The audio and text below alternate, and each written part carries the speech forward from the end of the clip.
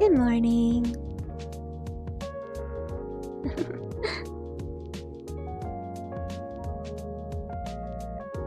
Nice to see you. Good morning. Thanks for the hearts, whoever's giving me all those hearts.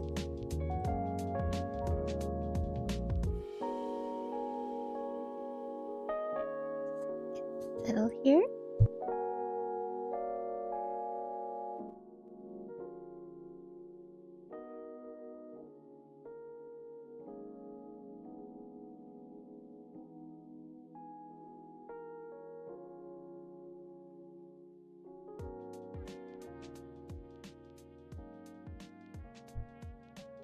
Hi, Froggy.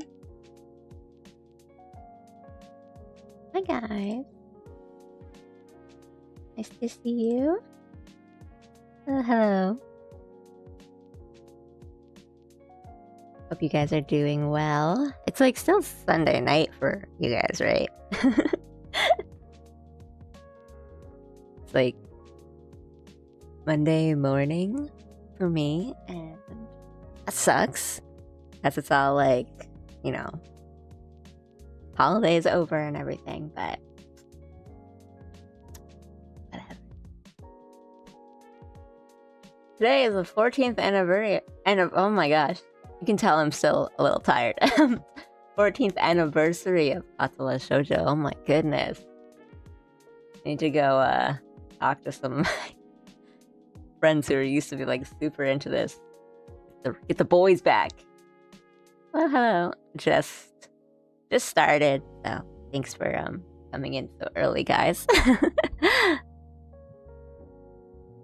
Is everyone like going back to class or work tomorrow and stuff, or you guys still have like some time off?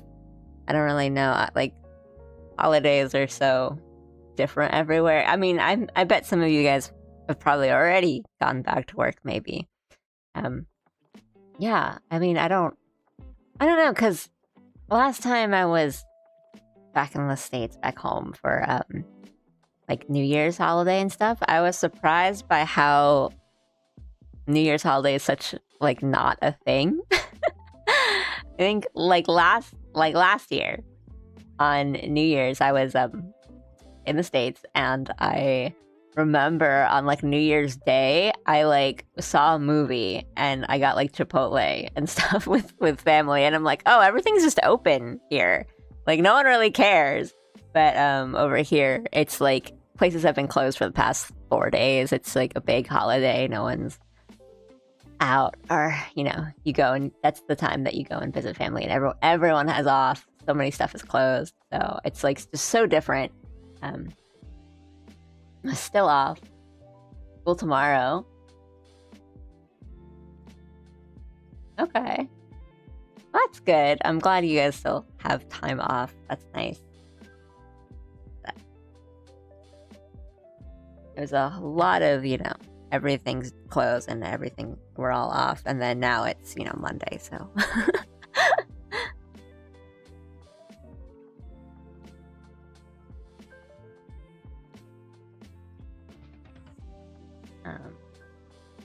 I'll live for a bit, but I'll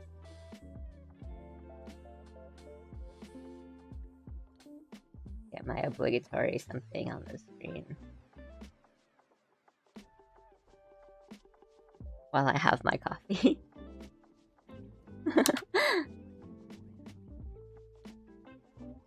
How you guys been? It hasn't been that long since I've seen you guys. Like 3 days-ish.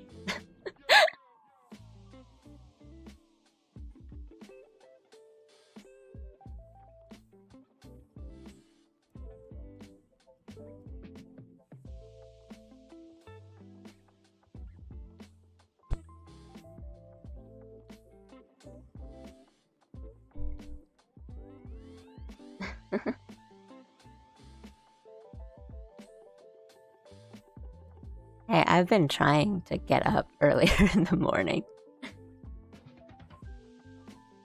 My sleep schedule has been messed up.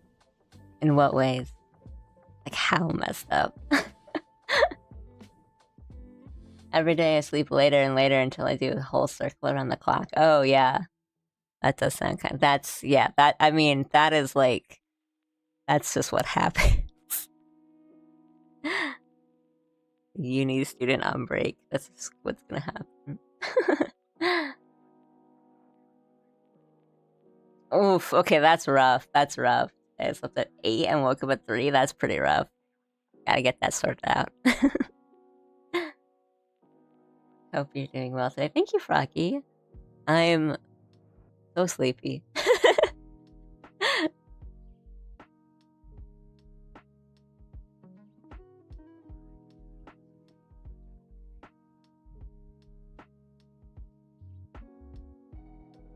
I have to log back in cold turkey. Man, that's gonna be...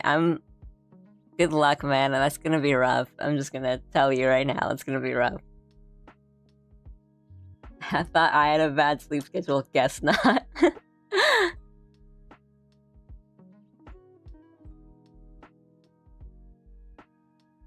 I mean... Well, when you're young, you can do that, but... My age, it's like so miserable. I would hate that.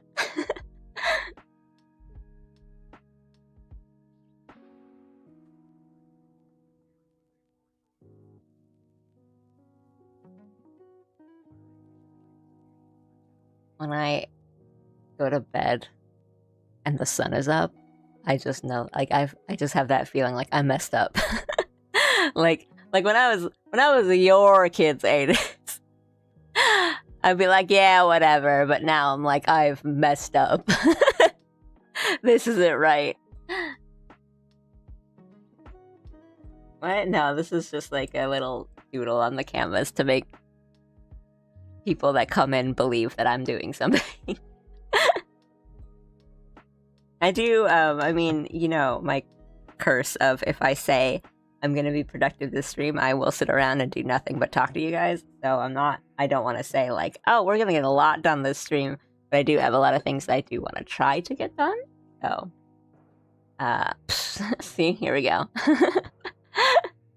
Hi, Drakey. Good morning. But yeah, last time we got a bunch of subs on Twitch, which is really cool, and we have a new emote slot, so I need to brainstorm something for the emote slot, and just working on comms and stuff, and yeah. But that's today's. Don't talk to me until I've had my coffee.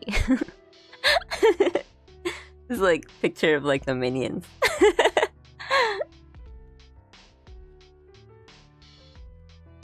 Oh, and good news. It seems some of my OBS is like slowly getting back to normal. Things are kind of working again. So that's nice. But yeah, okay. I was playing Zen Zero and I heard the birds chirping outside and I was like, oh, yeah. Do you have your like blinds, like your curtains completely drawn or something? Your blinds closed? Not realizing that the sun has been up. Well, I guess sunrise happens in different times in different places, so maybe it just like rises for you at 8 and that... I guess I can't really blame you for that.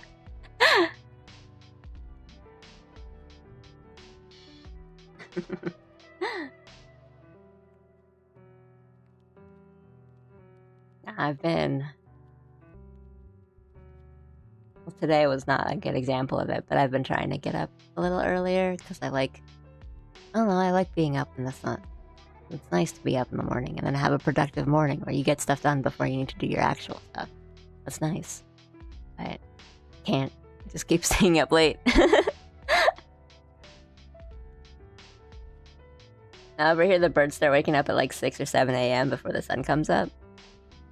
Oh man, then I don't know if you have an excuse. Howdy. Hi, Ryan. Good to see you. Good morning. Hope you guys are doing well. You guys are like having a nice chill time before you go back to work, maybe?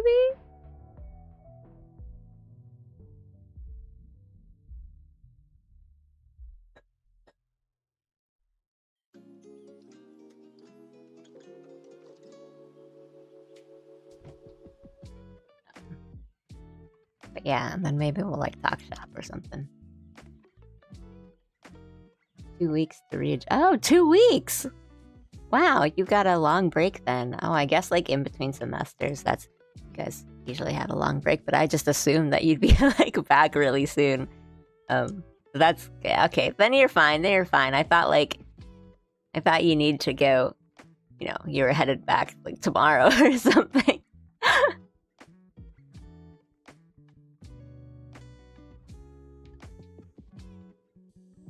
Well, like, even if it's not just like your full sleep, but like when you take a nap and you wake up and you wake up at like 5 p.m. or like sometime in the afternoon, that just sucks. Right? Like, it just feels so bad. Because like now everything is thrown off, you know, you're like, well, now I won't be tired when it's time for bed, like actual bedtime. And then it's just going to throw everything out. That just sucks. And then you kind of like, I don't think I've like ever woken up from a nap around, you know, like that late afternoon, early evening time and felt like good about it. You know, like, I'm glad I did this. Have to sleep proper tonight, work tomorrow. Oof. Sorry, my dude. Yeah. That being said, like, I'll be here, and like, if you guys need to actually sleep, you don't need to stick around for me. Summer break, dude, it's January. Technically I have a winter semester that people can take if they want extra credits, but I don't, so I just get an extended break. Wow. So it's like, what, like 4 shorter semesters instead of 2 really big ones or something? I'll stick to the end. Well, we'll see how long I go, because I'm not that alert either.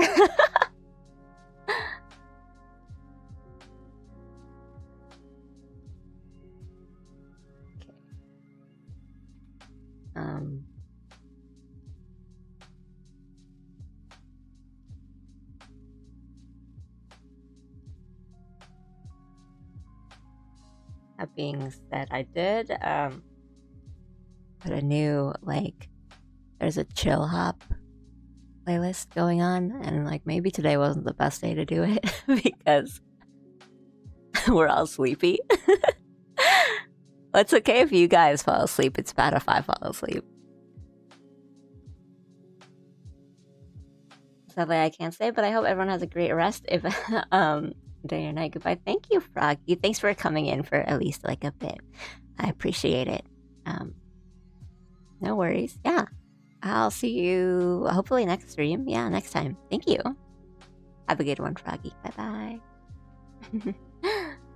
Still the 2 big ones. No one really takes the winter semester unless they're about to fail graduation requirements. LOL.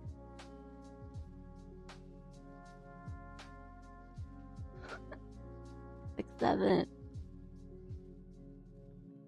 Like, every generation has their dumb little, like, no joke meme, but I feel like, see, this is like my boomerness talking, but like, the thing about 6, 7 is that numbers just, like, that's how numbers work. Like, naturally, you're gonna see 6, 7, like, in the wild, naturally, because 6, like, that's just the flow of numbers. And it's like, oh my god, like I've seen things that are like, oh my god, they knew what they were doing, and it's just like a number line. It's like, oh my god, come on. Like, at least like E was like, you know, it's just a letter. It's like so stupid. I think E is like stupid, but I'm like, at least, I don't know, there were definitely people that saw just like an E anywhere and pointed to it and be like, oh my god, E, but I felt like we don't do that as much compared to what I see about 6, 7, but maybe it's just because we are able to see more of it because of how fast everything on social media goes. And like, I don't know, I think like thinking about all the other generational, like, the joke is that it's the joke. It's like, you know, like you lost the game and stuff like that, which also, haha, I think at least that was kind of more of like a tried to be like a gotcha, like, oh, gotcha.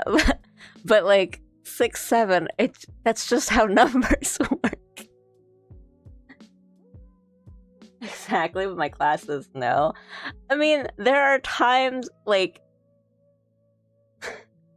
the people amongst my group and peers and even my family, like we point out 6, 7, but that's because like a lot of us like work with kids, like they're teachers or like counselors or something, and they're like, oh yeah, my kids say it all the time, or like, you know, like parents or whatever. And they're like, oh, my kids say it all the time, and then like the way to combat it is to like be the adult, like the parent who does it. So they're like, oh man, or they think that you're really cool and funny. So it's like either you make them think you're cringe, so they stop, or they think like, oh, you're funny and they're great, and then you get cred for it.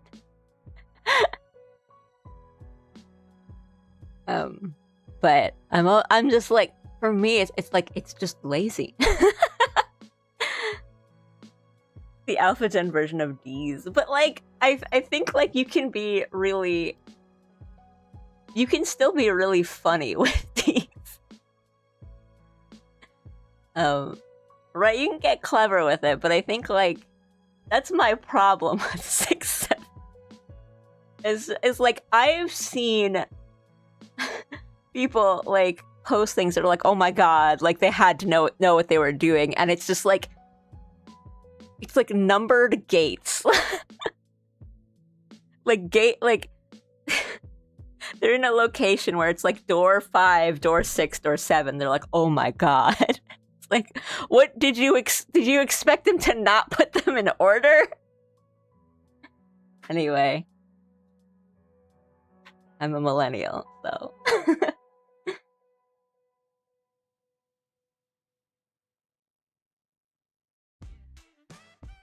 I don't have a real idea for an emote or anything.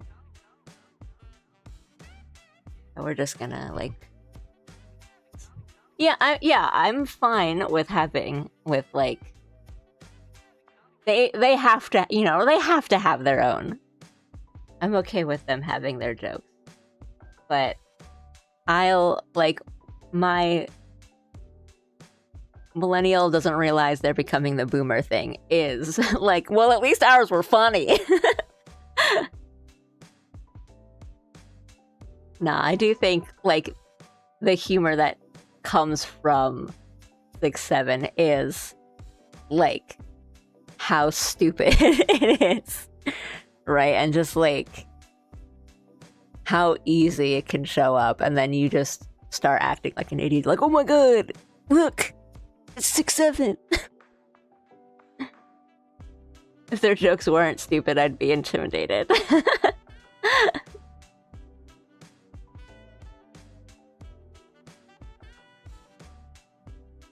Extremely philosophical discussions will be held in the future regarding the societal impact of 6, 7.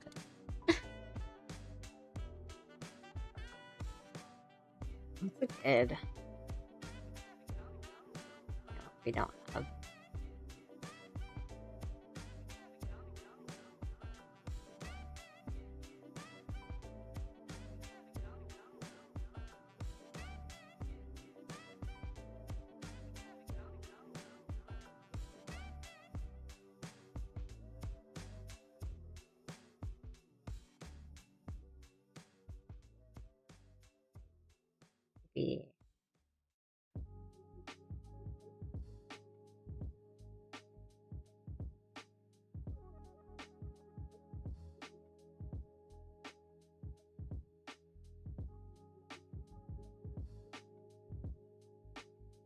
Something.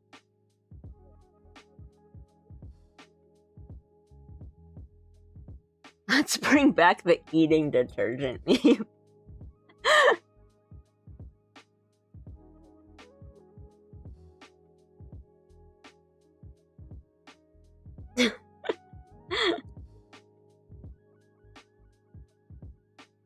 Oh, that always reminds me of like, so I gotta ask you, was eating the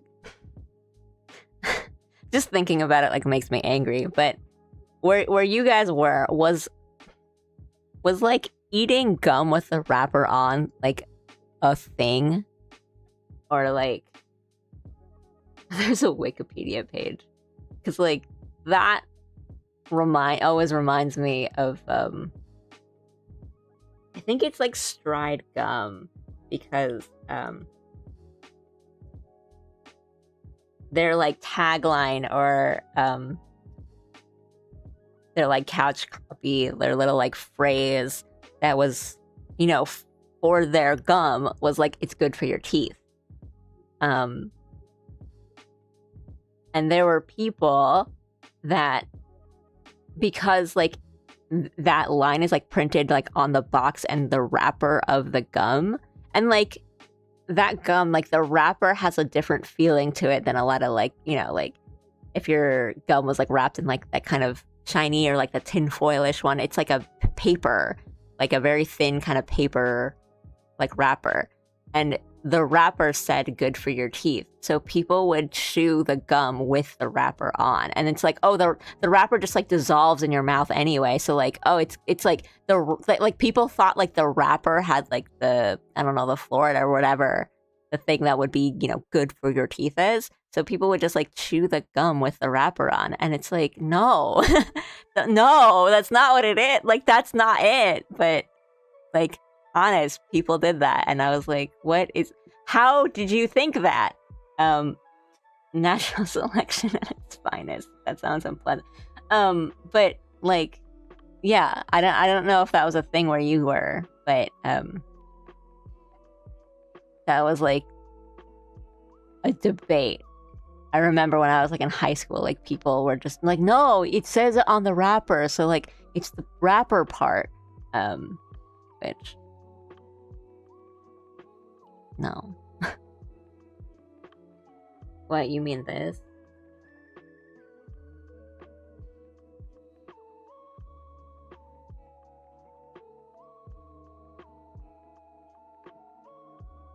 You mean that one? You mean that one?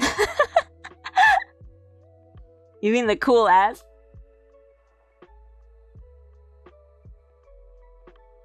It's still around? Good, it's a classic. It's iconic. If you don't know how to do it, I mean, I'll teach you. I just did it. I'll show you again if you need to know, but good, it's cool. I mean, I know I see it like kind of ironically, but on stuff that's like nostalgic or made by people my age. Like I saw it on like the last time I saw it was like yesterday because I was watching Smiling Friends and it was somewhere on Smiling Friends and I was like, haha. But 1980, goodness.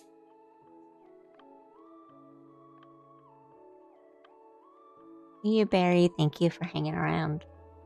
Have fun at school, I guess. Globally, too.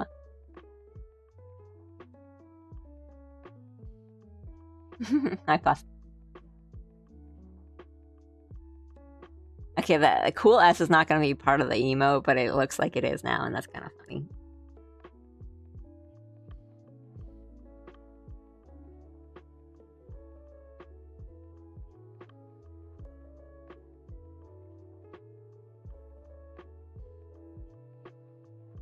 I'm back.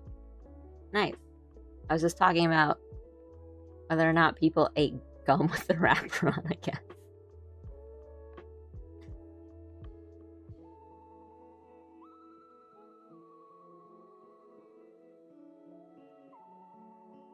Yeah, judgmental. Well, it's like multi-purpose because it could be judgmental and it could be like angry, but not that angry. It could be like, you know, a thinking one.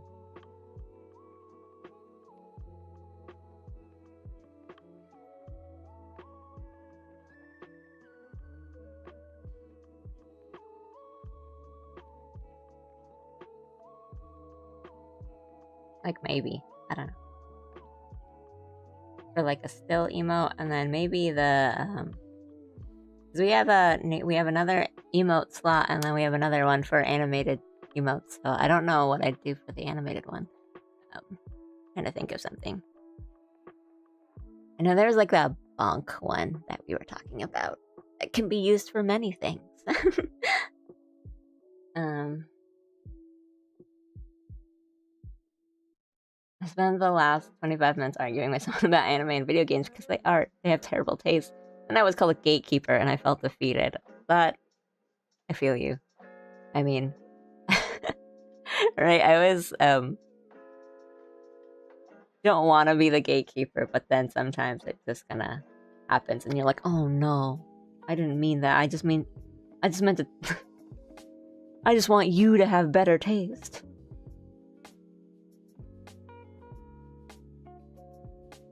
But, I mean, that's hard when it's, like, you're into something and you're talking to someone who's less into something. And you're like, you're not really trying to gatekeep, but it's hard to not sound like that, I guess.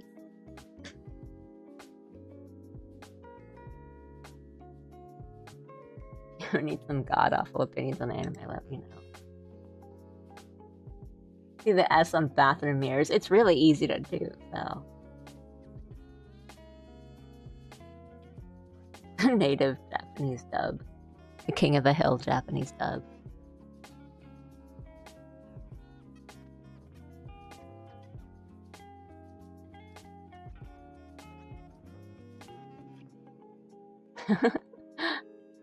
Well, like, the American stereotype characters are always cool.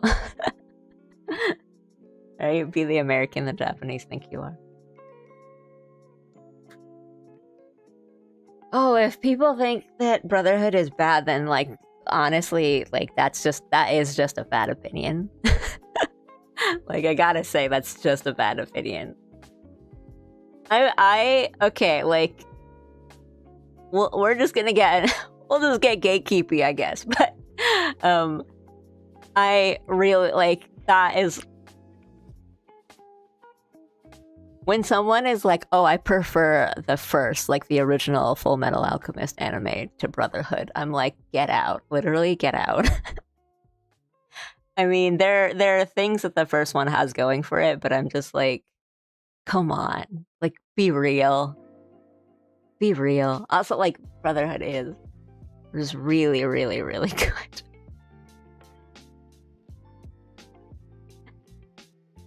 Like... Fullmetal Alchemist is so good.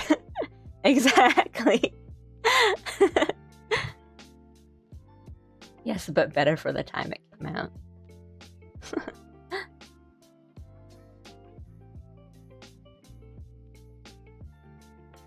Oh, it's the Steam sales still going on, right?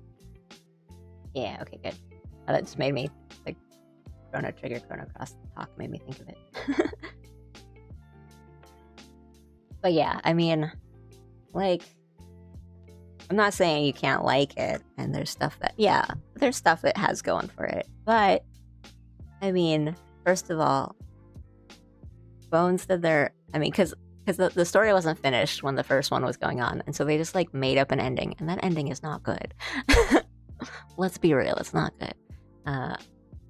It's not, like, completely terrible, awful, but compared to what the original story ends up doing, like, Arakawa Sensei's story and storytelling was just so good, and it's like, I don't know, man. Like, when I honestly, when I hear people be like, oh, well, I like the original, but the original has, like, this, it's better. And I'm like, you're just trying to be contrarian at this point. Like, come on. Let's just stop. But that's my little...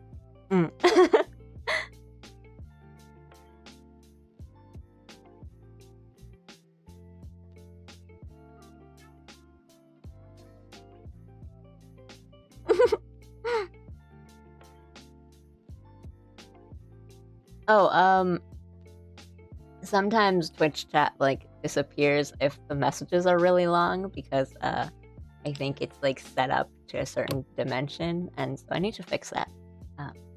Or at least I thought I fixed it. I made it a bit bigger last time, but sometimes it'll just disappear if the, like, previous message is really big.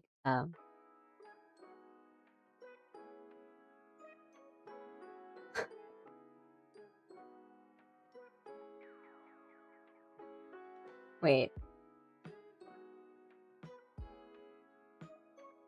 Wait, no. Extreme Elements bot timed out everyone for caps. What the heck?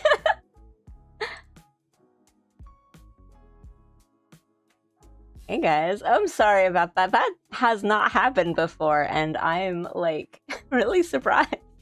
Because I don't even think you guys were using caps like that much. There's like... You typed USA like 3 times. And it's like... timed out for too many caps. Okay. I'm sorry about that. Yeah. It's been a whole like thing because my I've been sorry. I'm like tired today. As I've been kind of like saying the past couple streams, a lot of my settings and stuff have just been like not working or just reset or something, and I've been looking into it a lot. I haven't just been like sitting on and being like, oh well. I've been like reconfiguring stuff and like resetting up stuff and trying to get everything to work, and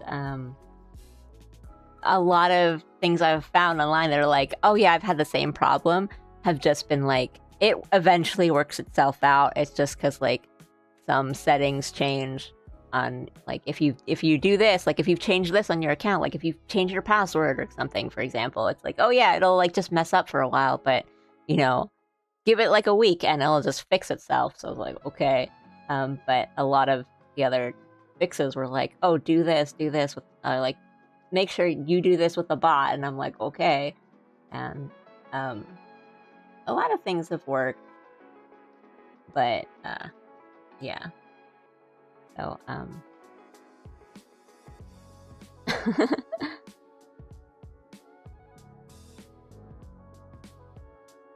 it banned everyone.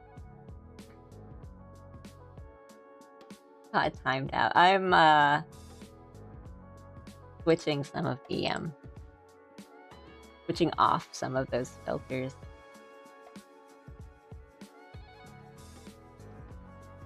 So it should be repetition protection. Specific repeated text. Does USA count?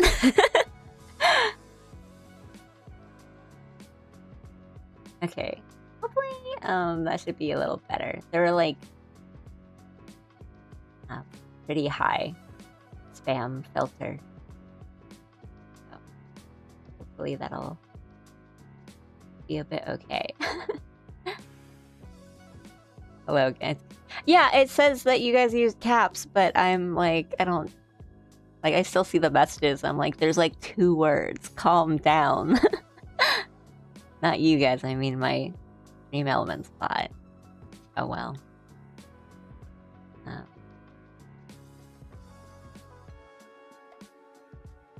Too many symbols. Goodness gracious.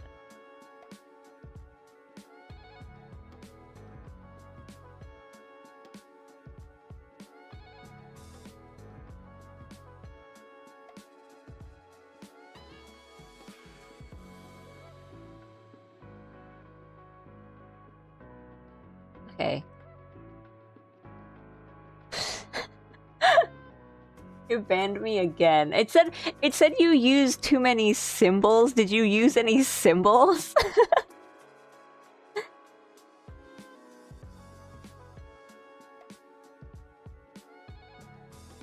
This stream is anti-USA. I used periods.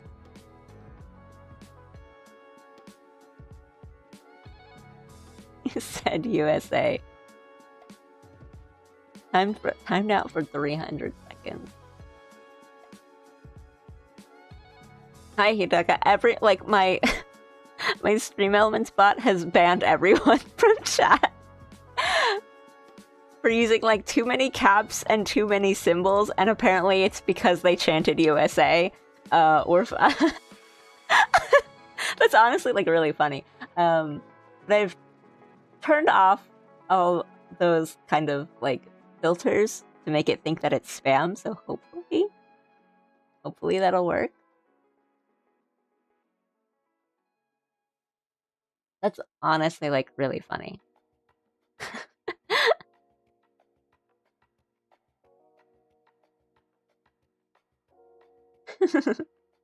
Well, that's good thing we multi-stream, right, folks? Terribly unfortunate, but also incredibly funny. I mean, so like a lot of you guys have gotten your messages removed for like profanity or like vulgar filters too, which is really, really funny because you guys just say like the most normal things and the bot's like, you can't say that to a woman. Like was it like Drake or it was one of you guys on Twitch was telling me about your pets, and then you said like, oh, I have like an 8-pound kitty. And it was like, it highlighted like pound kitty, and I was like, you can't say that on chat. And it like just like banned you from chat. Yeah, like it usually shows me the like the messages that get removed or like bound. Yeah, I'll allow this. See it. Yeah. So if it like removes like one message, it'll show me that message, but this it removes like 20 of your messages.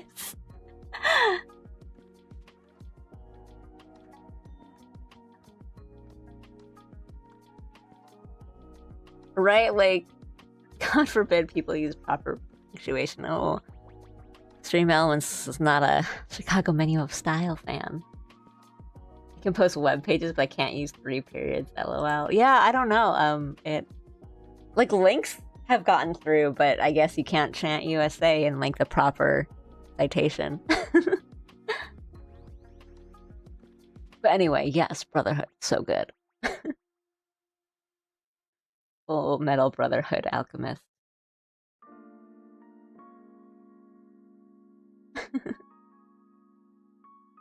Oh, is it? What? You guys? Yeah, I'll do stuff today. Draws the cool S and stops. Is it already the new core for anime? Winter season has started? Or did it already start? I don't...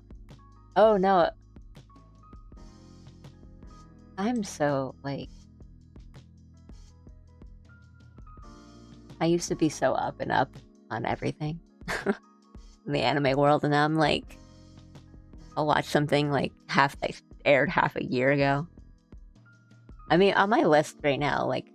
I've got a few things on my list, but I really want to watch City. Because I really like Nichijou, and, you know, it's the same, like, original mangaka and KyoAni, so I'm like, it's gotta be good. Yeah, or go get some food. I should probably also eat something, too. But I'll, you know, stay here. Fullmetal Alchemist Brotherhood, it's really, really good. Hidaka, I don't know what to say. I recommend it. Go watch it. It's a little long, yeah. But it's good. It's really good.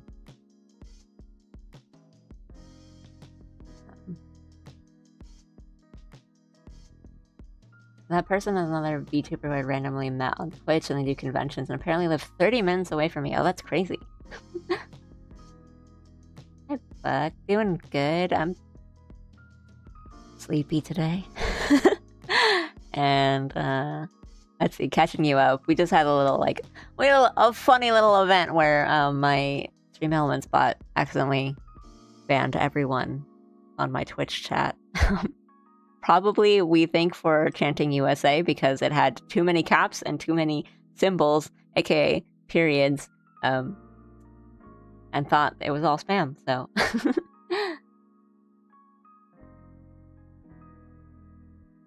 tomorrow I'm gonna watch them again and talk more about anime. Good anime. You're just gonna like harass someone that lives half an hour away from you for being like, hey, you've got shit taste in anime.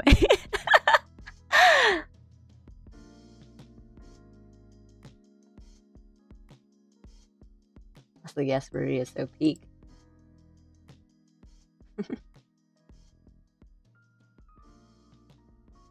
Making season 2.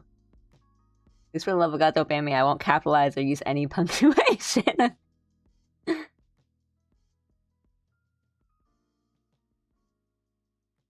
Rotated Twitch.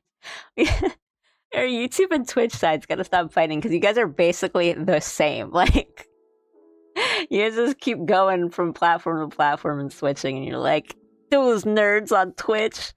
But it's like that one like Dr. Seuss story where they put the stars on their bellies and they're the same people. I'm here to spread the good word. Anime that you like are wrong. Anime fan.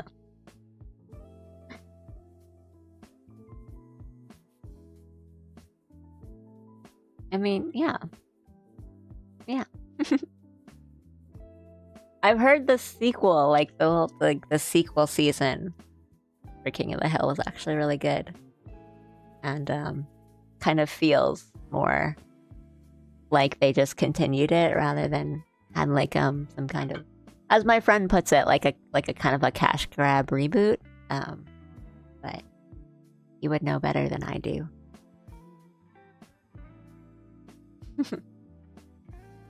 That's what makes it so funny.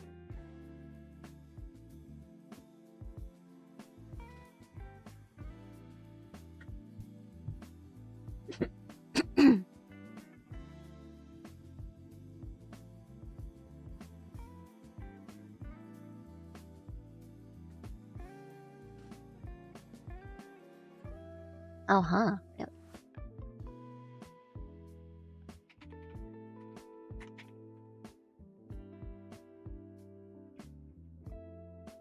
Wow. Wow, I didn't know that. That's really cool.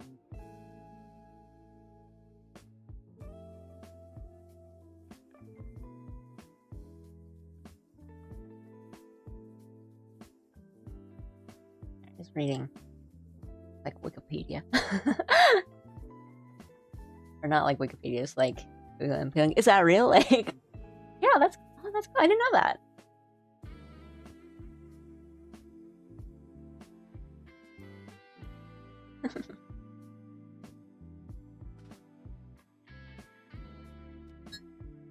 How do you guys feel about I guess like eating sounds?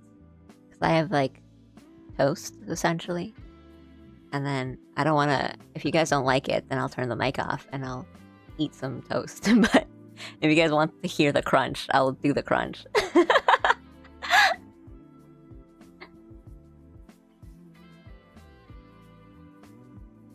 My goodness.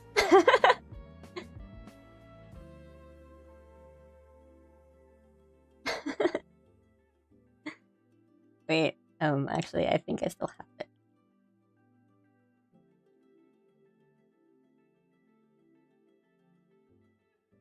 Oops.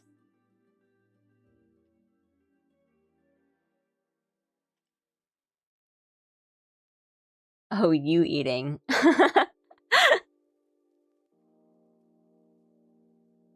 But, I mean, also, like, I might just be bad at it, because I think, like, doing, like, ASMR sounds and all that seems, like, really easy, because all you gotta do is, like, bite into something or, like, tap the microphone, but I think it's hard to do it, like, just the way you want it, and then when it's not good, it's, like, bad. Like, I've watched, like, streams where someone tries to do like ASMR live and they don't have all the settings done on their microphone, or they're like, oh, what do? You just like blow into the microphone, and they'll do something like blow directly into the microphone, and it's just like it just like destroys your eardrums. It's terrible. So ASMR kills me. It's the worst. If it's good, I think it's like ASMR doesn't really, a lot of like the kind of ASMR stream or like the typical ASMR stuff doesn't really do much for me. But I know like a lot of people that they like those sounds, but I can't really like relax to them either. But I mean, like I don't really like, you know, like the finger tapping or like the paper, like the plastic crinkling. It's like really specific kind of like ASMR thing.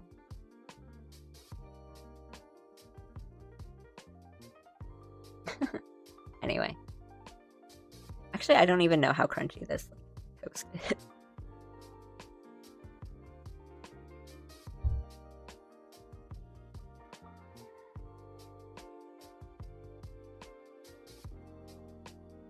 Oh, never mind. It's not really that crunchy, so I don't think I'll make like a really loud sound. So, never mind. But now I know.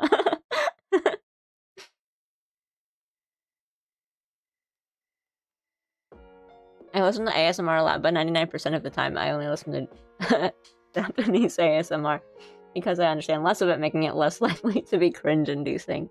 I understand.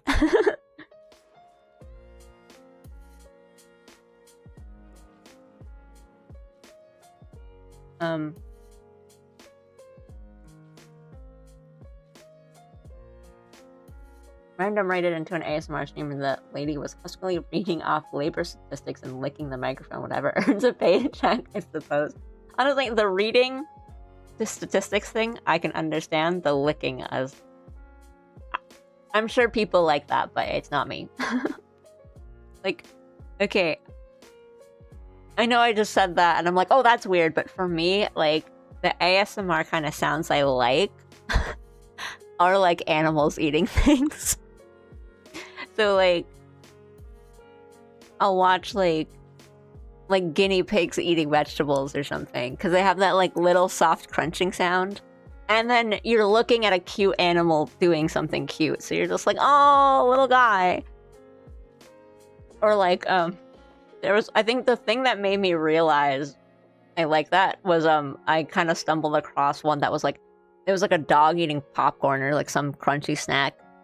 And then, like, turtles eating, like, watermelon, and it was just, like, you just watch this cute little turtle, like, try to take a big little bite out of this little cube of watermelon, and it's just, like, it's more that it's cute to watch, and then you just get, like, a really soft crunch sound.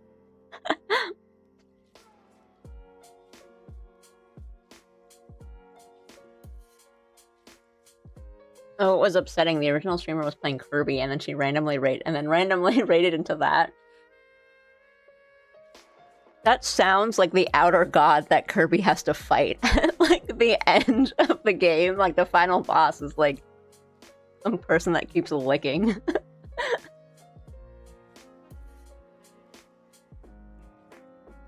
I don't go for the sound suspiciously like something else ASMR, really, but there's an absolutely big market for it. Well, that's... Oh, I can understand, but...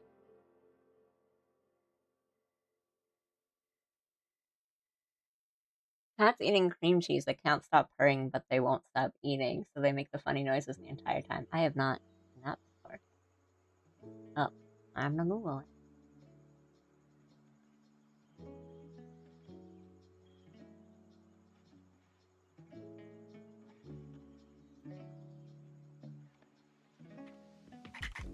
YouTube. Cat eating cream cheese.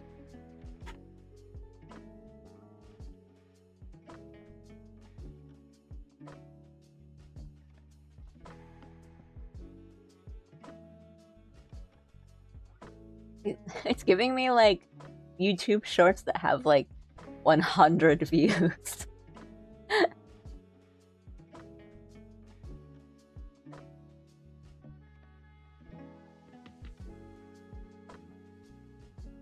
I like, there's a video of, like, a cat who, like, smells sour cream and it gags, and it's so funny every single time because it makes a really funny face.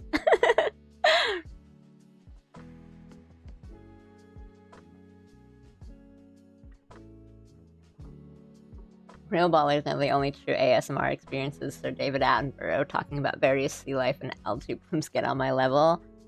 Respect. I do love me some nature documentaries. But that's like... Oh, we're not fighting anymore. I'll take this off. I had to let the kids out. We weren't really fighting. It was more that... Oh no, I get to get this off because now you're gonna fight. It was just more that, like, the Twitch and the YouTube sides just keep fighting with each other even though you guys are the same people.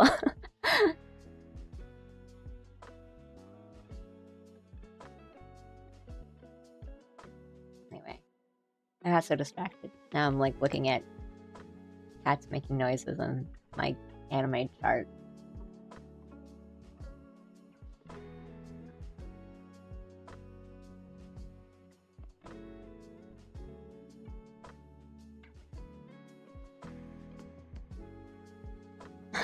Yeah. That's actually sweet. Yeah, it's not like a Tanabata thing, like one of you guys is what is it? It's Orihime and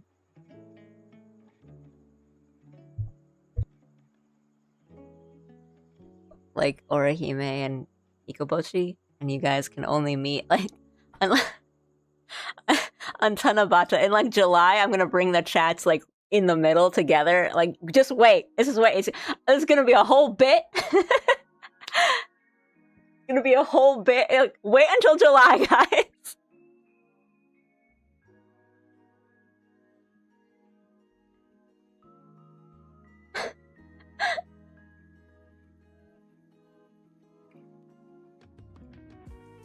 But I do love me a star-crossed lovers trope. It always makes me so, like, sad.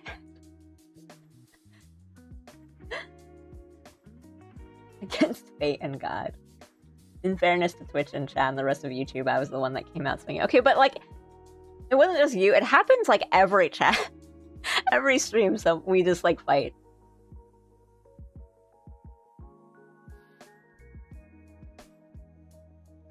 Oh, this is so sad.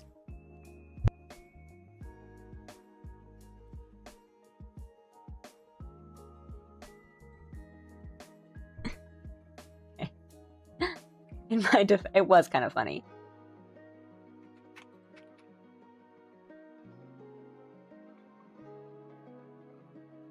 I have not watched Rudy Rock, but it sounds like something I would like. I do like series like anime and manga and stuff that are like not hyper focused, because like that's the part that's like that story, right, of like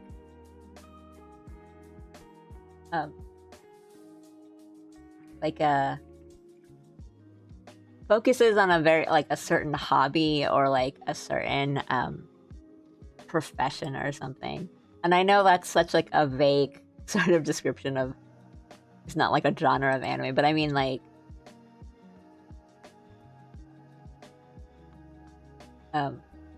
stuff like not just like sports anime, because that does that well too, but it's like, here's the thing this story is about, and now I will teach you, the viewer, about that thing. Like, I guess like Yuru Camp is the first thing that comes to mind of like, yeah, it's about camping, but it's awesome. But like now, like it makes you want to go camping, and it teaches you some of like some basic stuff about camping. So it's like, if you're watching this and you want to go camping, go do it. Like, I like that kind of stuff, you know? Stuff that you wouldn't really be like not even not interested in, but you wouldn't really know like how to get introduced into something, and that anime or that manga is like a really good kind of introduction to that thing. Yeah. Like my husband and I we already like liked camping, and then we got into Yuru Camp. We got really into Yuru Camp, and then we're like, we gotta go camping. But right, it just like when it makes you want to do it, and then it teaches you some things where like, you know, we've already been camping, we know how to go camping, but it's just like all these little tips and tricks, and there's always in Yuru Camp, it's always, for me, it's always what they cook. and like what they bring. So I'm like, oh, that's a really good idea. We need to do that next time.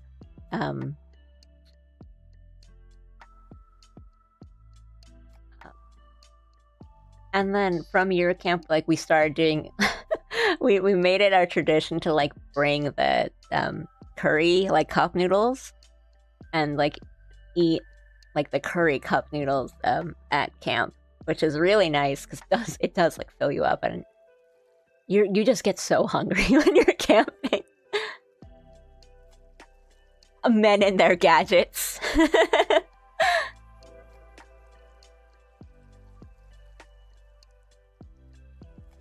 Yeah, Pochi, like I didn't want to like pick up an instrument after. Well, I didn't want to pick up an instrument after Pochi, but I wanted to go to like a live house and like watch a show, after watching Pochi, or like that kind of because you know like Pochi, she does her recordings like in her closet, and I didn't realize like how much of a thing that was. Like people do that, because the like closets in some Japanese room can be really big, and like I can definitely fit in mine. Like I can definitely like make mine into like if I just sit in it, I can like make it a recording booth essentially, which I don't do, by the way. But yeah, there's all these things that it showed me that I was like, oh, you could do that. I didn't know that. And but Bochi's so good. I love Bochi. It's so good. Some of the cooking anime just inspired me to try some new dishes. I like made risotto for the first time after watching Shokugeki no Soma. I was like, oh, I didn't know risotto is like that. Not like easy, but like I didn't know that's what you do. You just like, I think it's like there's part in like Soma where he makes risotto by like it's like he just uses apple juice or something. And I tried it and it's really good actually. I'm sorry, I'm like missing this. Eizouken did that for animation. Eizouken is so good. I think that first episode of Eizouken is like crazy good. And I love I should, you know, like maybe okay. I will definitely like talk about all these things, but I'm gonna make sure that I am doing something on screen.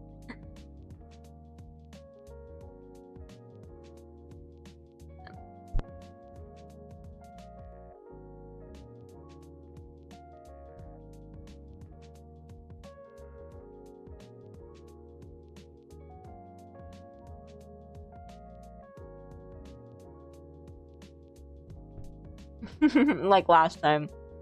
That was really fun, Hidaka. We had like some brainwave moment going on. Sorry, now I have a piece of toast in my mouth. With some really good marmalade. That's really good.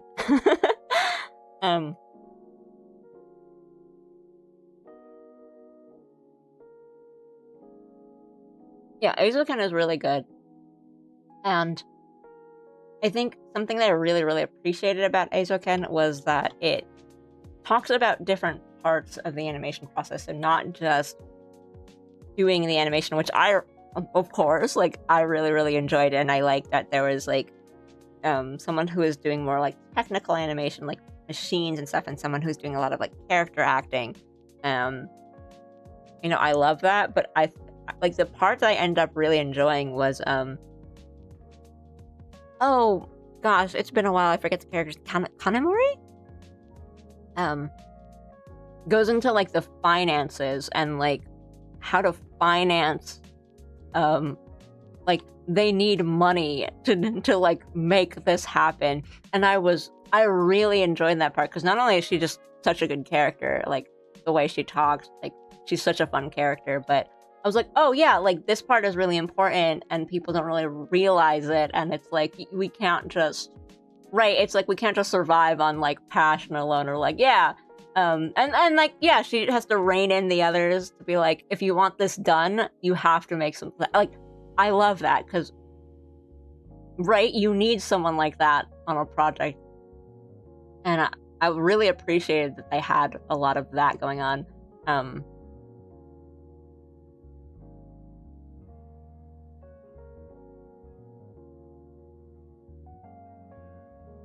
Yes, that makes perfect sense. 'Cause Shirobako, which is another This Is How Anime Is Made show, also really important watching. Like, you should just, if anime interests you at all, like as a product, I guess, like Shirobako is like mandatory watching. It's like required watching.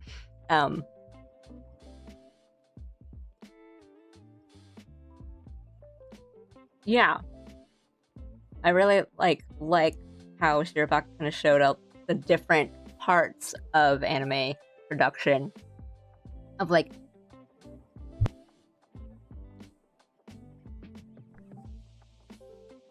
animators and voice actors and the production side of things.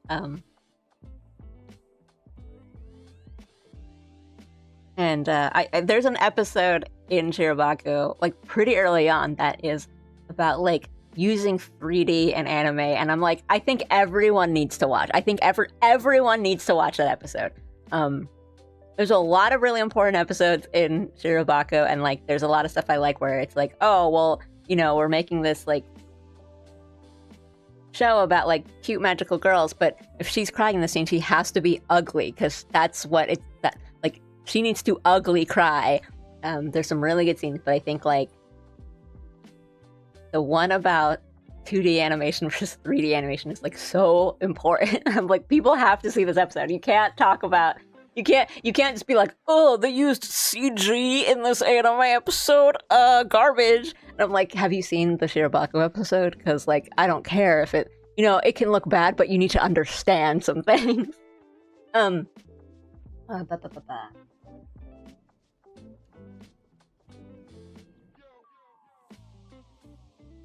So, Shirobako, it is an anime about a anime studio making anime.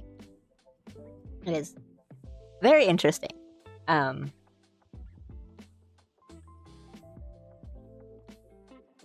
think, like most people I know that have seen it have really liked it. I don't like love the characters and some of the character arcs. I'm like, oh, this is a little like dramatic. But I think if you're interested in like anime production and how anime is made, it is really interesting and I think really educational. It goes into a whole lot of like there's different characters and they all have different like specialties, I guess. So I think like the main girl, like she's like a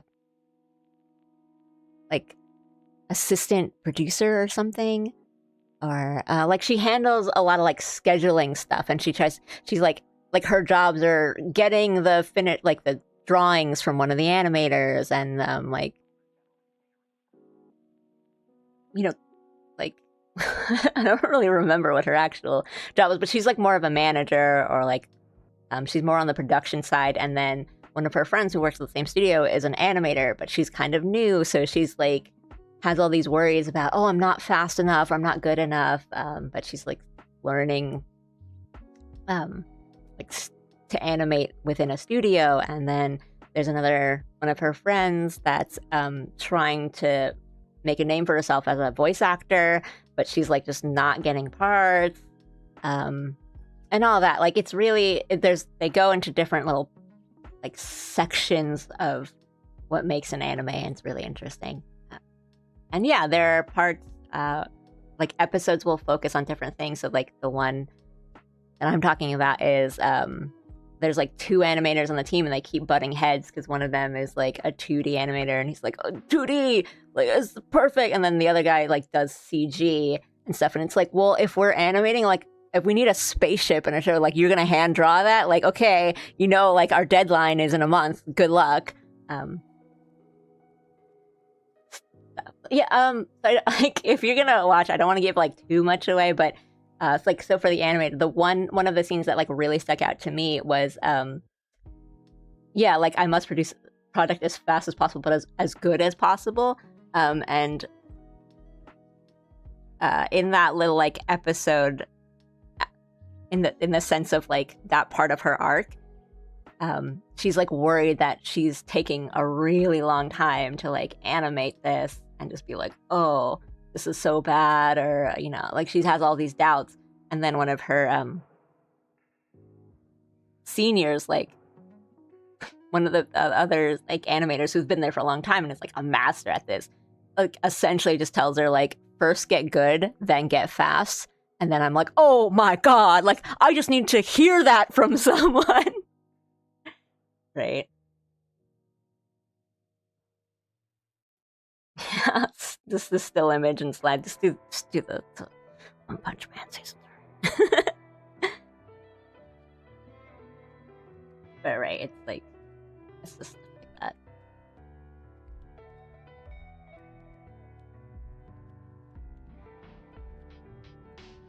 that.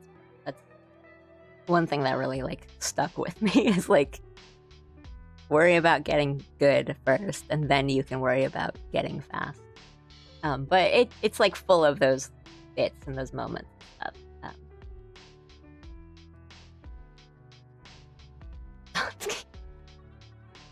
well, I think, right? That's like,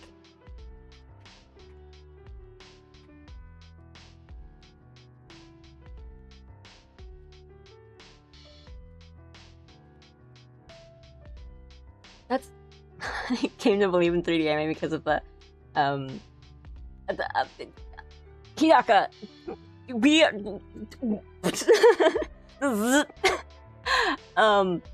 Kimono Friends is so good. It is so good.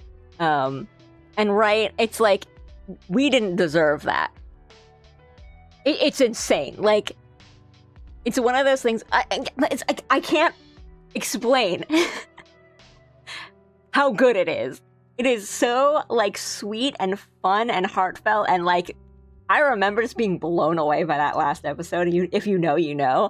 But right, it's like, it doesn't.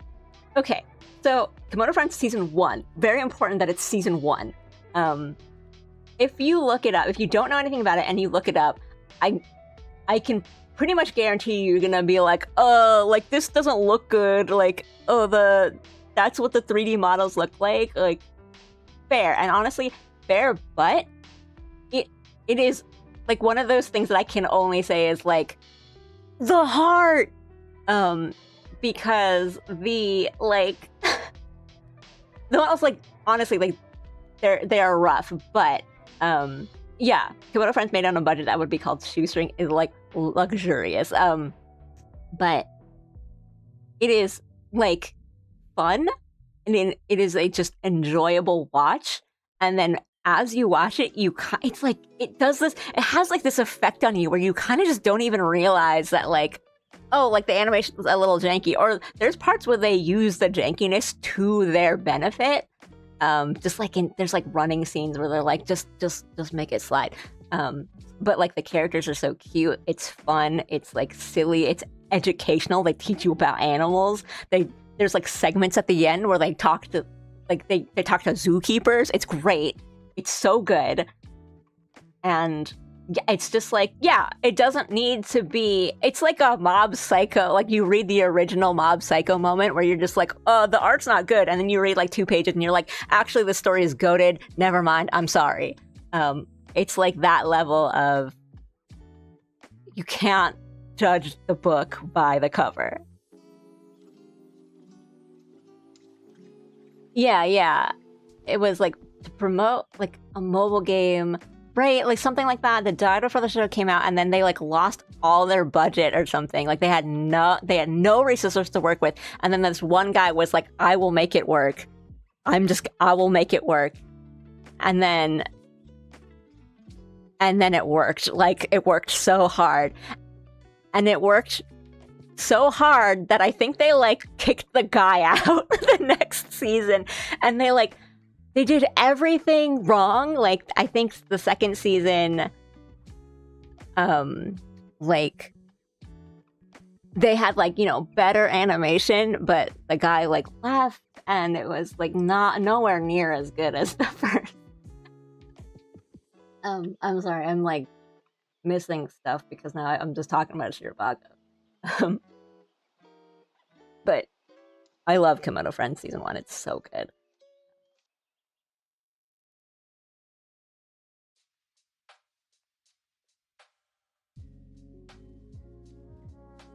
Yeah, it's kind of like they really like poured everything into it. I could tell the story about how Kanakawa betrayed Kimono Friends. They don't have enough characters and a message, and like the heart or the energy to say it. I do. We've just been talking about anime. I didn't do anything. I did want to do. I have another idea for an emoji, but I keep like trying to eat and talk at the same time, and then I end up not doing any of those things. Right? It's like just reopening the wounds. Co-avoiding work stream. It is like really good. I cried in 11 episodes 11 and 12. It's really good. Oh, To Be Hero X has been on my list for a long time. I just haven't found a place to watch. Because I also want to watch. I think because it's a Chinese studio, right? And I kind of want to watch it in like the original language. I've watched that studio's other stuff like Link Click, and I've really enjoyed them. And I like that their studio kind of has like it's almost like a very experimental, like student filmy kind of feel that I really enjoy. And I've heard that like To Be Hero X has does some really fun like 3D and like style switching stuff. And I know a bit of the premise and like why the style switches, which I am really in. Like that sounds really interesting to me. It's been on my list for a long time, and I will get to it eventually. It also reminds me of like Tiger and Bunny came out like 2010, and that has really good 3D like integration in it, and the 2D and the 3D like working together on it looks so good. And I'm just like, we've always been able to do it. You guys just don't believe. Yeah, it was like Kuni, Beastars, and like there's a lot of like Trigun Stampede too. There's a couple like really good 3D studios out there, but I think like they're just so busy. Like they've always got something like lined up that we're not getting like tons and tons and tons of it. But like it just like 3D stuff can look good. 3D anime, I guess, to be more specific, because we have a lot of like Western animated 3D movies that look really, really good, and I don't think anyone's gonna like argue about that. But I know like anime can be contentious, but right.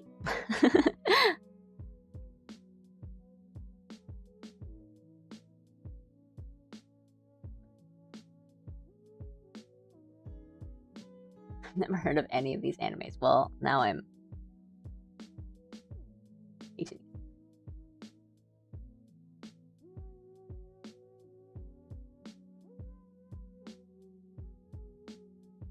live action anime. We don't touch that.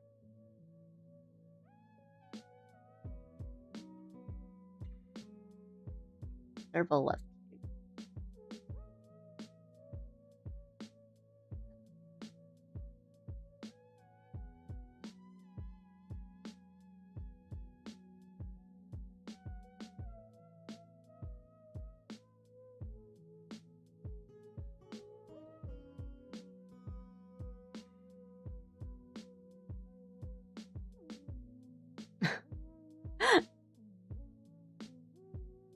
I don't think I've heard of a single person who watched season 1 of Komodo Friends badmouth it, basically. Right? It's always like... It's always like, oh, there's no way, like, this is... What is this trash? And then you watch one episode and you're like, oh my god, I understand now. The Donkey Kong Country Show. Banana Slammer.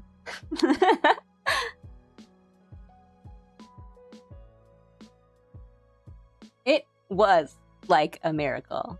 I think it's just... Goodness gracious, this is good. Reboot was trailblazing.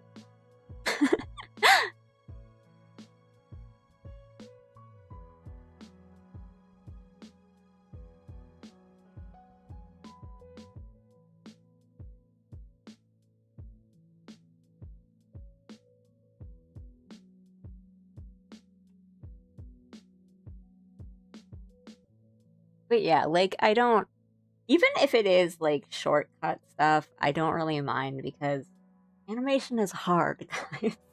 Like, I know, like, on the first season of Chainsaw Man, I know people were, like, mad because they're like, oh, the chainsaw head is 3D in some scenes, and I'm like, you want it? Okay, you draw it, go on, you animate.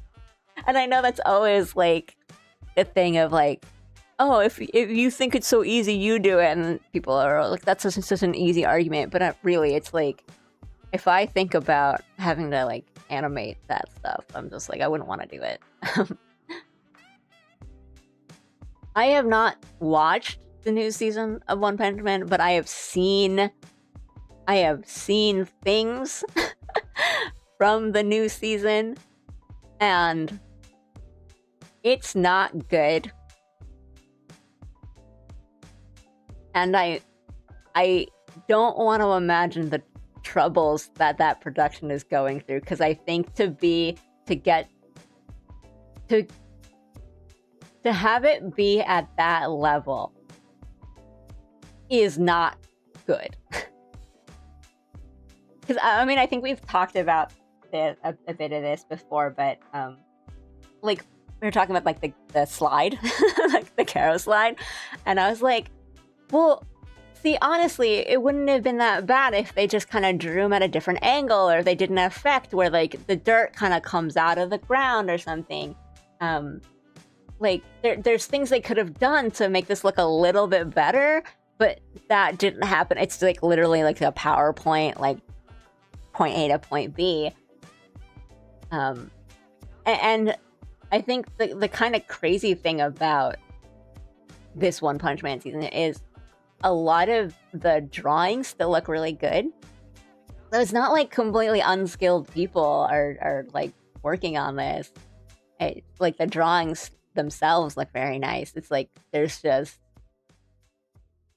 you know, no animation going on. I don't know. Like, I don't know. I haven't read anything about, you know, like, oh, right, they're like overworked. There's no schedule. There's no time to get these episodes out. And I imagine it's probably something like that. Like maybe their schedule is just so bad. But like, yeah, right. Like I think it's probably a deadline like thing, because like even if it's just a studio switch, it's not like those people that are at that studio don't know how to animate, right? Like it's not like you like switch the studio, because it's like JC staff, right? Like they can animate, like they can do stuff. It's not always like the highest quality, but it's not like it's not like all their stuff is just PowerPoints. But it's, you know, like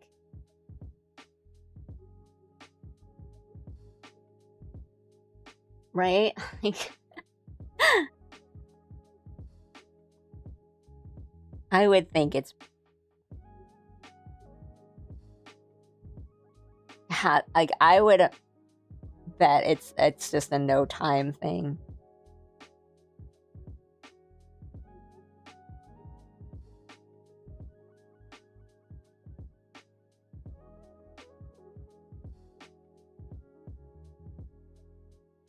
Anyway, go watch Shirobako and understand a bit more about what is the things that need to go on.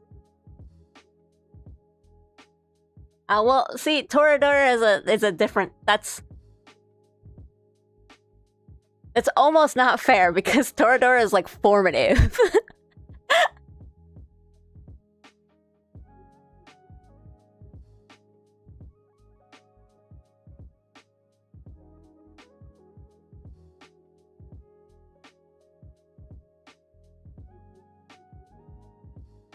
I do think we have like an issue of just this too much anime being produced at once, and like we need to pump the brakes a bit. I mean, Madhouse is a good studio, so, but I like a lot of their kind of sci-fi stuff. Oh wait, I missed Grape Coon talk.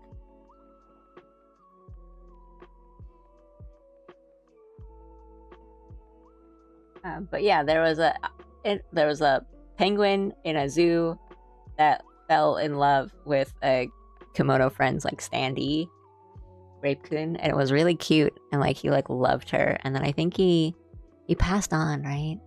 But then he was like still together with her or something. It's like very sweet. Grape-kun. It was like a very cute story actually.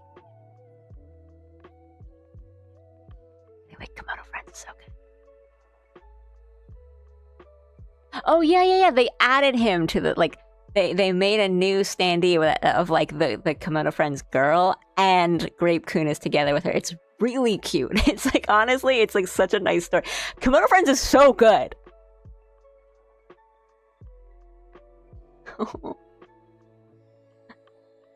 And it's like new art, so they're like together. It's like so cute.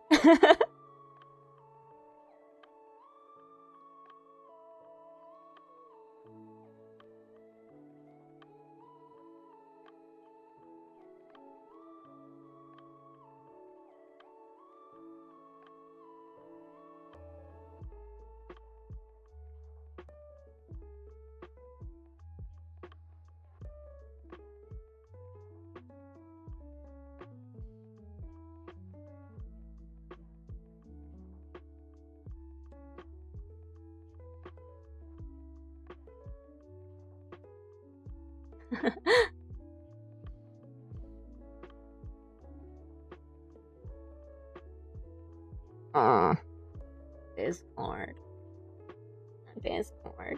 Oh, actually, I will talk about that because I did.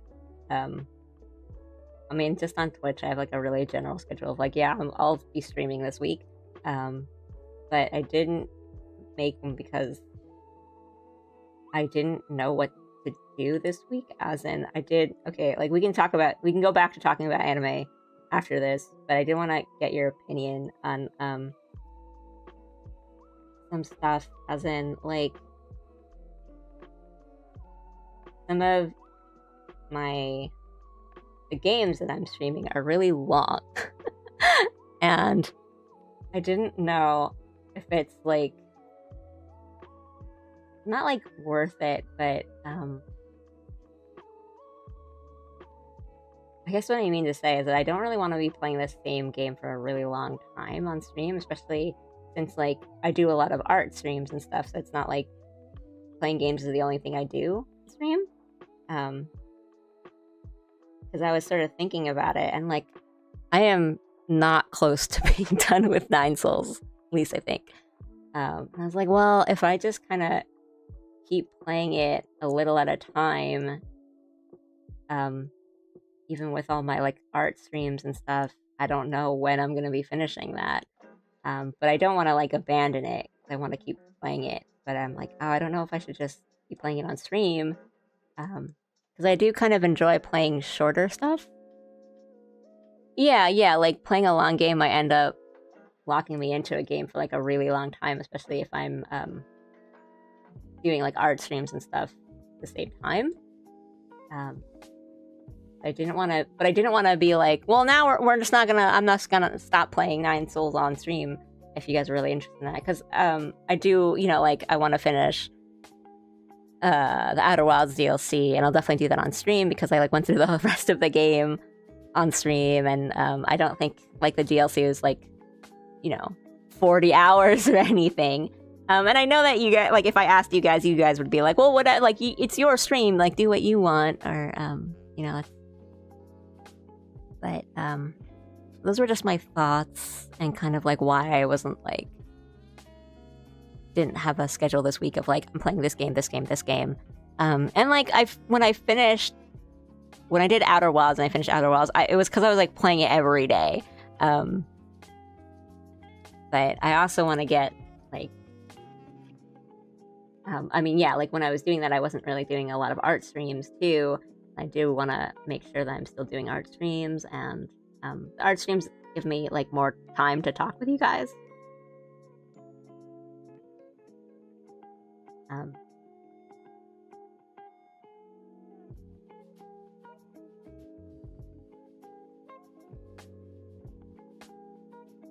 But right, like I do want to do other games too, and I really enjoy doing like puzzle games and stuff on stream more, as like I get to show you guys the game and then do the puzzle, and then it's kind of a little more interactive, I guess. But right, and then I do like have other Souls likes that I want, because like I've been talking about like, oh, we'll definitely be playing Sekiro on stream at some point, and I've already played Sekiro, so I wouldn't be as like completely locked into the game of being like, well, I have to concentrate because I don't know what's coming next, and there's definitely going to be a boss in the next room. I'm so scared. For something like a new Souls like, where I'm also like, yeah, going to be playing it only a couple times a week, where I you know, have art streams in between.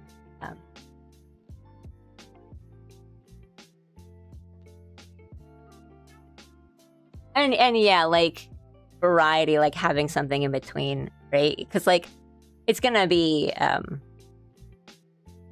right, that's just gonna happen when there's just gonna be a game that not even like, not just talking about me, but like any streamer you watch, you're just not gonna be like that interested in that game, and that's fine.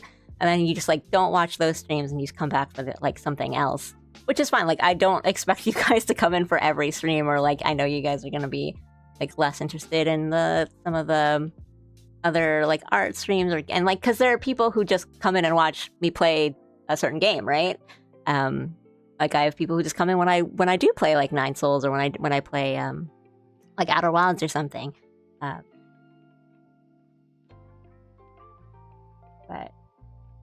yeah, and then I know there's some of you guys who just come in like no matter what I'm streaming, which I really like super appreciate, by the way. But right, and yeah, like if there's other Souls like and stuff that I want to do, and that might be easier for me to stream, like just for concentration purposes, or you know, like I can talk a bit more during them, and I don't think I'll feel too bad of like not doing just kind of like me playing Nine Souls by myself like off stream, and then we'll do like Sekiro soon, or kind of shorter like puzzle games, or like shorter games in general. It's just kind of like I wanted to just talk about that with you guys before I, you know, was like, and we're gonna stop with this game, and then we're gonna not play this game, and then we're gonna do this new game instead. Sorry guys, without any like warning. And I know like there's been interest in me doing more like visual novel kind of stuff, and me just like reading to you guys. But yeah, as an art streamer, I followed you, played some games I can't remember for like 3 months, and then didn't do any art streams at all. That kind of killed it for me. Yeah, like no, I totally understand. And right, I gotta do Umineko at some point. Right, and it's like tough to balance sometimes, because you know, there are times where I was like doing a lot of art streams. This was like several months ago, and I was feeling like people were just kind of not watching, or like not coming in sometimes. And then but when I did a game, it was like, oh, I've never heard of this game, like I want to see it, or like, oh, I haven't seen you play a game yet, I want to watch you play a game. But yeah, like just saying that the art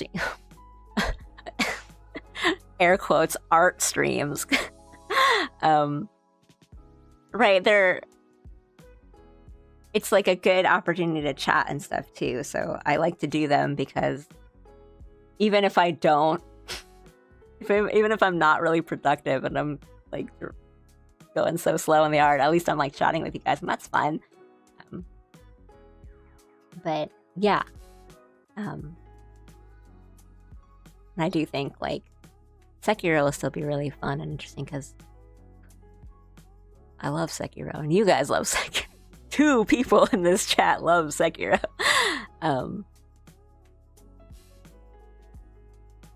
yeah, dust off the good old Hello Kitty Island adventure, dude. I'll throw up.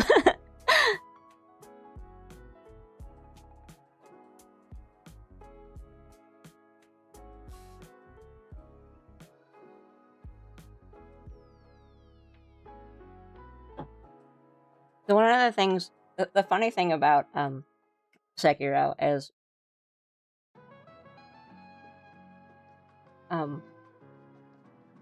it does a thing that I wish more from soft games did, which is like let you fight the bosses again. I really wish other from soft games did that. But because of that, like for a long time and like still, Sekiro was kind of my like comfort game. And that when I was just like stressed or like super busy, I would like boot up my PS4 and then go on to like the remembrances or whatever they're called on Sekiro, and I would just fight Genichiro like for fun as a comfort thing. I'd be like, oh my god, like I have so much stuff to do. I have like so much paperwork to fill out and send. I'm gonna fight Genichiro today. And so I've gotten really good at like the Genichiro and the Sword Saint Ishin fights, but I have fought like the Guardian Apple once in my life. And so I think there's gonna be some bosses that I think I will be really good at, and there's gonna be some like less hard bosses that I'm gonna be just garbage at, and I think that's really funny. Anyway.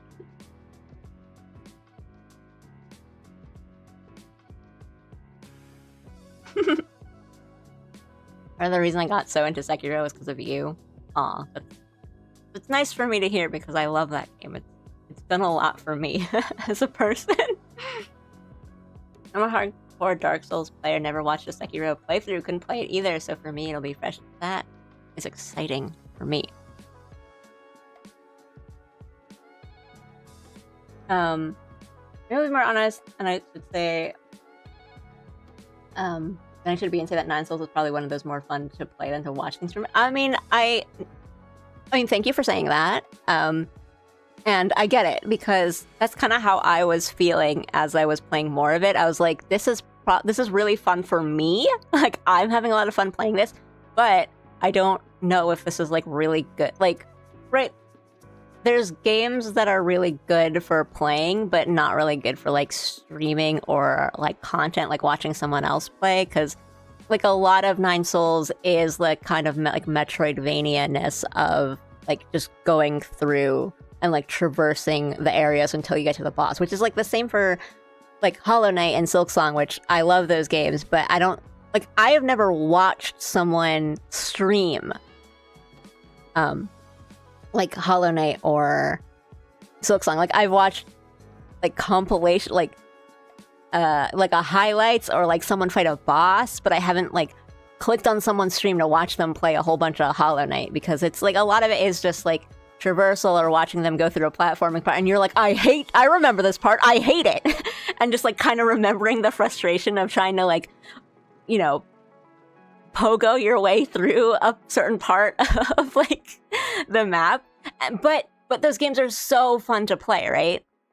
I don't want you to feel bad for streaming them, or that you shouldn't. And no, I get that. So thank you for like being honest and like being nice about it. But I mean, I was thinking it too. That's why I'm asking you guys, or like rather telling you like I might continue like Nine Souls off stream. I just didn't want that to be like a surprise of like I dropped the game, which I am not going to. I'm gonna play it by myself without you guys. But yeah, like I think there's just games that are like more fun to stream and to watch, and then more games that are like more fun to play by yourself or something. And yeah, and I think like something with like a Dark Souls, like something that's a little more Souls-like than it is Metroidvania, is a little more like exciting.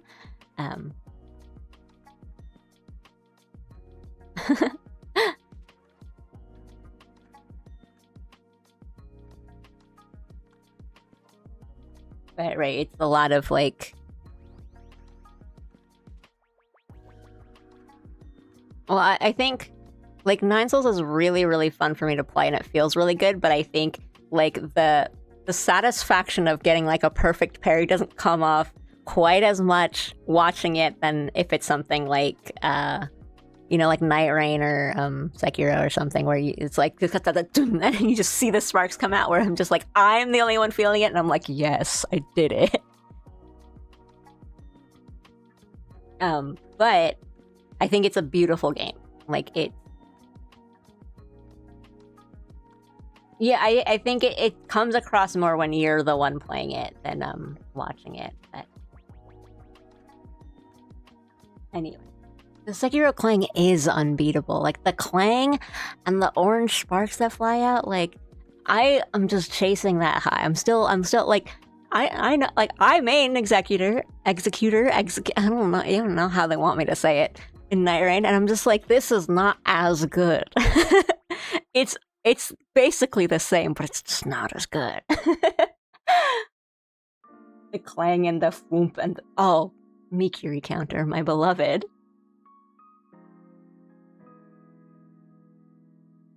I've missed a bunch of messages, so let me just like go through.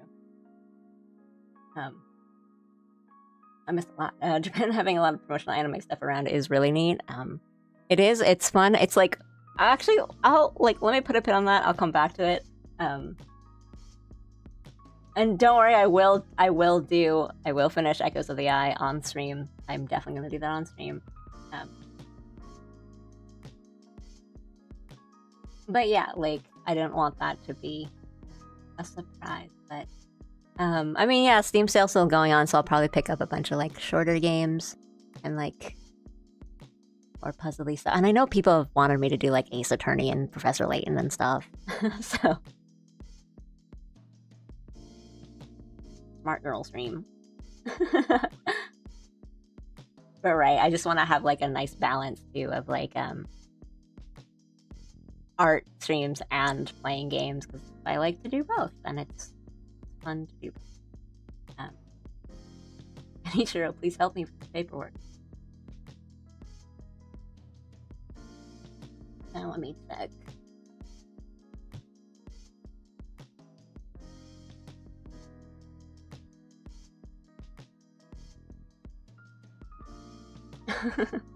Kind of a flex for the artist. Imagine drawing a character so cute it crosses species boundaries. Oh, great tune.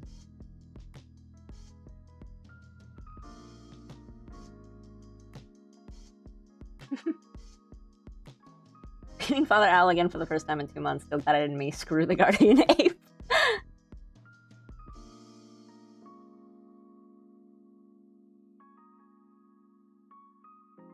Ooh, sorry. Oh, are you talking about me? What? 10 out of 10 design? How did they just it's probably some, like, Activision... Because Sekiro's published by Activision, right? And then the Souls are, like, Bandai Namco, so maybe it's something like that. I don't know. But I'm always, like, crossing my fingies for a Sekiro 2 or something. Right, the ting ting is a little weak. And it feels really good to parry, like, Souls bosses in Night Rain, but I just don't get that. Like, to be fair, they're different games. It can't really do, like, the Sekiro, like, cinematic execution where the camera, like, zooms in and then you get the shining red dot and you're like, yes! But right, you just kind of get the crit and they stagger, and you like the satisfaction comes from the other two people that are on, like, VC with me going like, ooh, and I'm like, yes, that was me.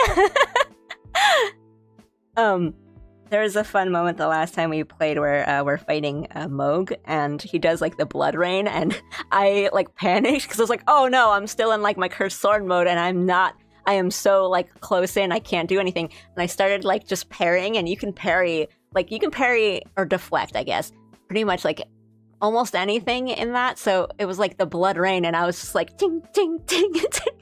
And then, like, in the middle of it, when I'm, like, one of my friends that I'm playing with, he's like, are you parrying the rain? Like, stop that.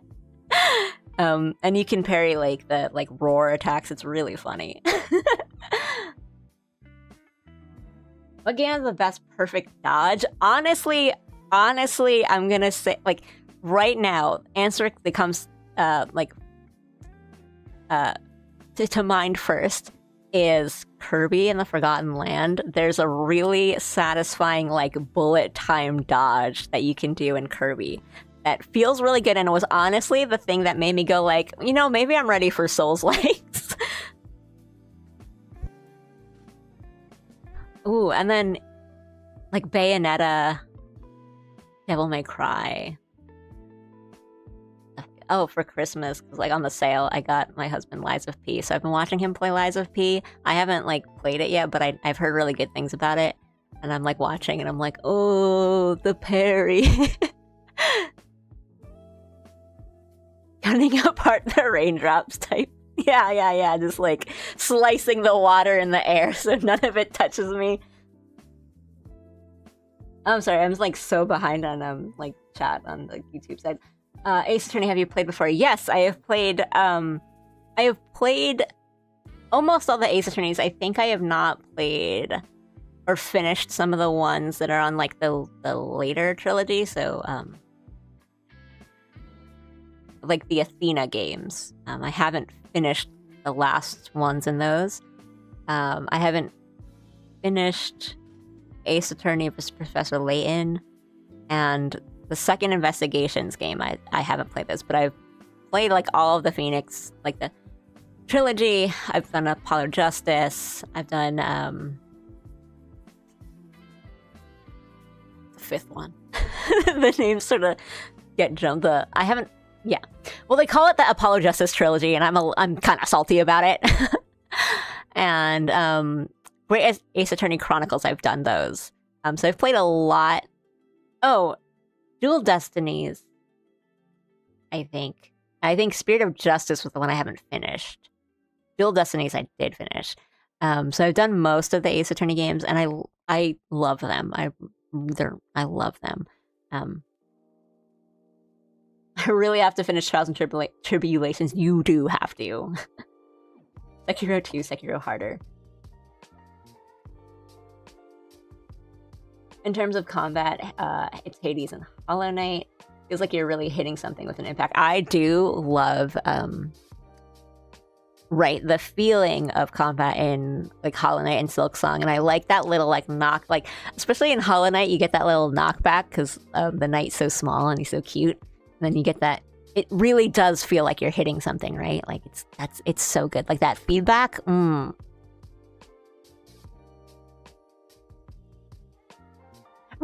I would think that doesn't Executor just do like a ton of damage? Like, isn't it?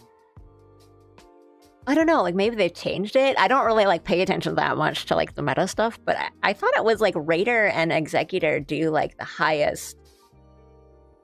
Like have the highest damage output just like on a base level. I mean, I don't know, like that's the part like all the builds and stuff come in obviously, but I thought it was I don't know, maybe that was like something I read really early on in the game, but I don't but yeah, right, either way I just aura farm. It's like the niche is parrying and and aura farming, because it's obvious. Like it's obvious even with Wilder and like his buckler shield. It's like it's obvious when you get a parry off, and everyone just like turns around. They're like, oh. But it just feels good to. Well, it's also I don't know, it's one of those things where I think if you have a group, it doesn't really matter who you're playing with, because I know like Guardian gets a lot of like flack for not being that strong, or it's hard to do anything solo as Guardian, but I think if you're in a group like and you're playing together, you can do a lot. I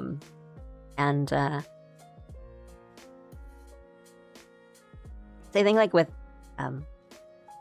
like Executor, his ult is like pretty good for utility reasons. Just it's easy to get people up and like stun enemies and stuff when there's like a bunch of things or like one big thing to fight. And then I just always like that idea of like, well, the boss can't hurt me if he can't land an attack on me, so I just parry everything.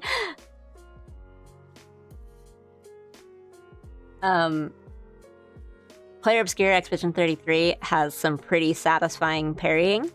I do think it's a little tough because they like, you know when you fight like the Fell Omen, you fight Morgott for the first time, and then every attack he does is like a fake out, like wind up, and it gets kind of funny eventually. That's how like every enemy in Expedition 33 is, I think, like how it feels like, because they'll just like swoosh around and like dance and like kind of. I mean, there's literally enemies that's their thing, that they'll like fake out attacks at you, and so you never really know when you're supposed to like hit that parry button.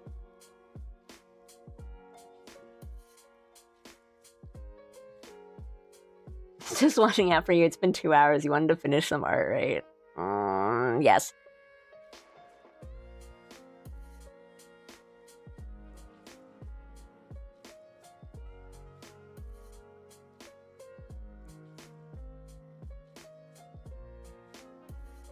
It is a long game. Thanks for looking out for me, Ryan. Oh my god, it has been 2 hours? That's ridiculous. I've just been talking about anime.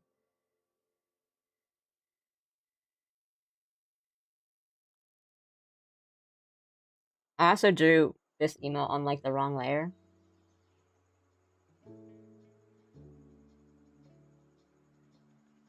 But honestly, thing is how this stream went, just like dead eyes, like staring down. Maybe I'll like fish islands it. Might be a good emote.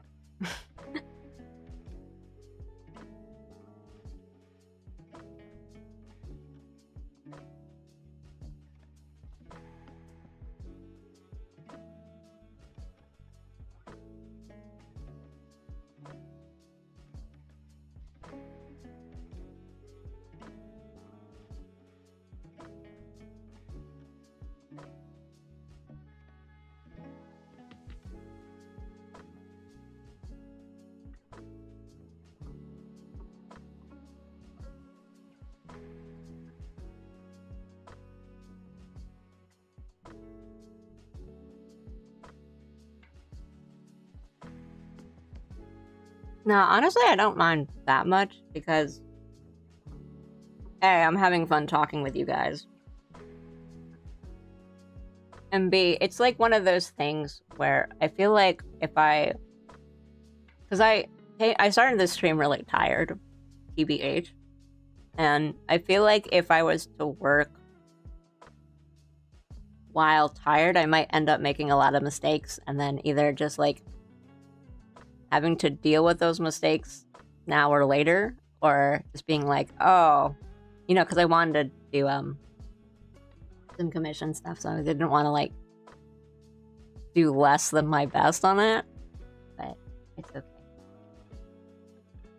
Yeah, something like that. But looking more down, because I think that's funnier.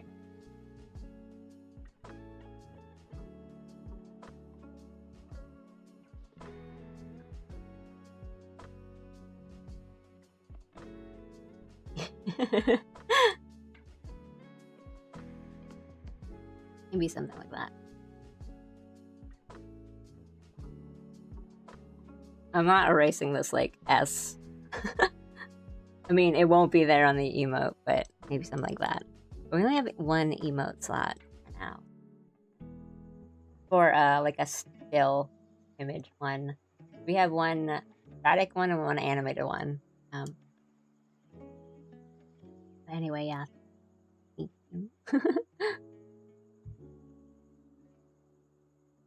Yeah. Didn't finish Ace 26, but did finish Ace 25.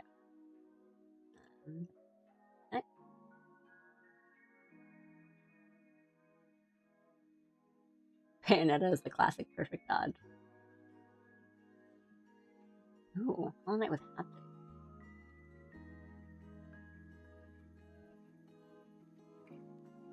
Hey, thank you.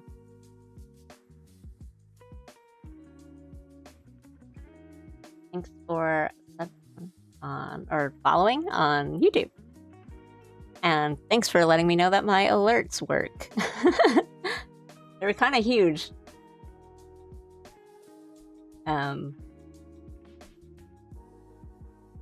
Yeah, I did set up alerts, but they're kind of not like default ones, but kind of pre-made ones that are available.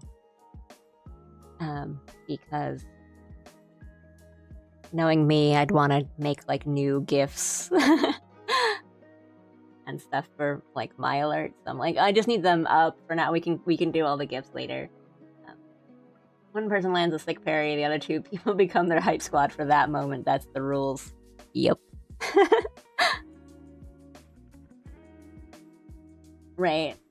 Sorry, I'm going back through messages. Right, no one in Night Rain is useless. It's just how you're... It's how you work as a team! It is nice. But that's why I think it's, like, tough because... like, I usually play with friends on Night Rain. I don't really do, like, random stuff. But I think it's tough.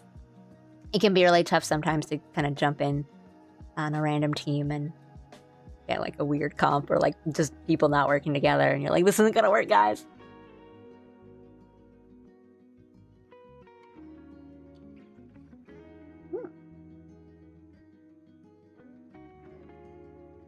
Could have forgotten to save. She was sleepy. I think I'm pretty good about remembering to save, and I remind you guys to save, so.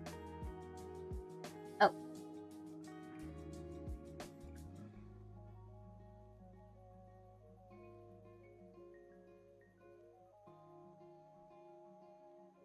I'm looking at Grape-kun. It's so cute. It's so sweet. He's happy. Okay. I have at least 2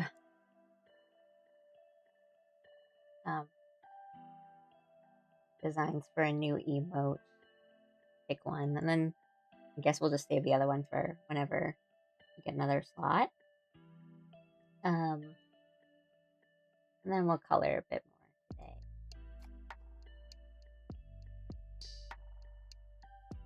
Anyway, wait. I was asked about... Okay, I have to, like, do something. I know I was asked about a Steam wish list, and I do have one, but a lot of my Steam wish list, honestly, is, like, less of, like, oh, I absolutely need to, like, get this game when it comes on sale, and more of, like, I need to remind myself that this game exists. And it's like, almost more of, like, like a Twitter like section than it is like an actual games wish list. Just like, you know, my fault. I'm coloring because I can actually do that without a...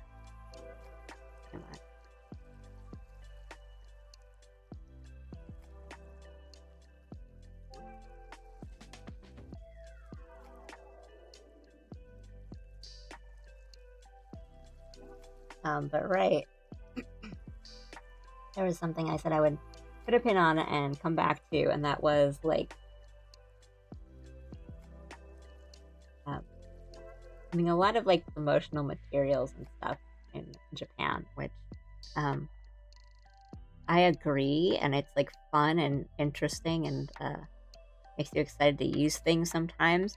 But I do think it's funny because I think there is a lot of like branding and collaboration and stuff in Japan, but it feels less of like it's the same amount or maybe even more, but it somehow feels like less of a capitalist hellscape than it does in America. And like that's the same with not even just Japan, but like other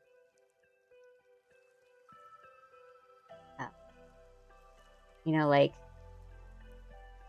what is it? I think like China gets like the KFC collabs with like Hoyoverse games and stuff. And I've had this discussion.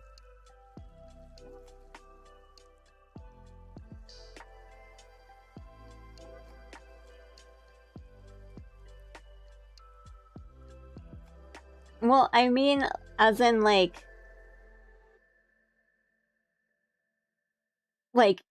yes. So definitely like in like normal life, right? It's like White Day, Valentine's, like all the holidays. Like Christmas is like just an entirely like it's just KFC. But right, like when people, especially like nerds.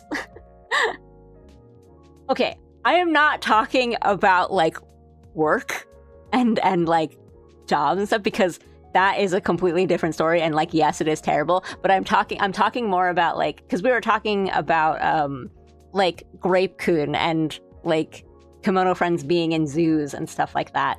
So I'm not really talking about like the work conditions here.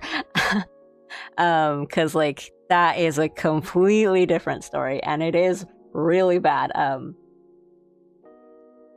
But oh wait, anyway, like yes, even if a Sonic game is really janky, the music is slaps. Like the Sonic 06 has a good soundtrack. Wait, is that the one with Silver? Because Silver's theme is an absolute banger. But what I what I was talking more about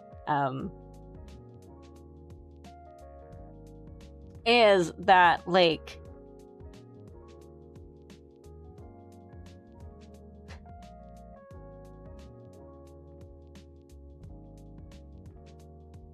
I'm getting so distracted because I'm like thinking about Sonic music, and but yeah, like Sonic music is so I love butt rock. Silver's theme, absolute banger.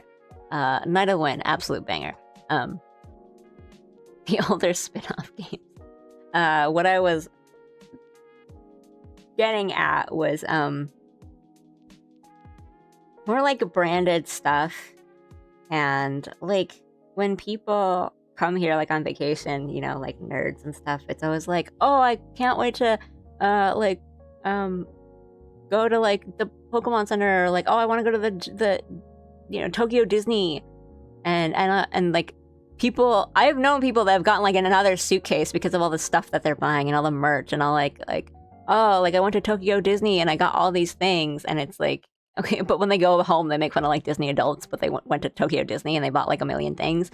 And like I've had this sort of like conversation before of like it feels less bad because it feels like more effort is being put, like they always have seasonal things and like different sets, and they have different like artists that are working on things, so it's like the Disney things that you can get here are like different sets drawn by different artists, and not just the same like clip art kind of stock images of like the Disney princesses slapped on different things. Or it's like different sets of like, oh, this is the new seasonal like winter set. So it's certainly like that stuff is still there, it just sort of feels better. And it just sort of like made me think of how like in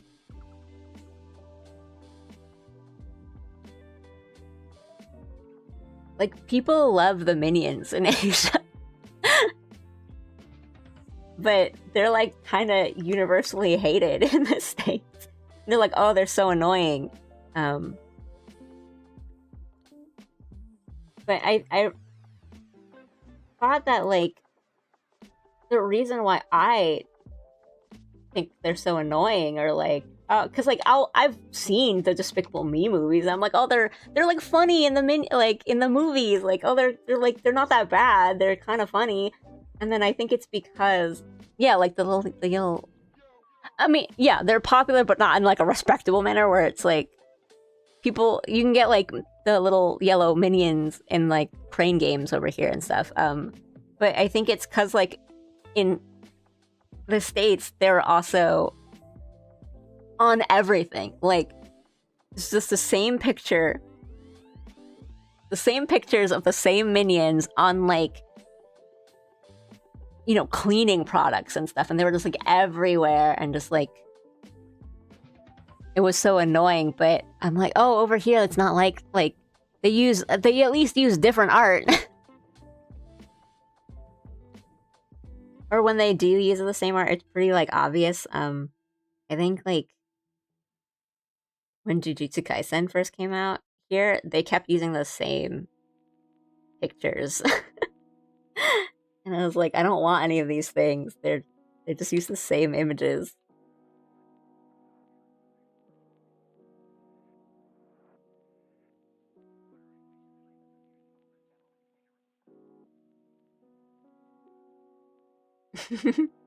Good night. Good night, YouTube chat specifically.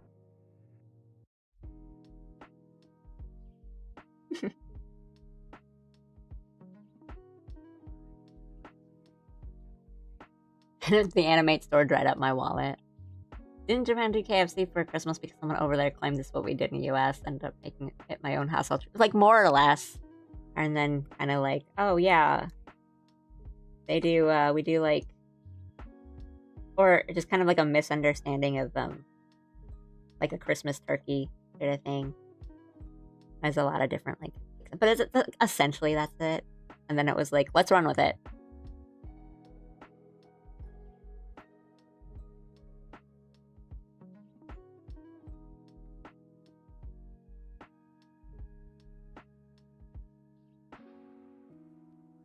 Americans like love that story too.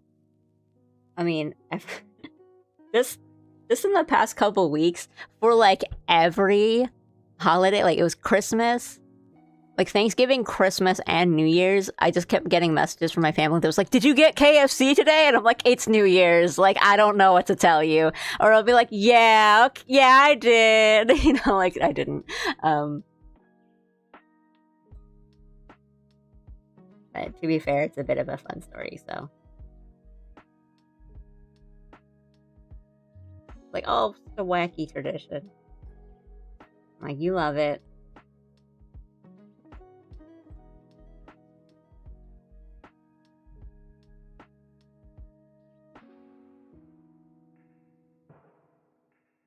It was absolutely essential. I got the summer edition Hatsune Miku pin. Secret heart to Twitch so I don't lose my aura. I did eat a Costco rotisserie chicken for the holidays. Good. Hey, karaage is good, but like karaage and like, you know, fried chicken are very different.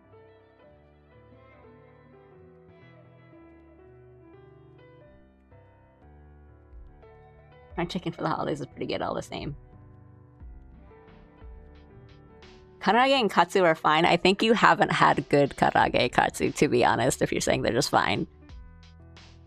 I mean, okay, I can kind of understand that they're like plain, but I think that's what kind of makes it nice. Like, that it's not like just blasting you with flavor.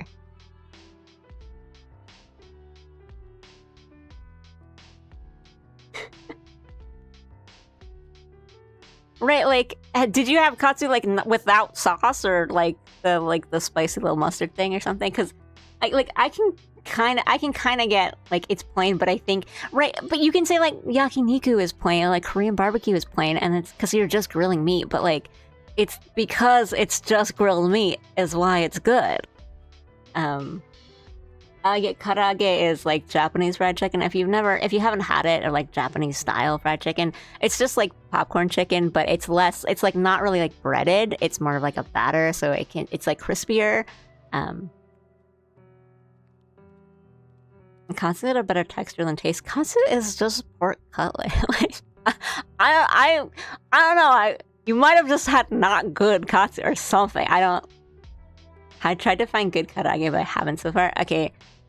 Yeah, to be fair, I think you can make it kind of bad.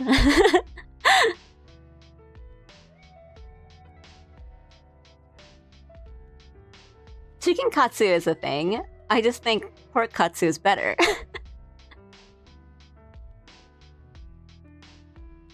No true katsumen balance. It's okay to be wrong. Popeyes is better, but the biscuits are a weapon if you don't have a drink with it. I agree. I do like a KFC, but I do like, you know, the crispiness. Popeyes. I just ate karaage for dinner. It slaps, okay? Comparing apples and oranges here.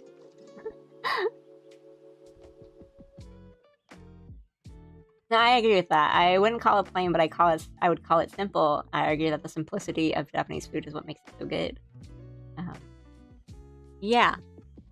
It took me a while to like realize that, because I was like, yeah, Japanese food is good, but like I don't really know how to describe it. It's just kind of like plain. It's like simple. I've had plenty of traditional Japanese food made for Japanese people. It tends to be, well, yes, I agree. I do think a lot of Japanese food is kind of more like on the plain side, especially if you compare it to like other, you know, Asian cooking. And like I eat a lot of Southeast Asian food. It's definitely like on. It's simple, right? Like, and there's not a lot of ingredients and stuff. But I think that is what makes it nice. Like sometimes you just don't want like a million spices.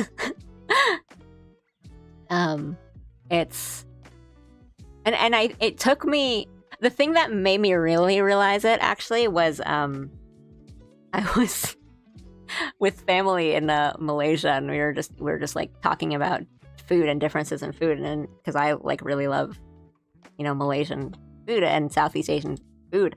And I was talking about like, yeah, like the food in like Japanese food tends to be kind of like simpler and plainer, and there's not really much to say about it. And then one of my cousins who has been to Japan and like really likes Japanese food is like, well, that's the thing. It's like it draws more attention to like the quality of the ingredients, and that like you're eating good ingredients where like you don't need to mask anything. It's just like you just grill meat and the meat is good. And I was like, oh, I never thought about it that way. And so that was kind of like an eye-opening experience to me. But like I will say that a lot of Japanese food that I do prefer tends to be kind of like more home cooking style. So like stuff that isn't really fancy, or like maybe you wouldn't even get at a restaurant often, but it would be like really simple kind of dish like shogayaki or like nikujaga, like kind of like comforting, homey kind of like stew or like a curry type thing. Like those are the Japanese foods I really prefer, rather than like I don't really need to go out for like really fancy expensive sushi or anything. But right, like yeah, like unagi, like grilled eel, is really, really good. And it's really just like grilled and they put some sauce on it, and you're just like, I could eat like 5 bowls of this. It's like it took me some time to realize it, but I was like, oh, I get it now. It's because it's not like there's not so much stuff on it, right? And like udon, like soba, just having like cold soba on a hot day that hits the spot. Like, right, like just a bowl of udon on a cold day hits the spot. The simplicity is what makes it good. It makes me feel clean, whereas American food makes me feel guilty. Right. Like, it's a nice balance. And then when you kind of change up your menu a lot, like,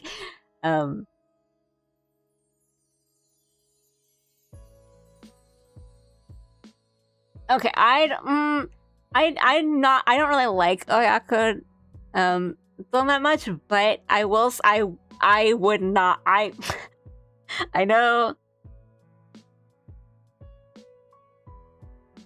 rice is not unflavored to me. I can understand why someone would think that. Like, I would eat like bread that has nothing on it and be like, yeah, this is plain bread. But for me, I'm like, okay, rice has like different rice has different tastes, and eating like plain white rice is not like, there's still a flavor to it. And I think it does take a while. It takes I'm gonna sound so pretentious here, but I do think it takes like some like I don't want to say training because it sounds so pretentious, but like I've lived in places. Yeah, it's like when people say like water doesn't have a taste. Kind of, yeah. Like I've lived in places that like they are famous for their rice and like a very specific strain of rice, and it's like, oh, this rice is. Sorry, Ryan, I don't mean to like call you out or be like, you are so wrong, but I've just like been in a household where I eat rice all the time, but I lived in a place that was very like prided itself on its very specific strain of rice, and I'm like, you know, when I lived there and I ate it, I'm like, yeah, it's pretty good. Like it's still just kind of like rice. And then I went outside of that like prefecture and I ate rice that wasn't that, and I was like, oh my god, that's not the rice I've had. Oh my Ryan.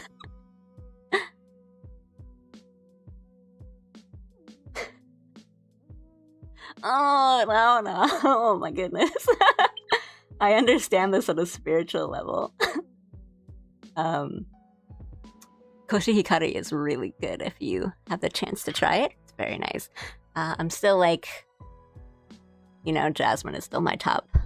I can eat a bunch of jasmine rice like all the time. I'm just trying to like push down the message of, like salt the rice and like get the just. I grew up with my Japanese cousins. I know what I'm saying is hair. Like I'm glad you know. Like, okay, salting rice is normal and fine, but like I would not salt rice that I was eating just like as rice. It's like you use salt for like onigiri and stuff. And yeah, like furikake, that's fine. Like it's furikake and salt are not the same. I'm getting so heated about this, oh my lord. Me and Aru just... Oh my god, Ryan, get out of here, I'm banning you! Jasmine rice is so bland, get out of my chat!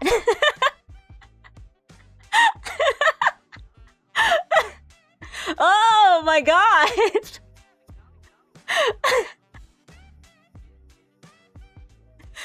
Well, I'm so tilted right now. Dude, what? Like, yes.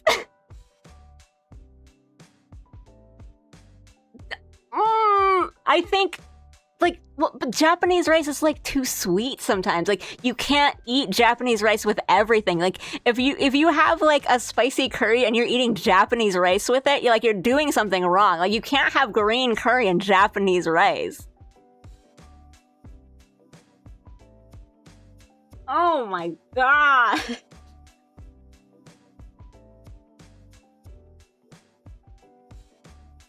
2026 to start and we have the worst take of the year. Oh, I'm losing it. Yuma is pretty good. I'll give you that. Okay, you can't tell me that jasmine rice is bland and boring and plain, and you have Japanese short grain rice and brown rice. You're eating cardboard, my dude.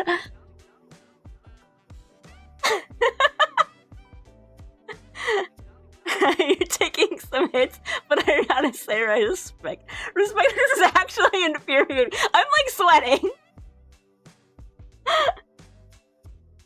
I know it's more nutritious. I'm not kidding myself when I know that like rice is surprisingly not good for you, but like at least I'm enjoying my food. It's not chat versus stream. I've got people on my side here. I'm an innocent American bystander nodding along and smiling as if I know what you're talking about.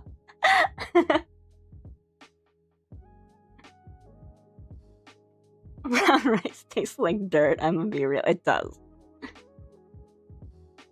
Brought together by a common enemy. It's Ryan.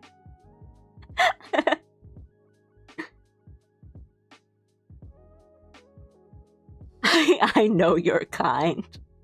Why is brown rice catching strays? Have you tasted it? It's cardboard, my dude.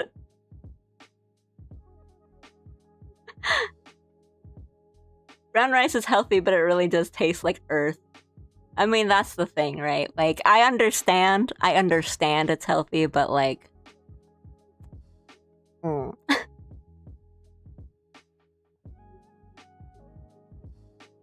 Firstly, it's called fiber.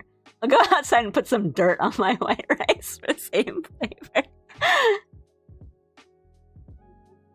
Dude, there are so many other sources of fiber. You don't need to subject yourself to brown rice.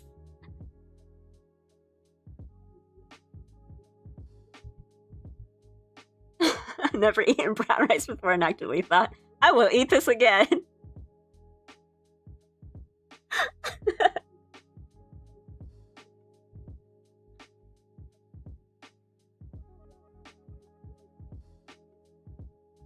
I'm like so genuinely offended by like jasmine rice being called boring. I'd rather eat beans for fiber. I mean, like there's other... Right, like there's other things to get fiber from that isn't brown rice. Brown rice is only if I want to lie to myself in Chipotle and pretend I'm eating healthy. Not even then, I'm like, okay, but like the lime cilantro rice or whatever it is like honestly pretty good, so I just go for that.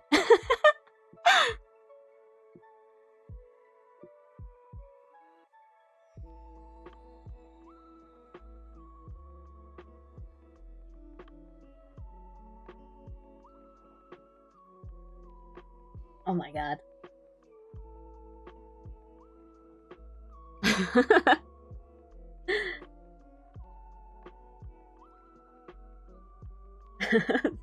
I sweat. I sweat from that. Fiercely unconfrontational opinion incoming. Some rices are good for different things. Japanese rice is a standalone thanks to moisture content, stickiness, long grains for further frying, absorbing. My blood pressure spiked like 8 times the past 5 minutes. I don't know how you would think it's trash because I think it's like the tastiest, like it's the nicest. Right. It's like it smells nice and it's like an easy rice to eat with a lot of different things, especially if you eat like a lot of like Chinese cooking and like I think more Southeast Asian cooking too, like stuff that's really spicy or yeah, like if I'm eating like Chinese food, I would go for jasmine rice like every time. I don't. Yeah, like with a curry, like a spicy Thai curry, and like the smell is really nice.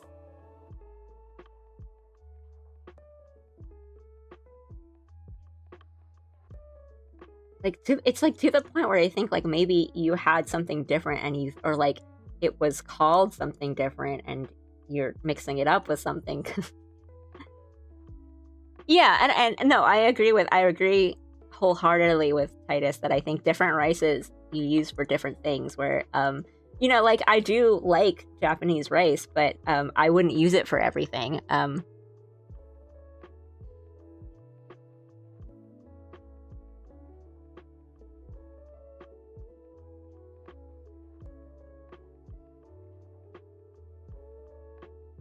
Yeah.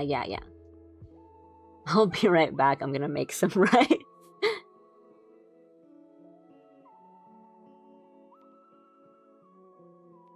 Great as a filler, or like, okay, but I mean, I'm the kind of person that just kind of eats like rice is the thing that brings the dish together.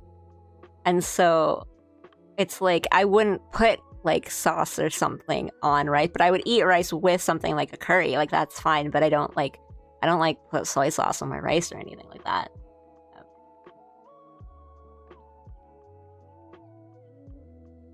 Lamb cilantro rice is pretty good. I think it's actually easy to make too. I just haven't done it. I've had someone make it for me and it was pretty good. And I've heard it's not hard, but I'm like, I can't. I'm too lazy. But yeah, like different rices are good for different things. But goodness gracious.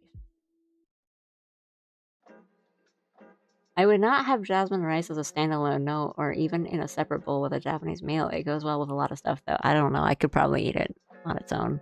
Or like, have you been to those Chinese restaurants where they just give you the bowl of rice and then you just eat the rice from the bowl? Like, that's just how I like imagine it. I mean, but when I'm cooking for myself, I just put the rice on the plate and I just like kind of eat everything together.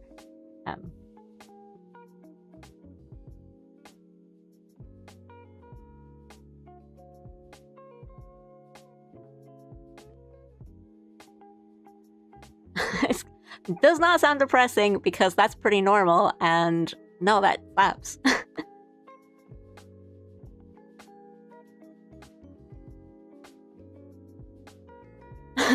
Just flipping. With Japan making weird flavors for popular snacks, like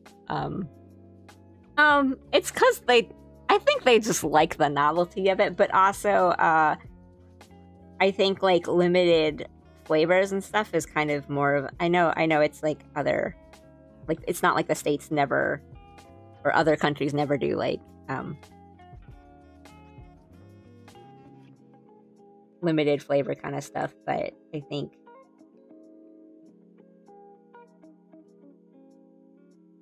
in Japan they really love to do that kind of thing. So like even if it sucks, it's like, oh, it's okay, it'll only be around for another month or two. Or it's like, oh, they made this new thing, like we gotta try it. And then sometimes they make really good ones and they only come around like a couple, like one season in the year, so you gotta wait until like fall for all the cinnamon stuff or whatever.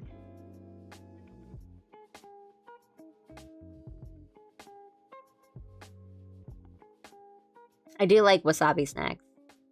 Some of them can be really strong, though.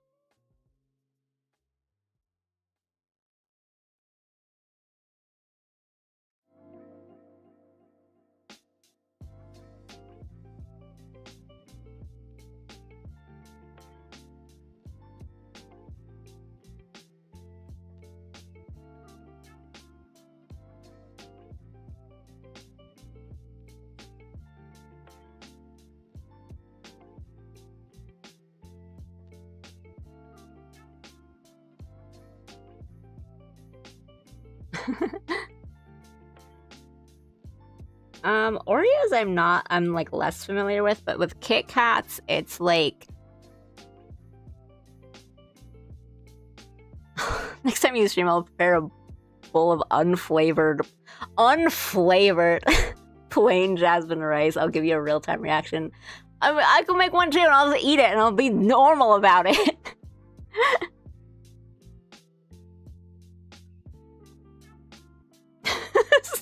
Me and Aru just going insane. Just going insane. Huh. I rather like the taste of wasabi. It is a different kind of spiciness. It's like a lot more like nasal, I think. Like the burn is kind of a bit more nasal.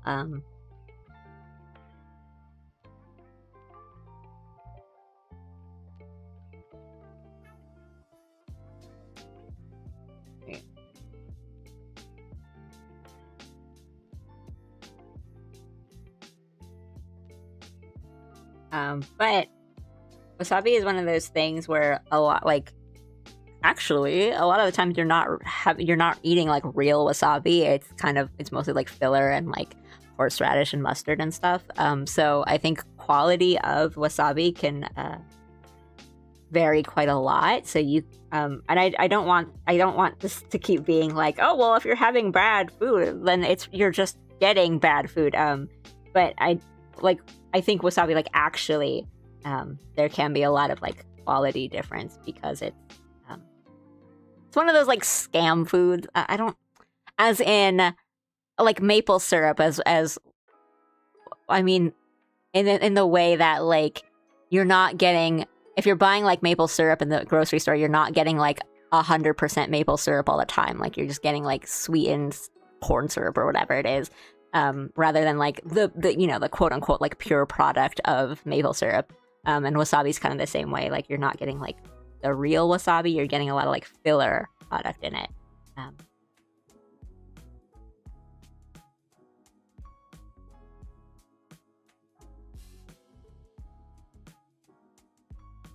But like I the texture, that's really interesting because like it's really, isn't wasabi in the States just kind of green dyed horseradish? Like pretty much. The text, like, that's really interesting to me because I think the texture a lot, like especially for like kind of a like lower quality stuff, is a lot like smoother. But I don't know, maybe the kind you are getting is like trying to make it seem a little bit more authentic by being a bit grainier, because like the real stuff, it's like think of like a big root and then you grate that, so it can be kind of grainy, but like there's a lot more like flavor.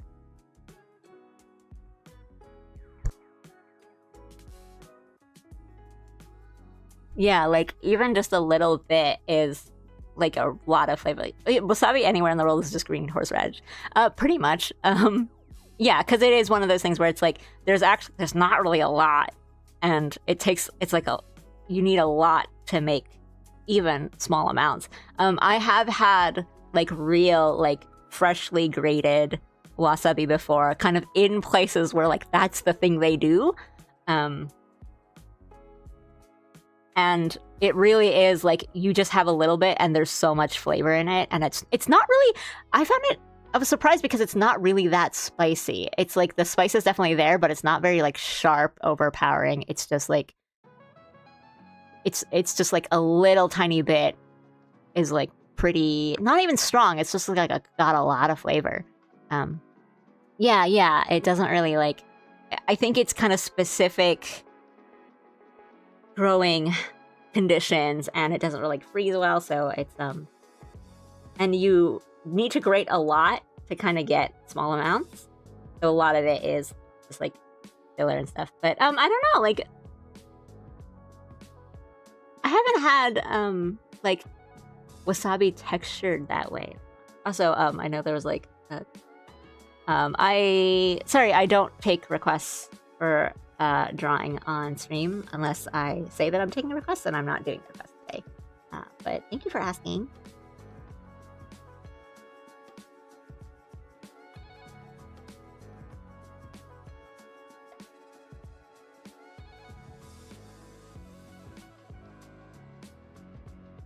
Yeah.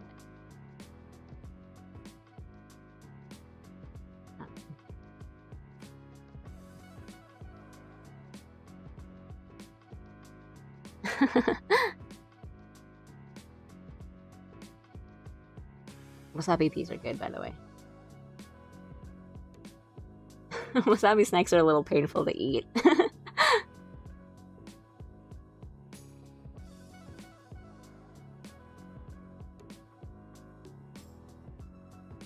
I've had like the birthday cake, Oreos, and Kit Kats, and the thing for me about like the different flavors of the Kit Kats here is that they're almost all of them are just too sweet.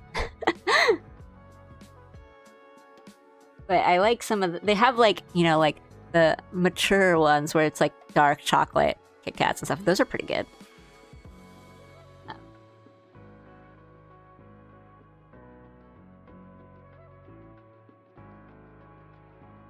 Yeah, it's a little like clean, like fresher, cleaner. Ironically, I love pesto. They're really different. I think they're really different because like pesto can have like a lot of the oil in it, so it's a little like smoother. In my experience, wasabi in the States usually have like a very tomato pasty texture. So, oh, you know, if it's like that, then yeah, for sure, I can be like, ew, gross. That sucks. I hope maybe one day you can find wasabi that's a little like smoother, because that honestly sounds kind of awful.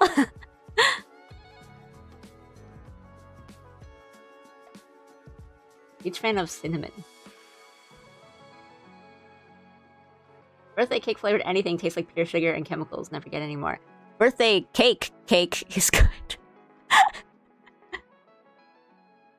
Hot take, I know. Well, I love funfetti cake, you know?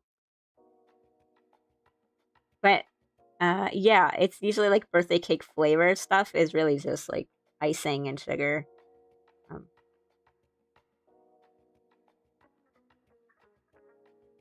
Okay, I think these details kind of look a little awful right now, but we're gonna shape them a bit more in the coloring.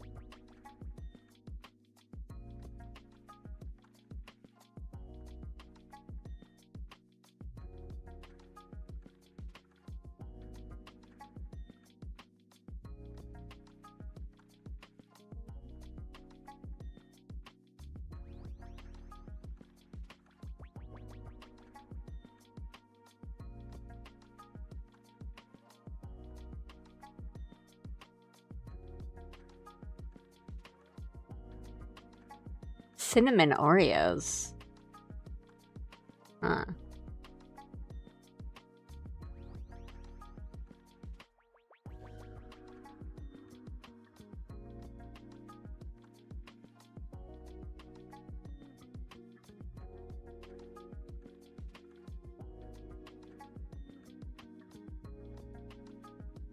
When did they make Selena Gomez Oreos?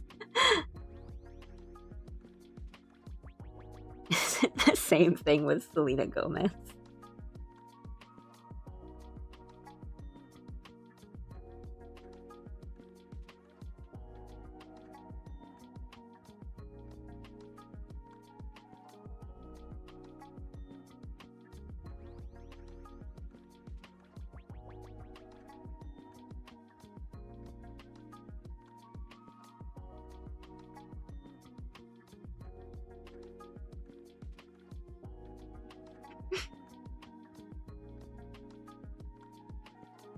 Oh, lychee snacks are really tasty.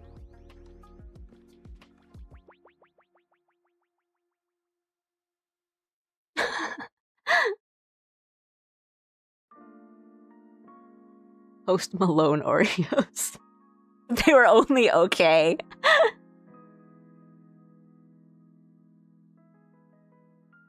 gonna look up Post Malone Oreos. Unique swirled salted caramel and shortbread cream. Okay, honestly, that sounds kind of good.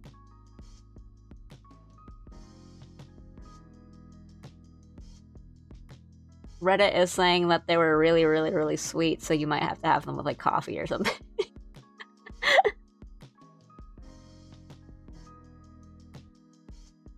Jesus, Oreos. Strange mix of sweet and acidic. Huh.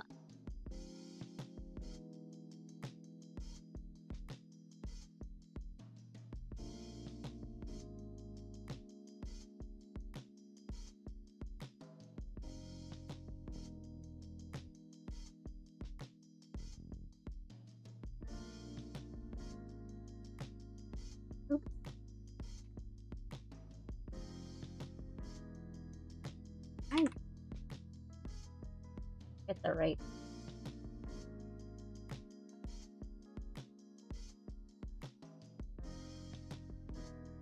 Okay, this should work.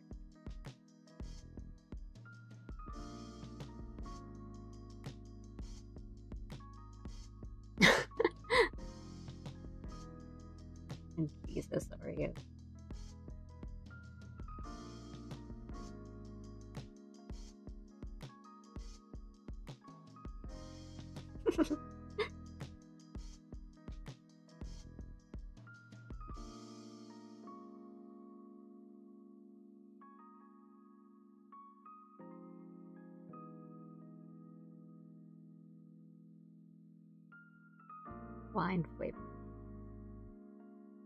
Comfort.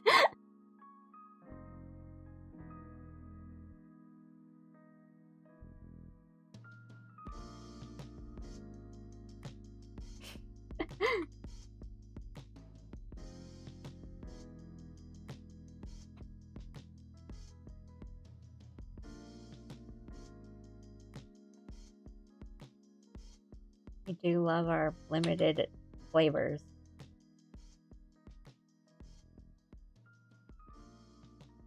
For whatever reason.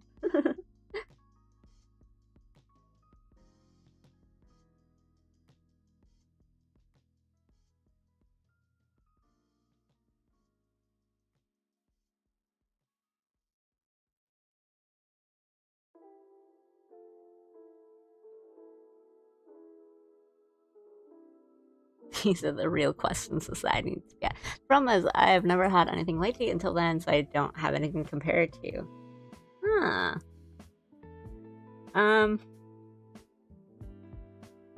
If you can find them, I think they're quite tasty, but they're a little weird if you don't know how to eat them or if you've never like seen them.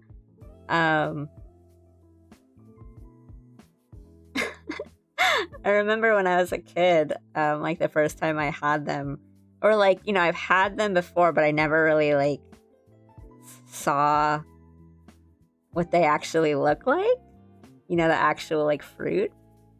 And I remember my dad really scared me because he like, I was like eating one and he called it like, oh, it's like a goat's eye, and I like almost spit it out. It was like some like an animal eyeball or something he called it, and I was like, ugh. But they're very sweet and they have like a nice, like a very nice kind of refreshing flavor to them. But if you've never had one, I think they look kind of freaky, and they might be a little difficult to like, you know. What verb would you say? Like peel? Open them up?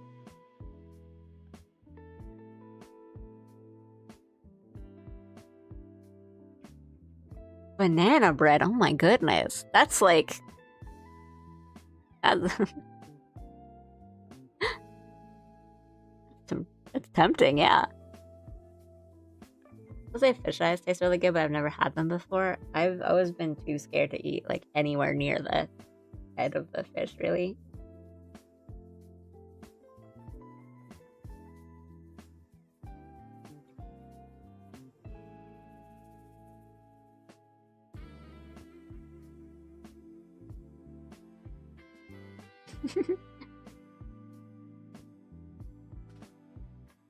It's watery, huh? Very slight flavor. I don't know if I could do that. I'm like too squeamish. I think I couldn't eat it.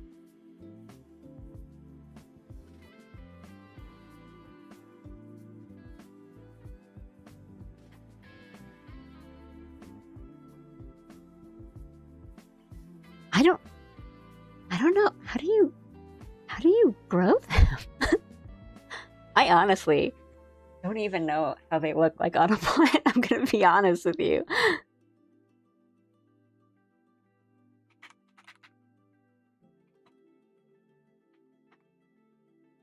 Is it like a tree? Oh, I think it's tropical, so you might have some trouble. It's a tree, right?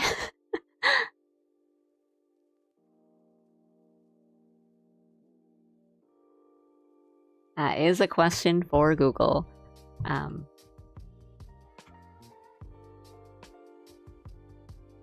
mean, I think if you like the flavors of it in candy, I don't think it's quite far off from the actual like flavor of the fruit. And yeah, it's kind of like a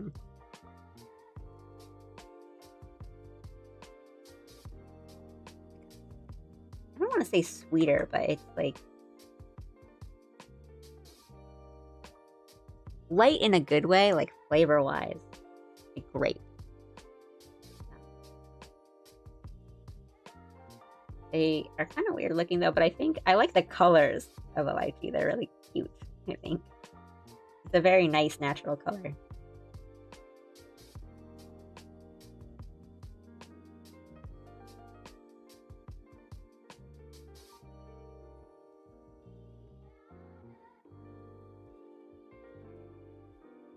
That's what greenhouses are for. Ah, floral. Yeah, okay. That works.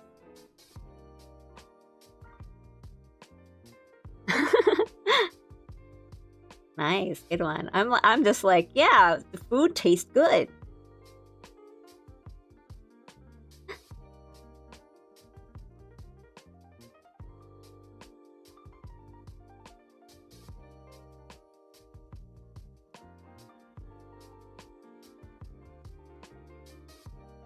You know, there's that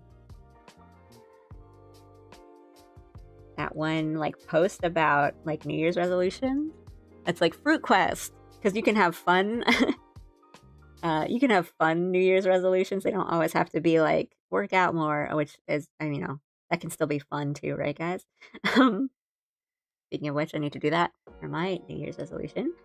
But there's one that's like Fruit Quest or Fruit Adventure or something, where anytime you see a fruit that you've never had or you don't know, you buy one and then you eat it, or like you Google it, or you know, figure out what's going on with that fruit. And I think that's an interesting one.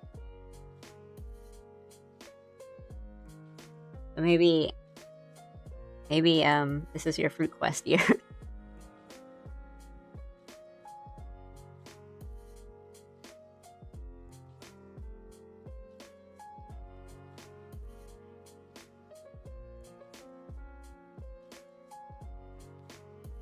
Dragon fruit is my weakness.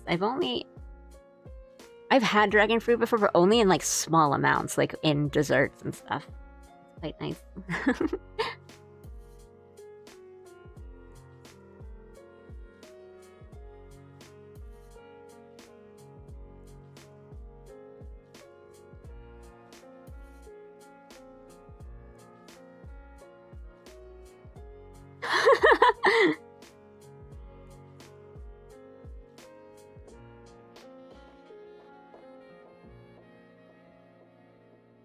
Just a little jump scare courtesy of dragon fruit.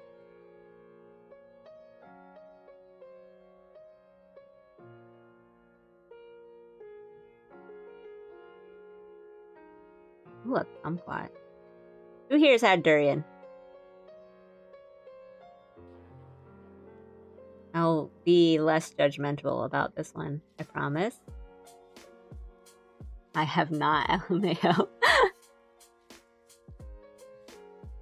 Might be a hot take, but I like it. I don't think that's a hot take, especially depending on who you ask. Only durian candy. It does smell, and the smell is quite strong. But I do think it's quite tasty. It's got a nice flavor. I do think the smell is kind of hard to get past, to be honest. And depending on how you have it and the environment you have it and stuff too, I think affects it, because like there are times when like the smell just kind of like permeates your mouth. So if it's not good, you know,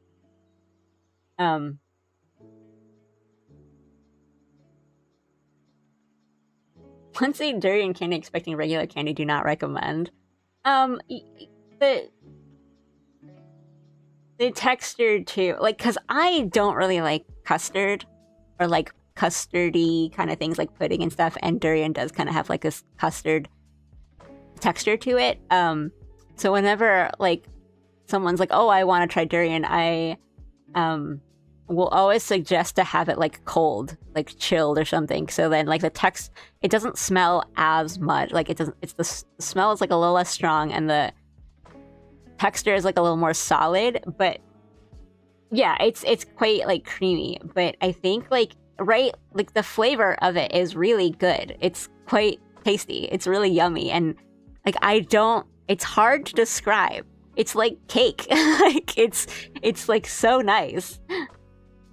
I think like the flavor of it is really good, but yeah, it's like a texture thing for me more than like the smell. So I like durian cake. Durian candy is fine. I've had durian ice cream that's really good. Cause like, yeah, it's the flavor. This is really nice. Definitely seen it around supermarkets. So.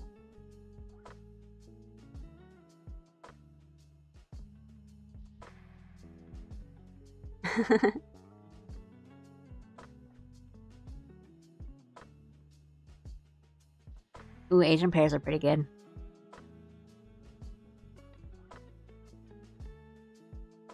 Yeah, the ice cream was really good because like it's just it's all the flavor and none of like the texture that I can't really deal with. But I mean, like durian anything is gonna smell a bit, but now the ice cream was really nice.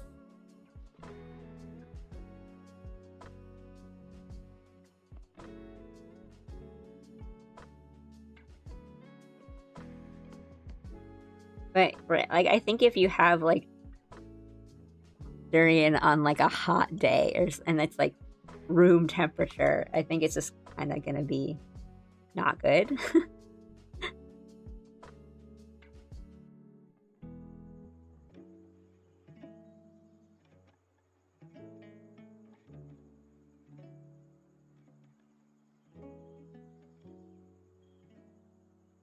Mm.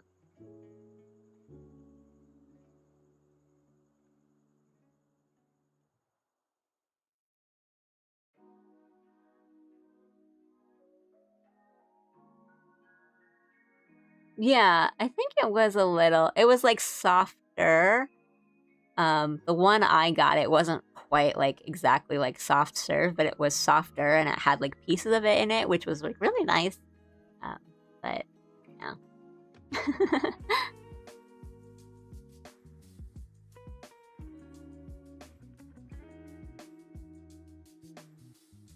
I mean, right? Like, you're not allowed to bring like durian in certain places, like hotels and stuff.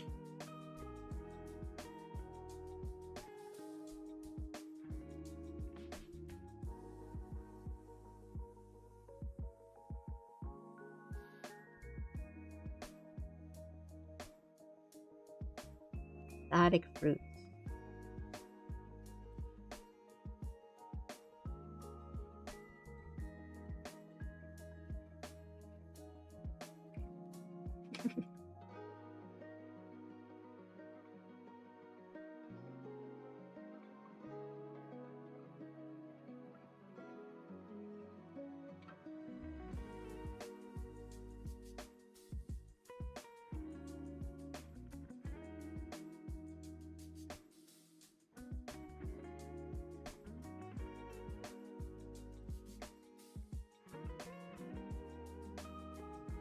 The extracted flavor.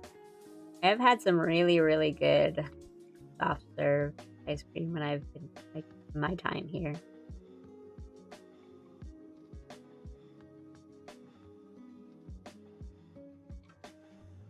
Because yeah, a lot of the time you'll get like a strawberry soft serve and then there'll be like pieces of it in it and you're like, yes. It's a little treat.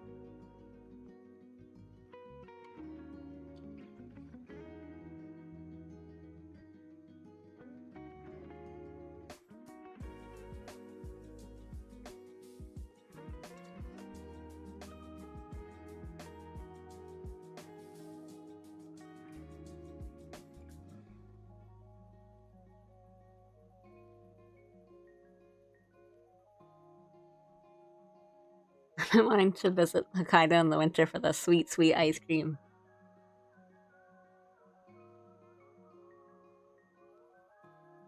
I've only been to Hokkaido for a couple days and I want to go again, stay a little longer.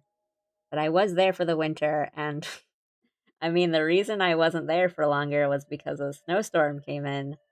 And I mean, it was like a trip with friends, and like we all kind of got our own tickets and everything, and we, just from like communication issues, we ended up like booking a plane ticket like the day before everyone else. So we're like, oh man, like we were kind of bummed. We're like, oh, we have a day less of like this nice Hokkaido vacation than everyone else, and like we're gonna miss like a day with people.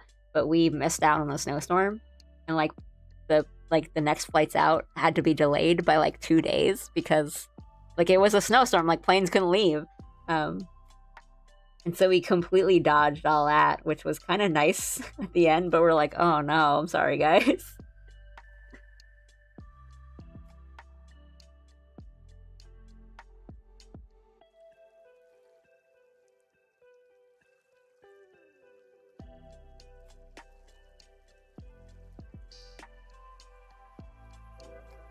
To see the fat ass seals.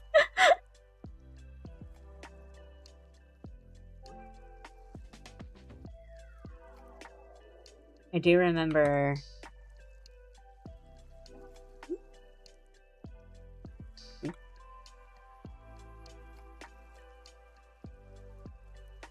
Hokkaido having really good food though, for sure.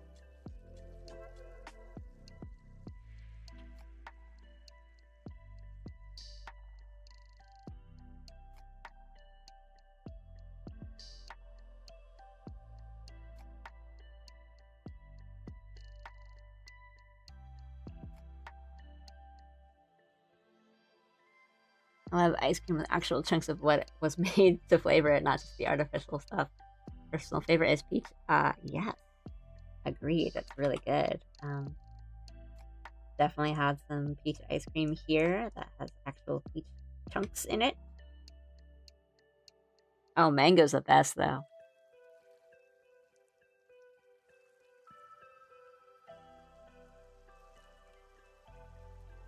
Big fan of mangoes. Mango ice cream is really good. I like ice cream. 7-Eleven right now has like this. I mean, it's been going on for a while. I'm so glad it's not just like a seasonal thing. They have like this ice bar, which is like it's just a fruit bar. It's basically like pureed fruit frozen into a little ice cream treat. And they have these mango ones that we just keep getting because it's so good. It's like really nice. And yeah, it actually feels kind of just like it's called like Marude Mango or something. Like it's just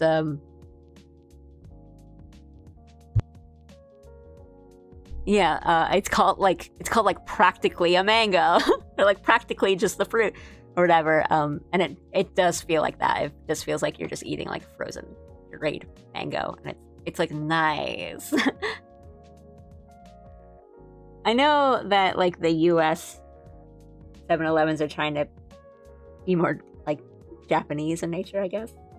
And like you guys are getting more of this like the onigiri and stuff like that.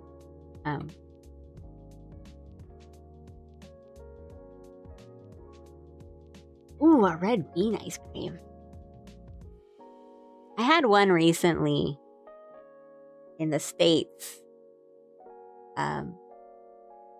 It was like a black sesame ice cream that was really good, and I actually didn't really like anything. I didn't really like that restaurant we went like that I got this at because it was like more of like an Asian fusion one, and I was just like, oh, this is okay. And then we got dessert, and I got like this. Yeah, it was like a black sesame ice cream. It was so good. I like didn't expect it to be that good, but it was really good.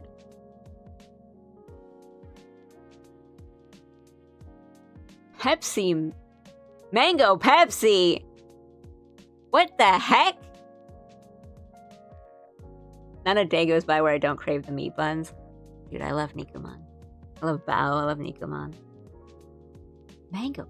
Okay, I do know that there's like different mangoes, and a lot of like people in the States don't like mango, but because they've had like the bad mango. But I know I keep saying things like that today, but I honestly like that I've heard that because I have never heard, like, I don't know about that. I don't know if there's like, I've heard that they're like the good mango and the bad mango, but I don't really know that like that much about it because I feel like I've only really had like good mango.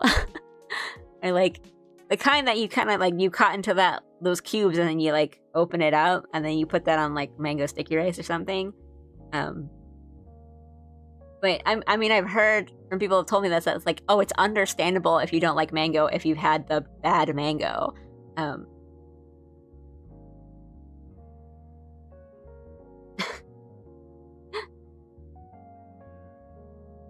Ooh, Chillhop.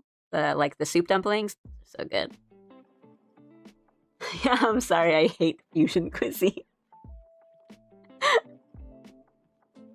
Mango I mean, I have had like fruit Pepsis and they tend to be good because I like I mean that's my vice. Like I know it's really bad for you, but I do like sodas and colas and stuff, and I will try a lot of the different flavors, but I tend to not like Coke flavors, like different flavors, like fruit flavors and stuff, but I tend to like Pepsis. I think Pepsis have like, it's just like smoother, I guess. So I've had a lot of different like Pepsi flavors and I'm like, oh, this is actually pretty good. So it sounds weird, but I wouldn't be surprised if the mango Pepsi was actually kind of good. Because like I like me a cherry Coke, but I feel like the like the wild cherry Pepsi or whatever they call it, like just like tastes a little nicer. And like lemon Pepsis are a little nicer than lemon Cokes. Cool Panda will remember that. Oh no, the CEO of Coke. Some dim sum with the chili oil. Man, I have like huge jars of that chili oil to stock up every time I see it. Cherry Pepsi is much better than a cherry Coke. I love me a cola.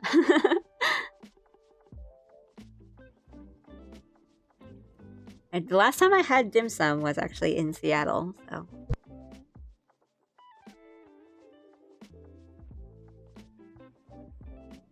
How saturated are theme cafes in Japan? Like, pretty saturated, but to be fair, a lot of them are kind of like limited time.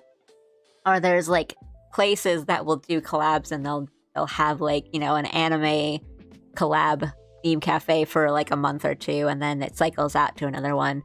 So I think on the outside it sounds like there's like a million of them, but it's really just like one or two places that just keep cycling new ones. And then like the big things, so like Pokemon and some Sanrio things are the ones with, and like Chikawa I think now has one of like permanent theme cafes. But if we're talking about like franchises and like series, but there are a lot of like theme cafes in the way of like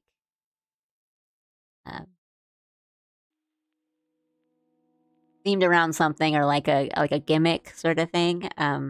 But those are also just seen as, you know, gimmicky kind of things. So they're like for fun or for tourists and stuff. I have gone to a couple like themed ones and some of them are kind of nice. Like the food's pretty good. And then there's somewhere I think it's different. Like I know like I've seen people be like, oh well, like the food at the Pokemon cafe is not that good, but it's also like you have to remember that like for especially like with something like Pokemon or like Kirby, like something like like Sanrio, like the cuter kind of like family friendly ones, like a lot of kids go to that, so you can't really have like super like spiced stuff or like really strong flavored things for people that are like children, or like, so like if you get curry there it's gonna be mild, like babies go there. Which is always like my thing of like, what did you expect? Yeah, like there are people that do like a lot of vlogging for them because like that's interesting and fun. But anyway, that's like my take on it. I've had fun at quite a lot of them, so there's a couple of theme cafes in New York City, but it's stupidly expensive. No joke. Persona 5, I am not paying $38 for a burger.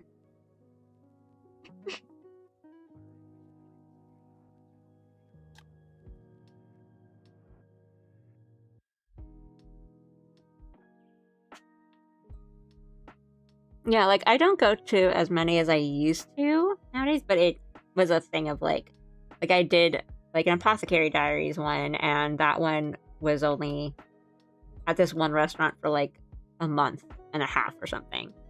And then after that, they like switch it out to some other collab uh, with some other series or like VTuber group or something. But yeah, there are some ones that are like permanent, and those are kind of like the more popular, or like the bigger series, kind of more like family friendly kind of stuff, or maybe not like family friendly, but more like household name stuff, like Monster Hunter. I've been to the Final Fantasy 14 one a couple times. That one's pretty fun. Um,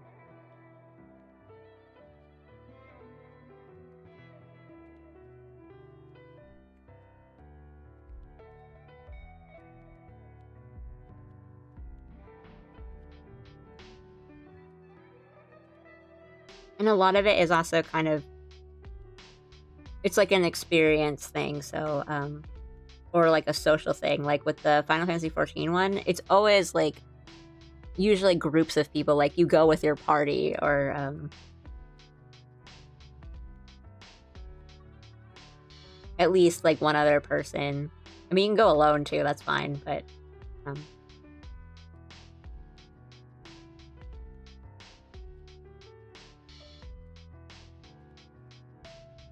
like with the Final Fantasy 14 one too, they do like little like raffles every time too. So you sit down and you like enter a little lottery and you can win little prizes and stuff. So it's like there's like other things going on that isn't just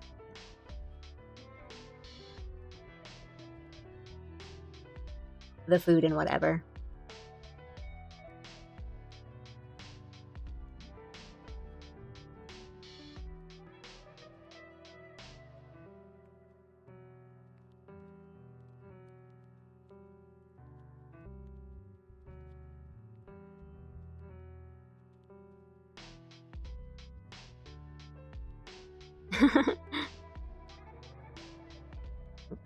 I can see that. Like, it can be kind of hard to tell like what's real and what's not. But I mean, I don't know. It's like to like demystify it. I guess it's kind of like the same.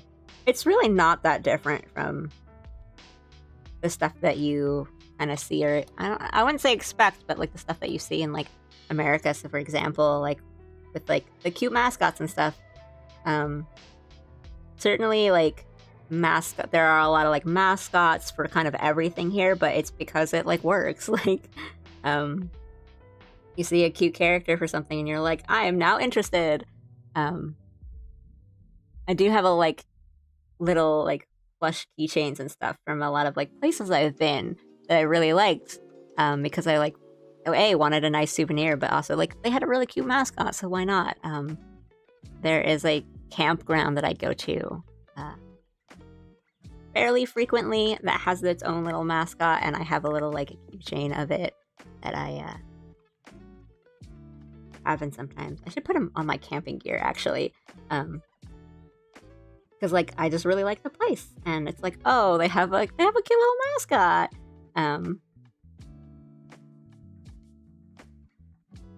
Yeah, if it works, it works, and it tends to work. So yeah, like the Red Cross here has like a cute little mascot, and it sort of, yeah, it just sort of like helps with promoting because they're cute and they're fun.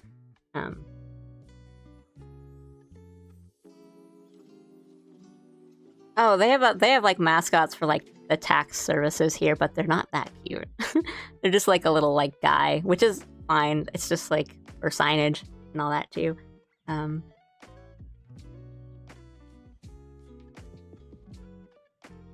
think we'll do like more coloring effects on the hair, but I think we'll work on like the body and the clothes and stuff first.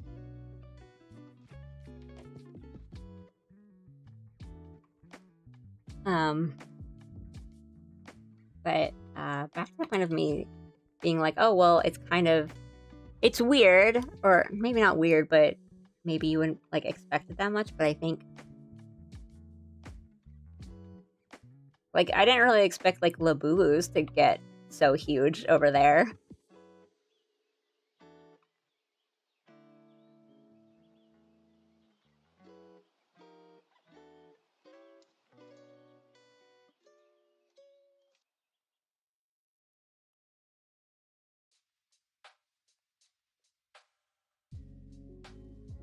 The blue badger.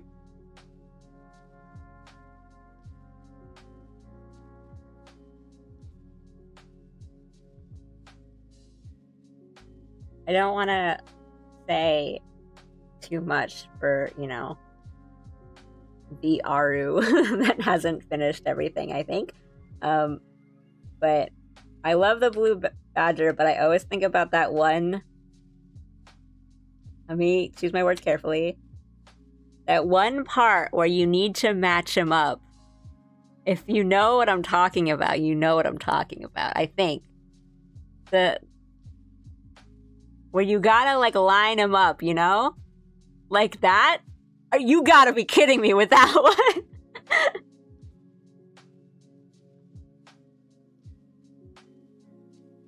I am receiving the information. I don't know if like I don't remember where it is in the game or like which game, so I didn't want to say it in case like I didn't get to it because I'm like you need to experience that for yourself. But goodness gracious, it's like because the thing is like you know what you need to do, like you know what it's asking you to do, but no matter what you do, you're just not getting it. And it's like I don't know. I'm trying so hard, man.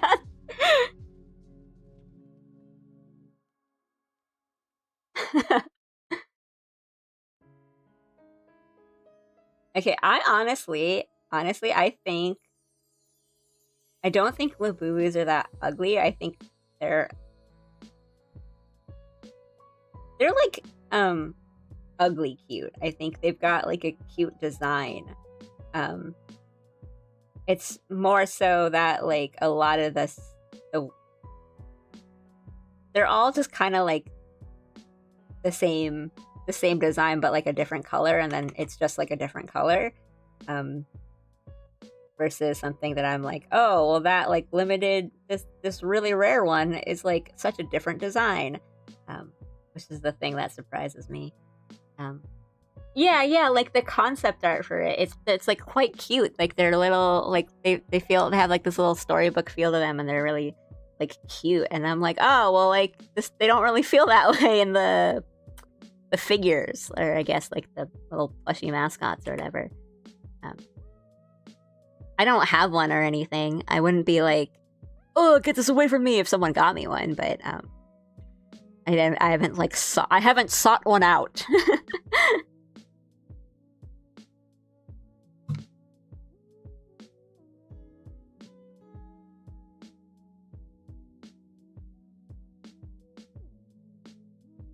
I can't get behind Labubu because my generation had silly bands.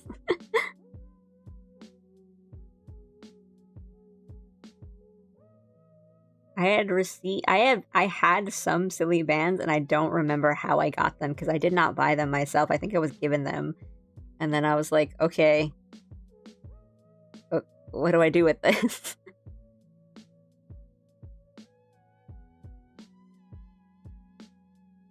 Maybe I got one from like a niece or something.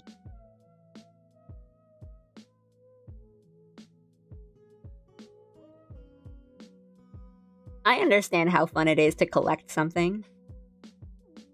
I'm not like, oh, I can't believe these kids like spending all their money on their Labubus as I buy, you know, Magic the Gathering cards. But I just didn't think it would be like so popular in the States because, you know, they're like a little weird. And I don't know, it's like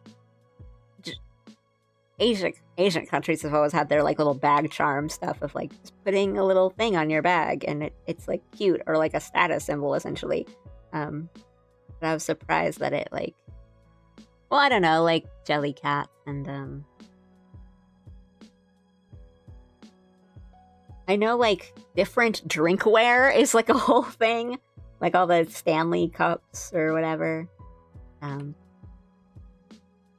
Which kind of makes me bad because I was like looking for a good like travel mug, tumbler, drink receptacle, and I just couldn't find one because they're all like either just absolutely massive or like not that cute, or it had like printing on it that I was like, well, this might just completely come off in a couple washes. I was like, well, maybe if this wasn't such a thing, I'd have an easier time finding like a good cup.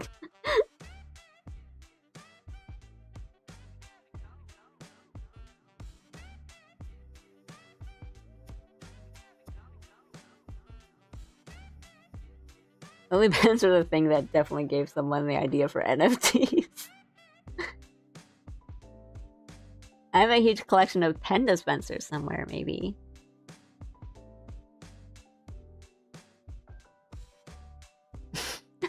The phone strap. And the cups can keep your ice in ice form for like over a whole day. That's impressive. Yeah, I wouldn't have like not wanted one. It's just like I couldn't find one that was like cute. Or like anything that wasn't absolutely gigantic. And I don't go out enough or long enough that I would need something that huge. Where it's like, if I was back in my old job where I was like working and commuting all the time, like, yeah, for sure, I would definitely use something that huge. But if I'm not commuting all the time, or, if I only go out for a bit, like I can handle having a smaller cup or just like getting a bottle of water for the day or something. But also, like, a lot of the times that I've been somewhere where I'm like, oh, everyone has one. Like, I didn't realize how much of a thing this was. And, like, everyone has one. And all the girlies have them on, like, their straps that they wear as, like, a bag, like a shoulder bag, essentially. Was in places like Denver, where you need to be hydrated all the gosh dang time because, like, altitude and everything. So that's where I was, like, realizing, like, oh, you actually, like, sort of need this. This is a stainless steel bottle. Ugly as hell, but it works.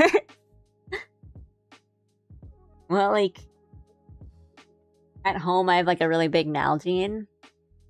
And that does the trick, but I don't really, like, take it out because it's huge and doesn't fit in any of, like, my purses. I need to bring a whole nother bag just to carry, like, my Nalgene bottle.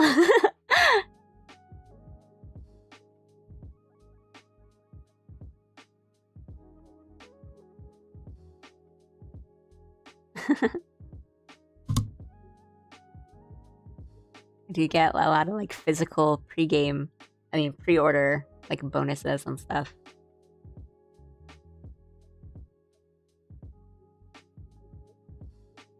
Whereas now I think it's like I wouldn't say the opposite, but I know there's some like I think like Night Rain, if you pre-ordered like the digital deluxe thing, you could get like a statue of Wilder or something. I'm like, what? That's so cool. Like we don't even have anything like that here.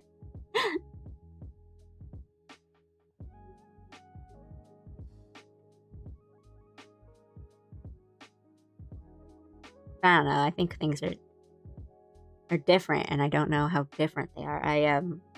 Last time I was in the States, I went to a GameStop, and I'm like, wow, there's a whole lot of things other than games here. And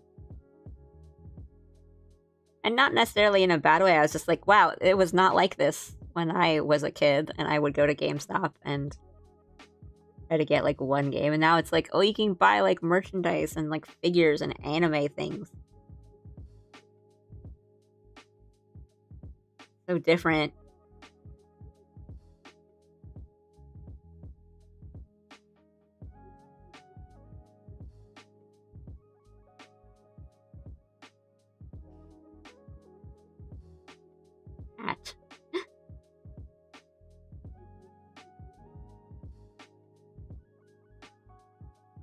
But I do have some cool like from Soft Game shirts. I have a Sekiro one. I have a one with Blide on it from Elden Ring. Just like really, it's cool because I can kind of. Well, it's funny because I just wear it out, and it's even if you don't know what it is, it's just like it's just like this little tiny woman wearing like a shirt with like a wolf with a sword. I'm like, oh, okay.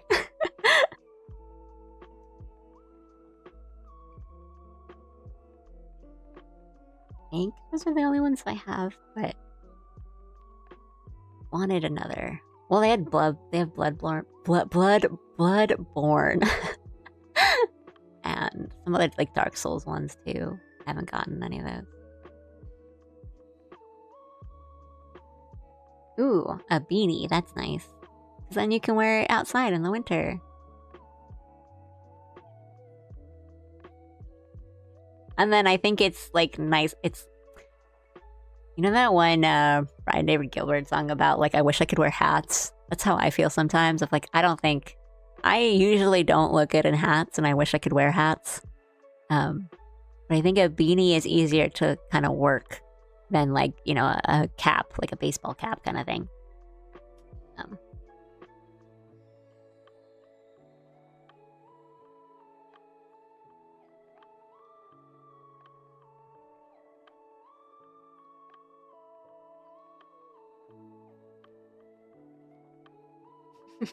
I ordered the round one exclusive auto figure only for them to announce coming to the States the day after I ordered it. Oof.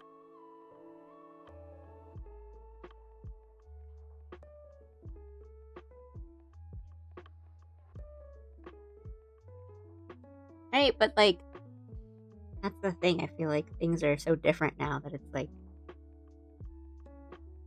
things will just come to the States. But only some things, not everything.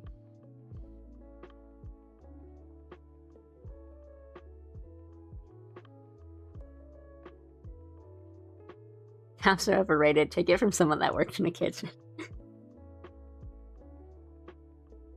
But the fashion. If I wear a hat, my hair is done for the day. The hat is not coming off for the rest of the day. Yeah, I feel that.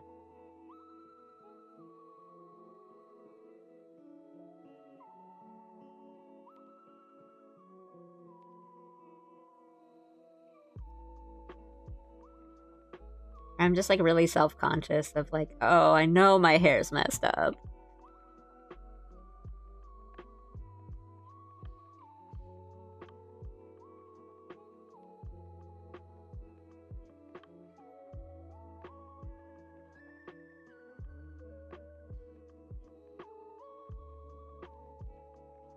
I'm the same way with hoodies, too lazy and comfy to go take it off.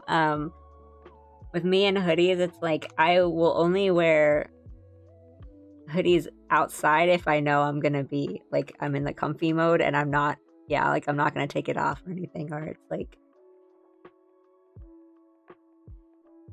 it's a chill day. A lot of the time that I wear hoodies is like when I'm traveling. So if I'm taking a flight, there's like a 95% chance I'm wearing a hoodie.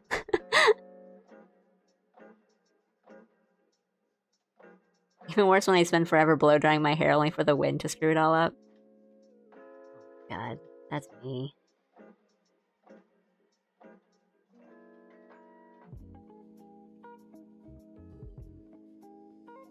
On the day of I was going to the concert for my favorite idol group, and I spent like 20 minutes on my hair, and it was really windy that day, so the second I went out, my hair just went psh. And I was like, well, okay.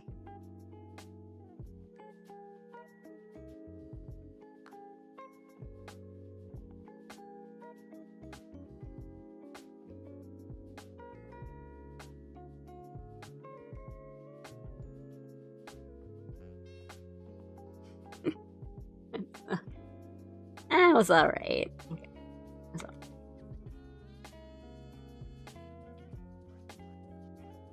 I used to sleep in hoodies if it's too hot, and I use it to cover my eyes. If not, I pull the hood over my face. And is it a little, like, too comfy? Or like they're too like chunky for me to sleep in, I guess. Well, but then again, I tend to get like oversized hoodies, like ones that are a little too big for me, just to add to the comfiness.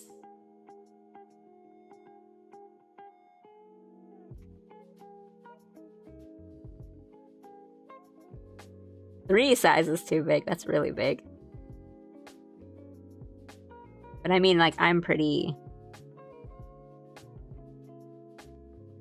small, so even like a medium is kind of tends to be kind of big on me.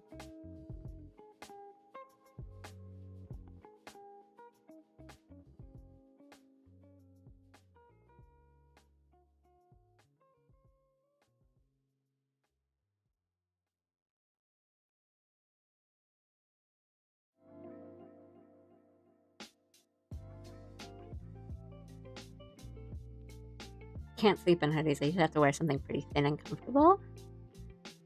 I'm more like that. Yeah, if it's too like big and like baggy, it's a little hard for me to sleep in, but a lot of my like pajama clothes are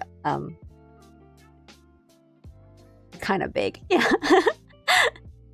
But I think like hoodies, they can be kind of like thick too, is a thing.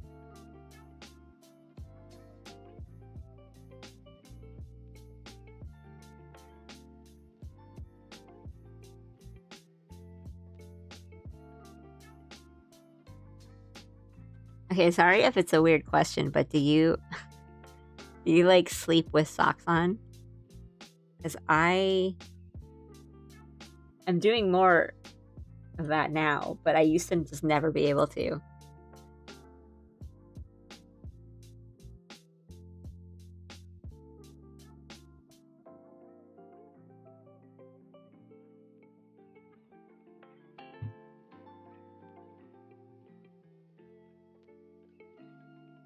Like, it was just really uncomfortable for me, I guess.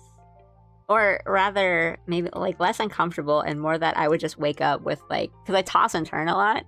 I'd wake up with like one of my socks that's definitely just like missing and like not on anymore, and the other one is like half on. So it would just be like too annoying for me to like wear socks to bed.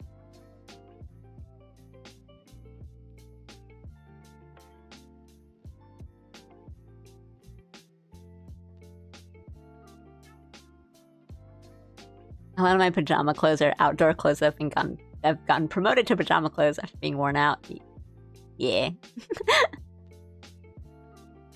Same. Growing up, I had a shirt my dad gave to me that was so big on me, it was borderline a short like a short dress. Wore that thing anytime, it was still clean. Basically a dedicated sleep shirt. That's the way to go. That sounds comfy.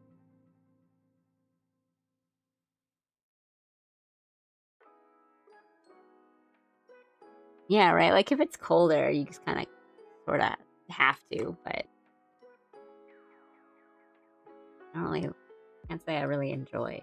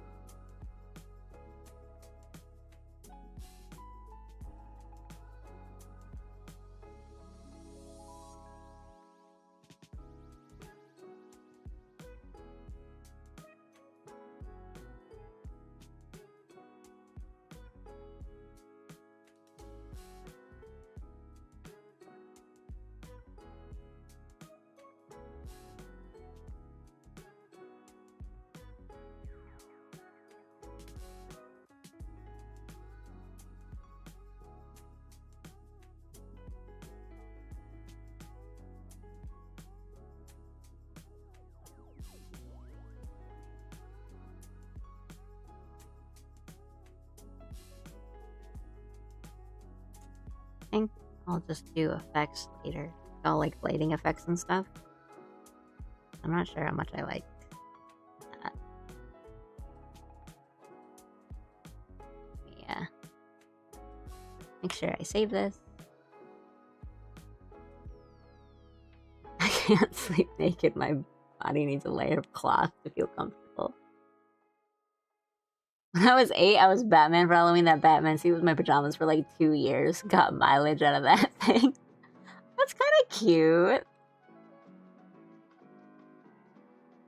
I never had a Halloween costume that wasn't hell to wear. You know, like, I don't think I've had one that's comfortable enough to wear to sleep.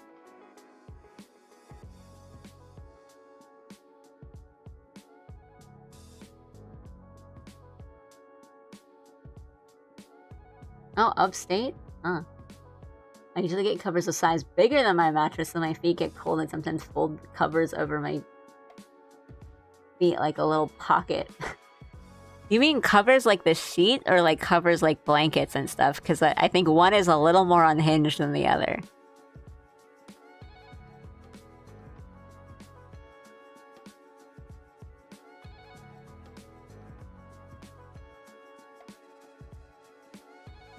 Like the blankets. Okay, good. Because I'm like, if it's the sheets, then like... Oh, okay, covers. Okay, cover.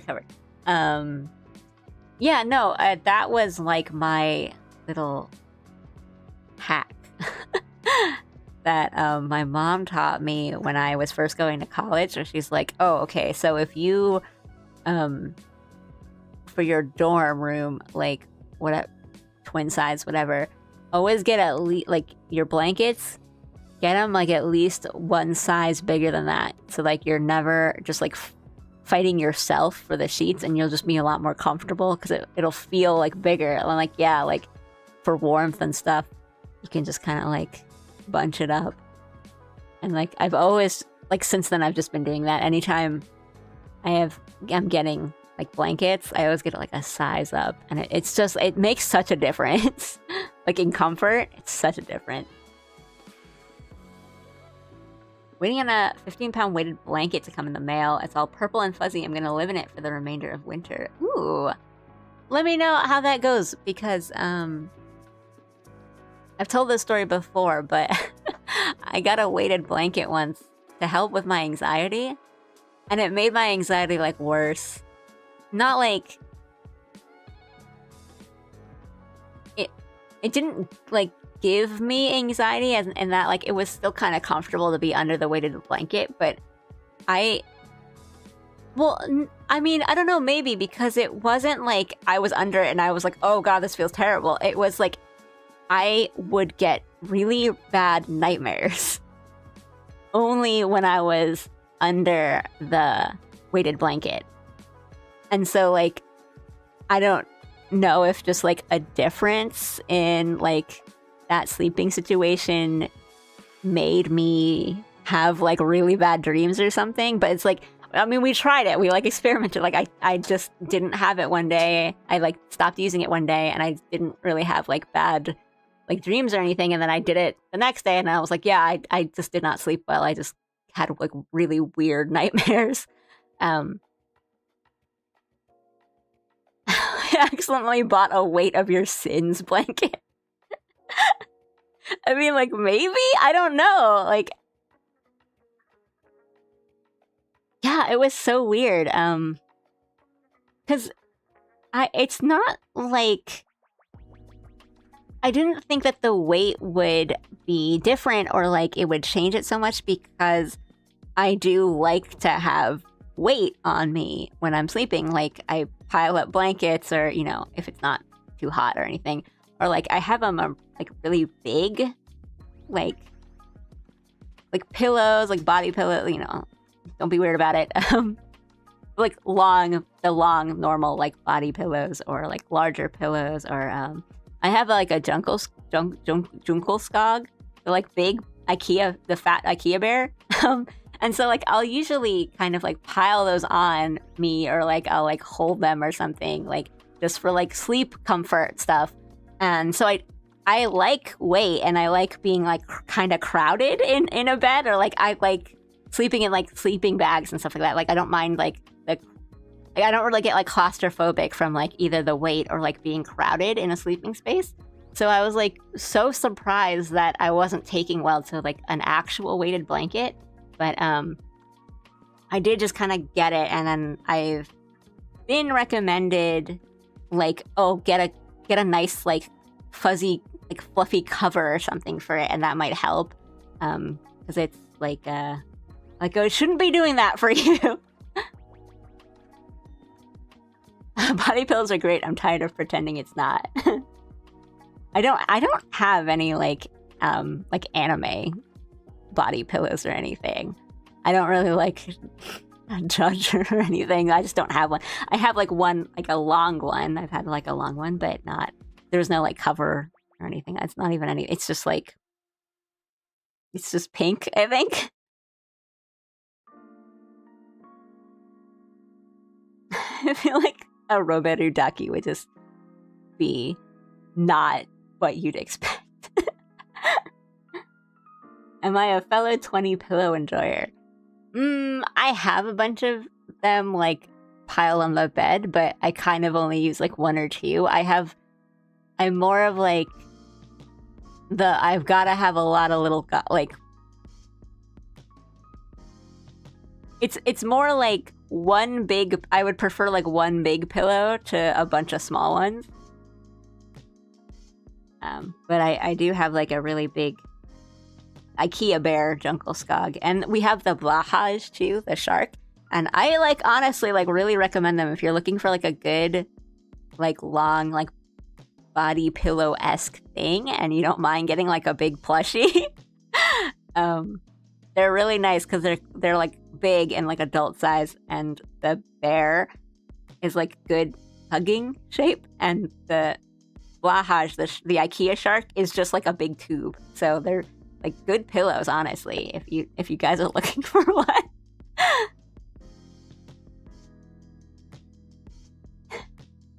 Humiliate. Honestly, yeah, and I don't know, maybe I'd go for it.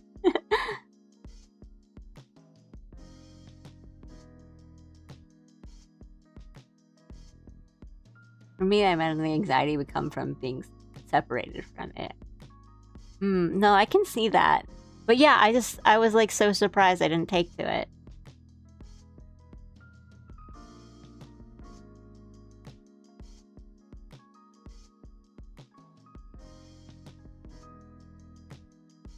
Sometimes if I can't sleep, I put my head between the mattress and my pillow to block out the sound, but also, weirdly, the pressure of the pillow on my head feels kind of comforting.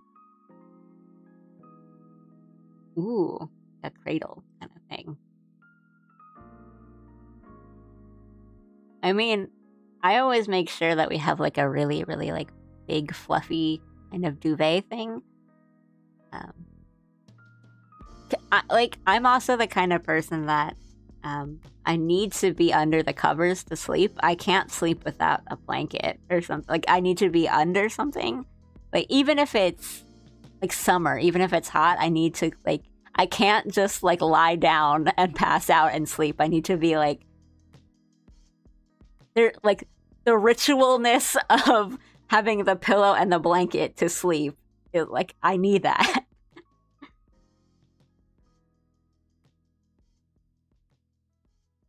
Like I've definitely, fallen asleep in a car or like a train or something without having like a blanket or something over me. But if it's like I'm going to bed, then I need to have like, under the covers.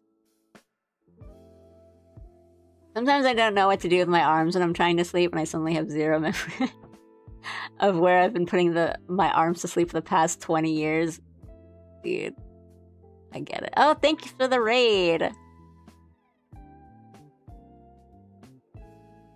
Thank you. Hi, nice to see you guys. Talking about like sleep habits, I guess. I've also just like, this is supposed to be an art stream, and I've done so little art.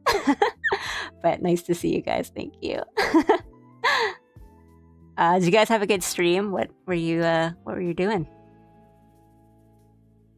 Sleep almost too easily. I used to be able to sleep during loud lunch. Wow.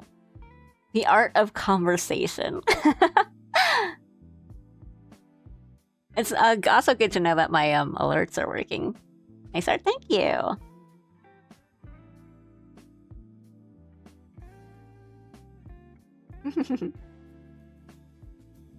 I'm very much the kind of person that can't just be normal and sleep on the mattress flat out. Sometimes I have trouble falling asleep in hotels because they have thinner blankets. Oh man, I feel that. Or like they're almost like too soft. Or like the pillows. And then they really, like, hotels like really, really tuck those sheets in, you know? You really gotta yank them out before you can have a good night's sleep.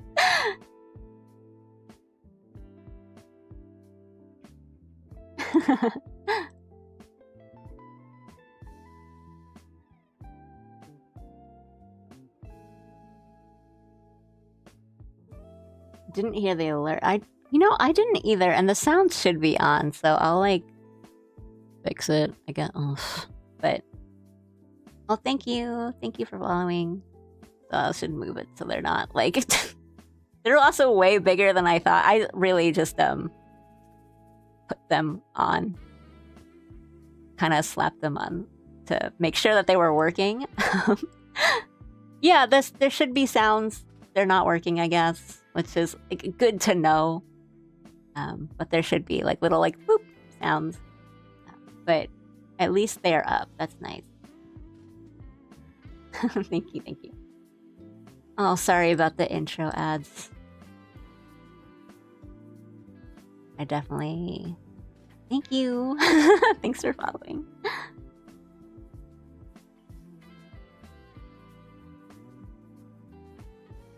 I'm so, very obviously, not well versed in Twitch. And that comfy art scene. Nice. No problem. I'll be lurking, but hope you have a good night. Thank you. I hope you have a good night too. And okay, that alert, that sound happened, and it's like the corniest sound I've got. But thank you so much. Thanks for subbing. It could have been a lot. Well, because I was having a lot of fun with the sounds and stuff. Because I was trying for the You saw the visual, but didn't hear the alert. Because okay, I saw the visual and I got the sound. I was gonna make the sounds like kind of obnoxious, like because I was going through my like sound effects like database thing, and one of them was it was like video game like JRPG kind of stock sounds, and one of them was like a group of like a group of your soldiers going like ah, and I was like, oh, that would be so funny for a raid, and I was like, oh no, that might be like really, really annoying really fast. But thank you, and thanks for gifting subs. That's crazy. Thanks, guys. Sweet of you.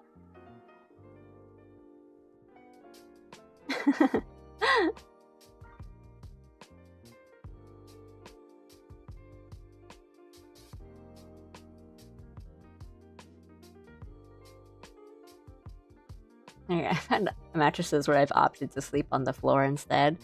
Oh my goodness. Thank you for the follow. These alerts are huge. I need to make them a bit smaller.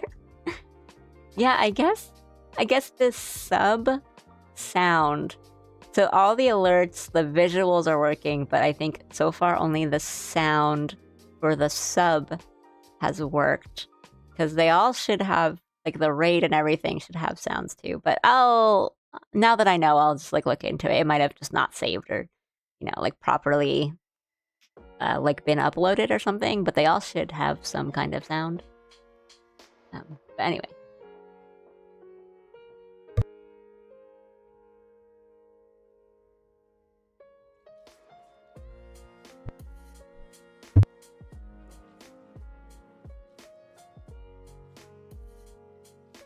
Oops. Oopsie. Yeah, I know it's pretty late for some of you guys. So don't feel like you have to stick around. It's usually I usually end around this time anyway. I'll probably be on for a bit, but thank you.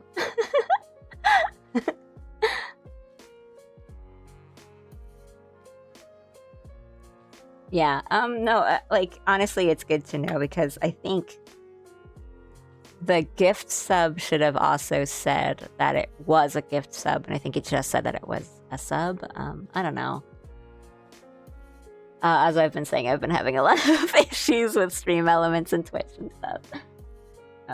But thanks for coming in and all that. And as always, like I never mind lurkers. You guys never have to feel like you have to like participate in chat or anything if you don't want to. So by all means.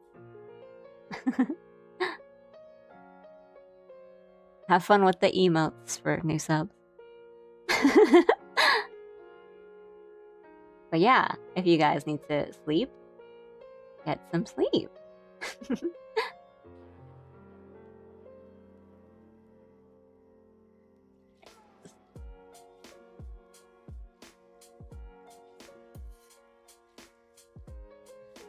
I was saying before, like, do the middle ground and just get a futon so you can sleep on the floor, but you have like the nice little like mattress pad, and like, I mean, that's what I do here.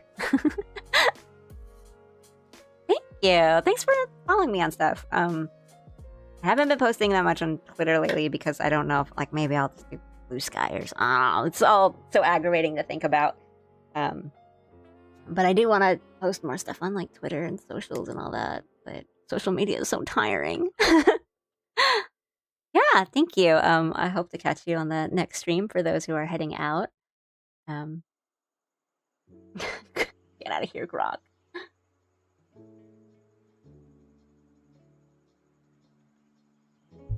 Right, and then you kind of sort of. Oh, thank you. I'll post if I end up making. Well, I have a Blue Sky, I just never use it, and I just might start using it again because I do want to like post some art without feeling completely awful about myself. Well, you know how it is.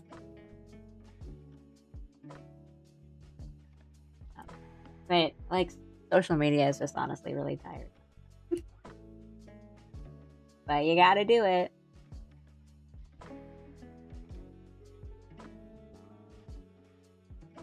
But right, like, I mean, back on the sleeping thing, I right, like, recently found out that I prefer, like, if, like, the mattress is softer, then I like a firmer pillow, and and vice versa. I like a softer pillow if the mattress is firmer, and a firmer mattress if the pillow is softer. But, for real, like, find out what you like and get that, because a good sleep is so important. I can't believe Twitter is allowing Rock to go around, put everyone in dental floss string bikini. Oh, right. Yeah, I do like multi-stream, so the left side is YouTube chat and the right side is Twitch chat. And by all means, like, please just use whatever platform is like more comfortable for you. I don't really want to be like, guys, go on my YouTube so I can get monetized or whatever. But yeah, just whatever is more comfortable and or whatever is allowing you, because at the beginning of this stream, my Stream Elements chatbot banned like everyone in chat, so they all moved to YouTube for a hot second. I love your overlay and the way the chats are laid out. Thank you. The Twitch one's a little cut off, but the positioning of the Twitch one is also really weird and like a little bit bigger than the YouTube one. I don't know. They should be the same. Like, I've used the same dimensions. I feel bad because most of the mess ups are on Twitch, like this Twitch side of stuff, like the alerts and the chat windows and everything. And I'm like, YouTube's like my perfect child. It's just like, oh, don't worry, everything's working. I don't know. We'll figure it out. But thank you. I will brag a bit and say like all the stuff on stream, like the overlays, the GIFs, my PNG tuber model, all that stuff, I made myself. So I'm really happy whenever I get compliments for it and that people like it. Because, yeah, it was all hard work by me.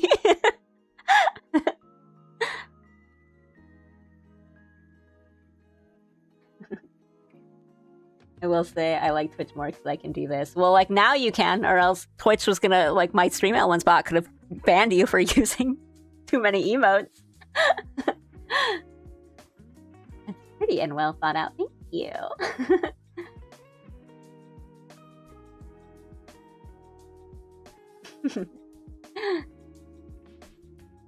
I do, like, I think YouTube has a lot of the same kind of stuff, but you need, like, a lot of that you need to be like a member and stuff like that for getting all the emotes and things like that, and then kind of being able to use different, like, emotes from a different streamer onto different streams was nice too. But I'm also just, like, kind of more used to YouTube. I only, like, lurked on Twitch before I started, like, streaming on it, and I still kind of do. Like, I just like watch stuff on stream. I didn't really participate in chat or anything, so I don't really know, like, the ins and outs of it, or just like, oh wait, I need to set those up myself? Question mark? Goodness gracious. Yeah, and yeah, it's weird because, and then when I started streaming, a lot of my audience, because I already had, like, an audience from just videos and stuff on YouTube, so YouTube is a lot more active, and now I'm getting kind of more viewers and stuff, like, on Twitch. So, like, my Twitch is growing, so it's a lot of, like, back and forth. And Aru, you weren't following me? Goodness gracious. I'm gonna, oh, I'm sorry. I didn't actually know what to call you, but good night. I'll call you, like, determination, like, Undertale. But yeah, I hope to catch you in another stream. Thank you for coming in. I know it's late. But it was fun to talk. I ended up being a mod on a Twitch stream, so I pay a lot more attention there. DT is fine. Sweet.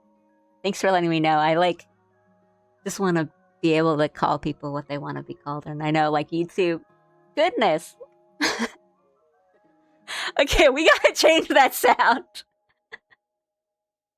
Oh wait, no, wait, you guys aren't getting the sound.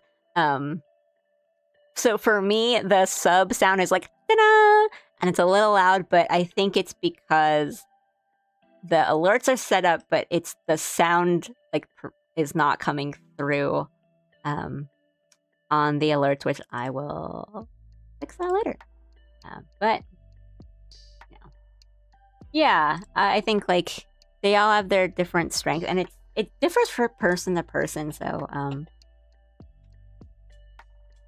you can't really predict, like, if you're gonna get more of an audience in one or the other. I do think, like, on a base level, live streaming, it's a little easier to get new people on Twitch, but then, you know, some people that doesn't work either. Like, I don't really know why YouTube's algorithm works for me some days and it doesn't on others.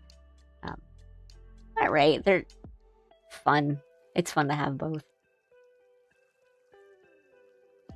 But if you're still here, DT, it was good to see you. I hope to see you on another stream. Fun to chat. Have a good night. But thanks for subbing, Aru.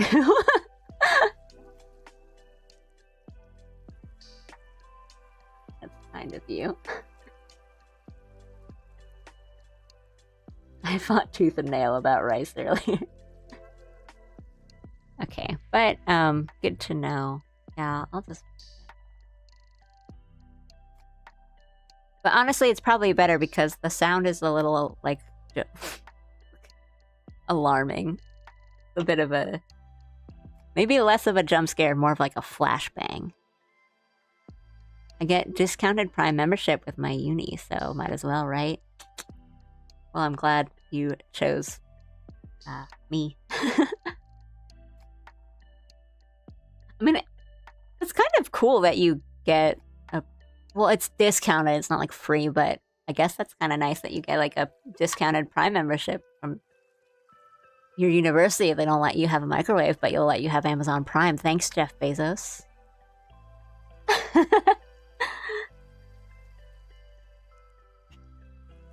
Jasmine rice is excellent rice. I'm glad we all agree. Oh, also, I'm sorry, Drake. I know that you were talking about like you and your wife made like onigiri with rice, which is good. That's fine with salt.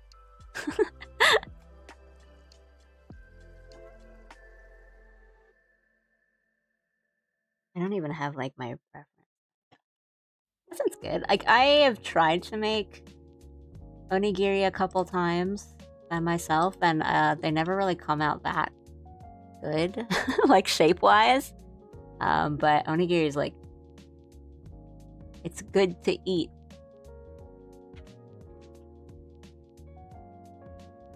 It's just comforting.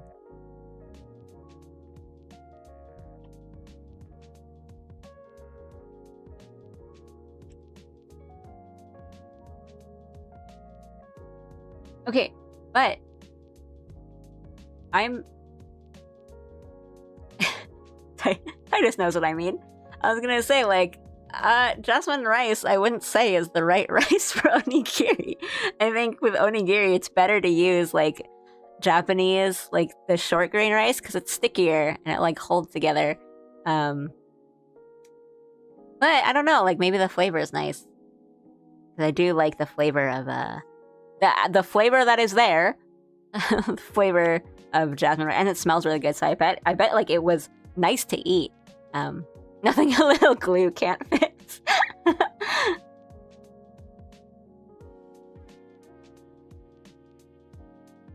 Was it just like furikake, or did you have like a filling in it? Oh, and umeboshi onigiri would be really good. Those are good like energy givers. Those are a great shape. Mine look like seaweed tacos. I felt the need to put VG in my name because the name is too short and any other extra name sounded weird. Oh, I feel you. It's so weird naming, like, your channel. Just furikake, that's pretty good. You guys are really wearing me down on this Discord thing.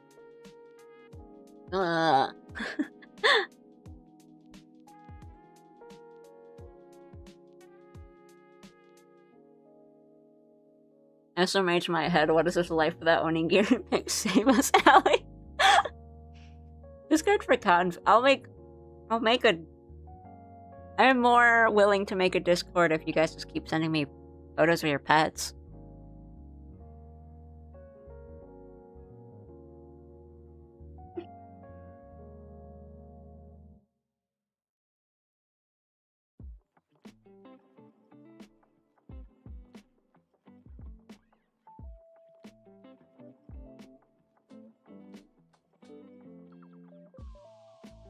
Oh, I'm always here for puppy pictures.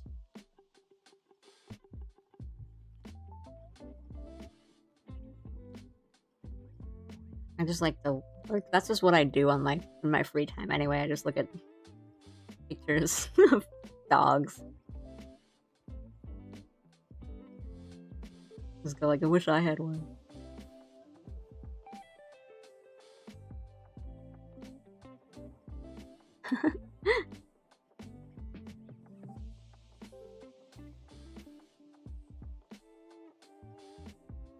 Honestly, that sounds a little, like,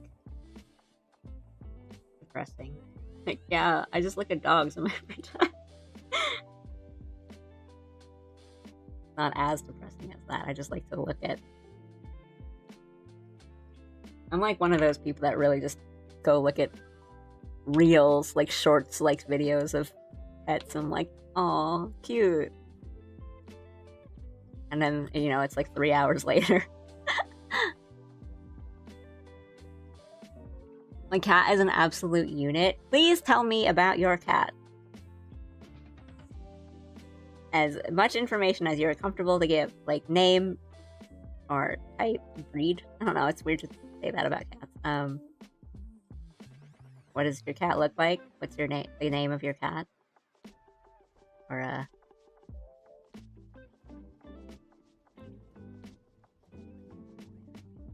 funny little like quirk your cat has. Can't wait for that Valentine Discord to end up looking like a Pinterest board of pets. I mean, that's good Discord. That's a good Discord. That's what Discord should be.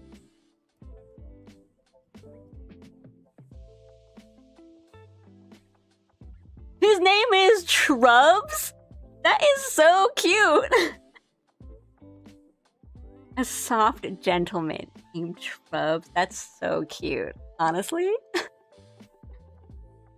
That's a good name.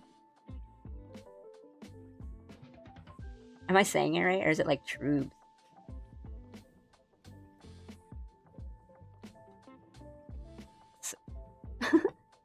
The same except for those fat seals. I love my fat shuts. I do like looking at silly little animals.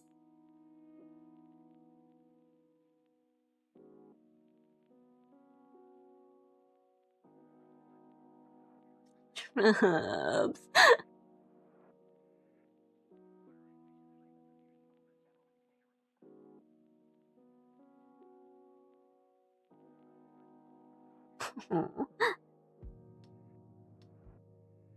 He's silly from all angles. Aw. God. Is Trubs the thing that's gonna really make me make a Discord? Like, I gotta see this guy.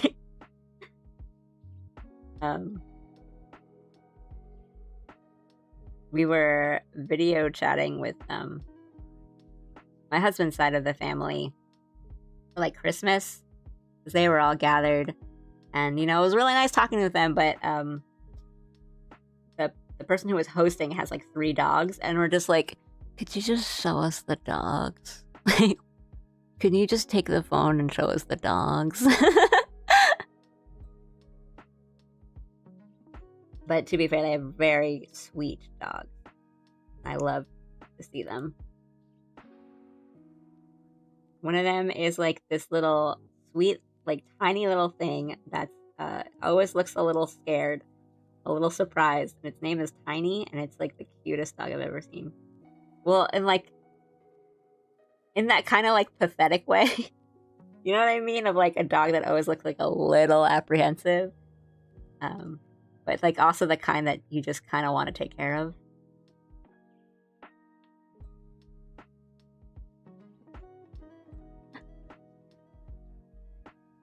Oh, right. I mean, it's like Sunday night. It's like some of you guys have to go to work tomorrow. I'm so sorry. You gotta hit the sack. Oh, it was a good time. We should spend more time confirming our shared superior taste in media soon. That was kind of a fun conversation. But good night, Hidaka. Thanks for coming in. I hope to see you. I'll be doing more streams like this week, so I hope I'll see you later. I'll help you like everyone relax after their first days of work back.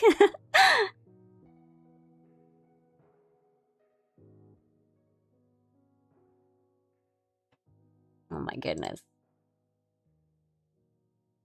Here. Twitch blurred out Sack because it was sexually explicit. You can't believe it. Oh, thank you. Good night. Or if we just allow all words. I don't even, it's not like Twitch, because I don't think I have like I have like hate words. Like hate speech kind of like ban, but nothing. I don't remember doing anything for like vulgarity or like sexual stuff, but we'll see. Every stream I have like a little bit of homework for Twitch.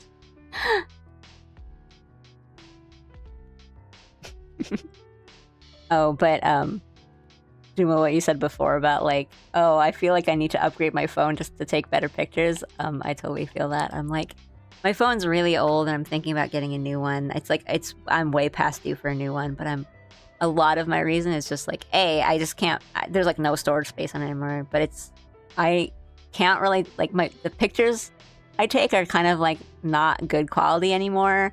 And I just feel bad being like, oh, I want to take a picture of that. And then I'm like, oh, I know if I take a picture with my phone, it's not going to be good quality. So I have to like ask my husband to use his nicer phone. Like, could you please take a picture of this for me?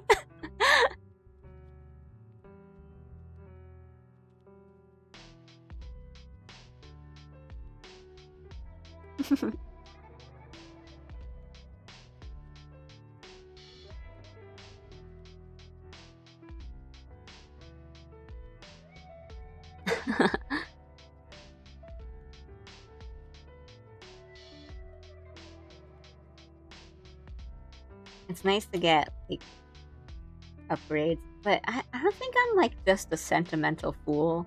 I always get kind of sad. I don't know, like sad if I like have been using something for a long time and then I change it, like I upgrade to something, and I'm like, I'm no longer using this thing that has been around with me for so long, and I like sort of feel that. Like, is that weird?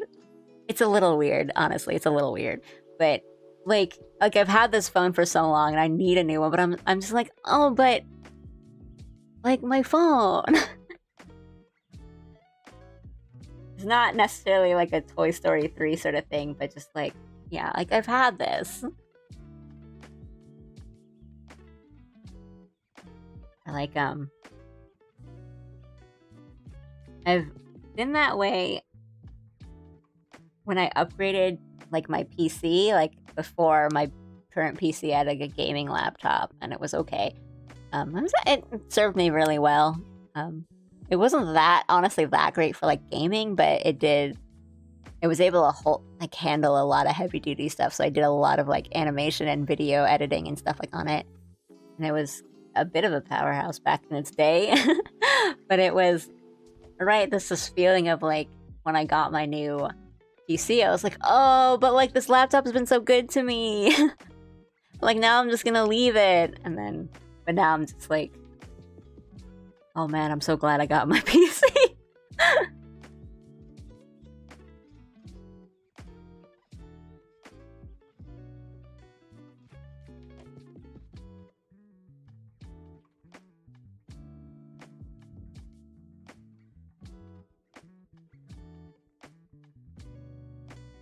Yeah, I just use Android phones and stuff. I've had like my first smartphone was an iPhone, but I've mostly just been using Android phones, and it's sort of, I don't know, maybe it's because I'm just around a lot of like tech people, but I'm always so shocked when like it's like a deal breaker for some people for if you use Android, because they're like, well, how am I gonna like FaceTime you or like airdrop things to you? And I'm like, what are you talking about? Just send me things normally. Because like obviously I know like a lot of people use like iPhones and stuff like that, but it's like there's just like people who can't comprehend that you're not using one, and it's like, what are you talking about?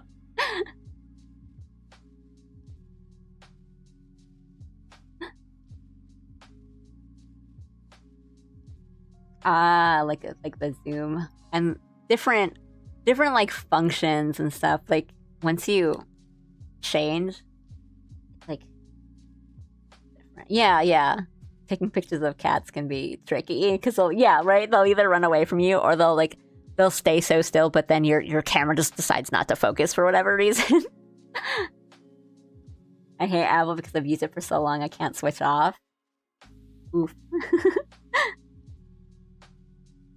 Well, I do think it's good for certain things. Like I think people that are not as like, I guess like tech-minded, like an Apple product, like an iPhone is kind of easy to use and easy to learn. So I think it's like nice, especially for like older people who might not know how to like be able to like switch to an like a smartphone easily. I think you guys know what I mean. Like less tech savvy. It's easier to like learn an iPhone or like the UI of an iPhone. Um, Whereas like I think Android stuff and like the Android UI can be a little bit more intimidating. Um, but right, it's like it's easy to right, it's easy to swap or I think they're becoming a little bit not even just like easy to learn, but like more ubiquitous. Like everyone has a smartphone now that it's not so much of like a oh, I have to learn this whole new thing.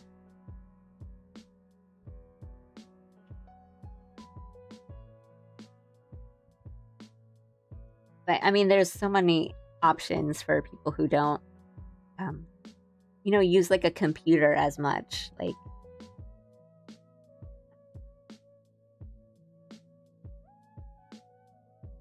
one of my previous like students that I taught English to was like an older woman, but she was kind of like really cool and successful and had a really cool job. And I was just like teaching her English, and I was like, "You're too cool to be talking to me."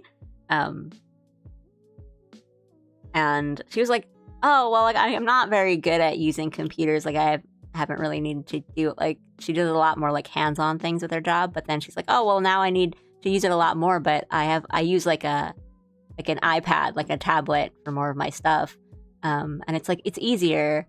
Like, it's so easy to learn, and I don't have to have, like, a whole big laptop or, like, I don't have to learn to do all these things. Like, it's so easy, and I'm like, oh, I never thought of it that way. Like, it is easier, and then you can just, it's so much easier to carry a tablet, and you can do all the things, like, the stuff you need to do, like, send emails and read emails and, just, like, quick looking up stuff.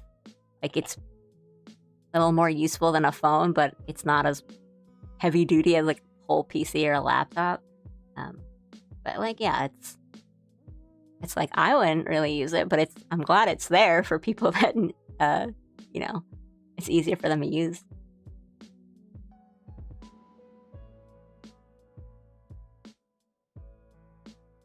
All right, depending on what you do. I'm still paying off this phone, so switching isn't really an option now.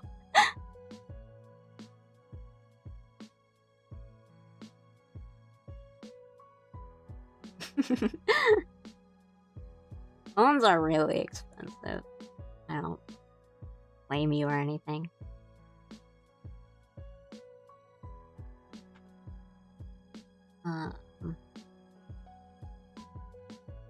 There it is. There it is.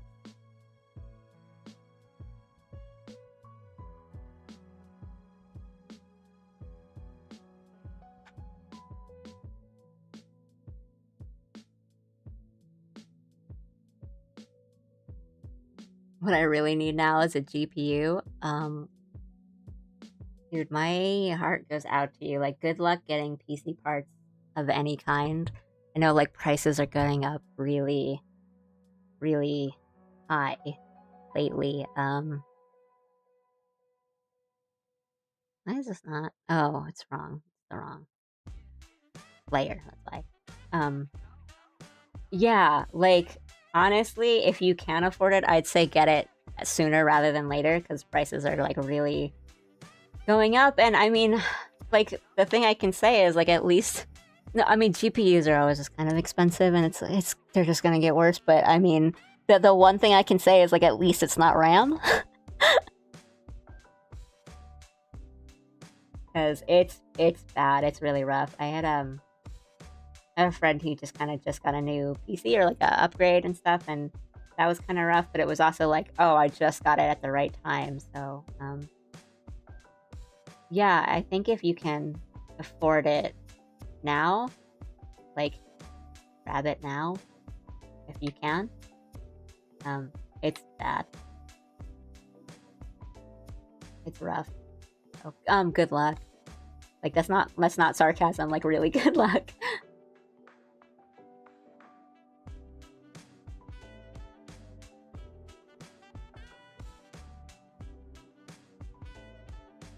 especially if you're like VTubing and stuff, like you're probably gonna like need it, right? So, yeah, I don't know. I hope you can find one that's not gonna like break your bank.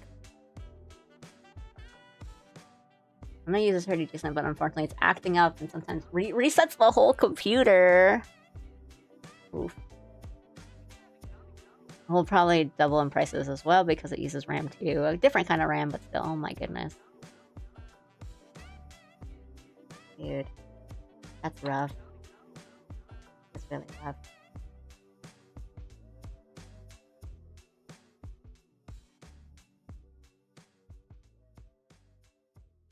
Yeah, I don't know. Like, I'm not very...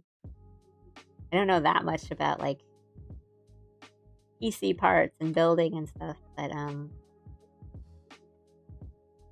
oof.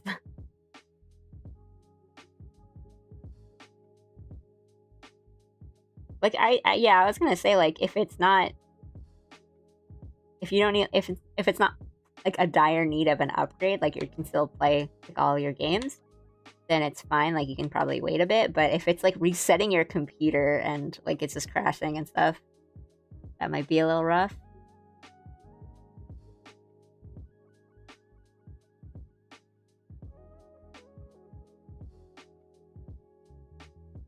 I've been wanting to get a PC, but given how much I move back and forth across the country and my budget, it's not happening for a long time.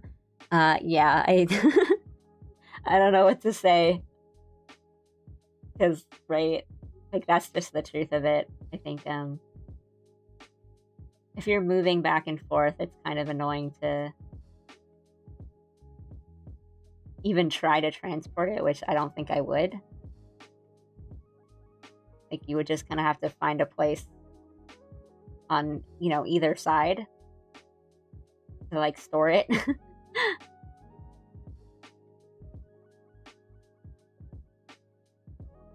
I mean, you can get good gaming laptops, but the problem there is kind of like heat. Oh, I don't know, like, get a good fan. Or I guess, like, if not, it would just have to be console stuff. But then I don't think getting, like, a PS5 and a monitor or a screen or something for it is, like, as, like a better option.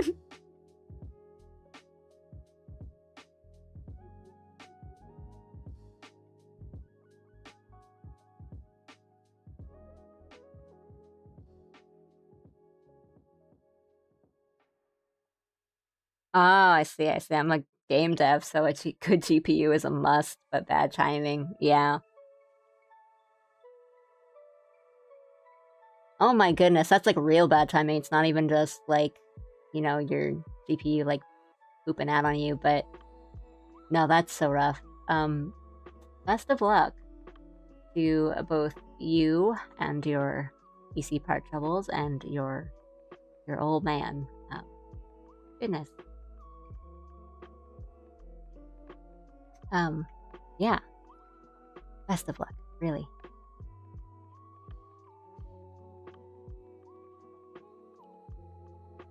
Have to admit something. I had 4 days to do a ton of paperwork for my job. I waited until 7 p.m. of tonight to start. I'm not gonna sleep. Ryan.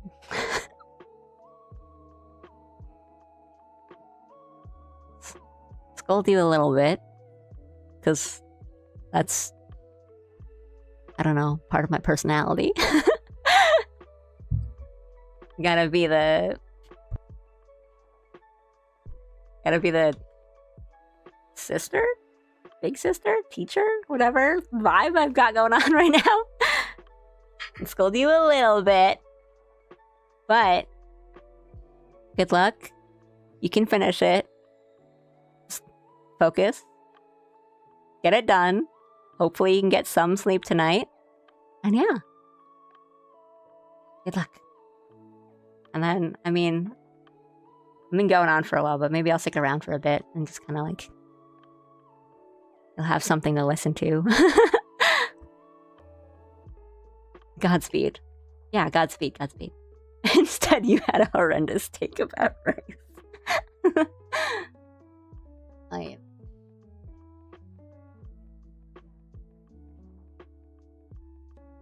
Another 8 hours. Like, that's not bad. I don't know how much left you have to do and what it entails, because, right, like, paperwork can either take, like, 5 minutes of just, like, filling out your personal information, or it can be, like, you know, tax level stuff of making sure you have the right numbers and putting them in the right places, and then, like, getting, like, specific parts of your personal information, and you gotta, like, log into this, and then you gotta do your 2-point authentications and all that, so it can take a long time. So I don't know, like, 8 hours does sound like it's a good amount of time, and then so hopefully you can get it done and get some rest, some sleep. And if not, remember the Mythbusters thing of, like, just laying down, and the intent of trying to get some rest even if you don't fall asleep is better than not at all. Cross-referencing information on 120 pieces of equipment to my own notebook and previous job. I mean, I don't really know the subject material, as in, like, that doesn't sound so bad, just a little tedious. And tedium is not so bad, but if it's late, you might get really sleepy, so I don't know, put on some Crush 40. That's what I do. Put on some Sega Sound Team.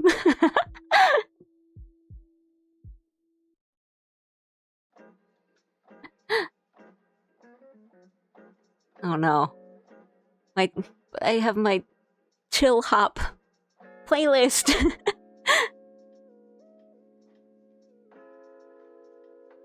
Just chug some wasabi. Honestly, good advice. I don't know if it's good advice. Ari, you're talking on both YouTube and Twitch, I just noticed. Getting the bot. Would that help?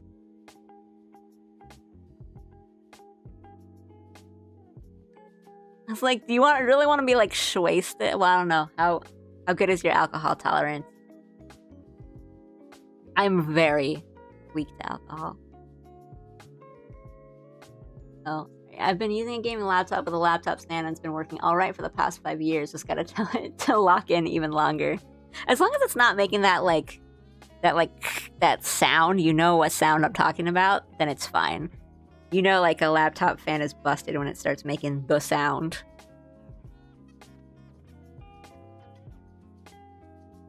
Actually, I think that's why I knew I had to, like, change my laptop. It was, like, making, like, this horrible noise. It sounded like I threw a nickel into the fan. Like, that kind of, like, horrible metal sound. The YouTube chat is dry, so I don't want it to feel lonely.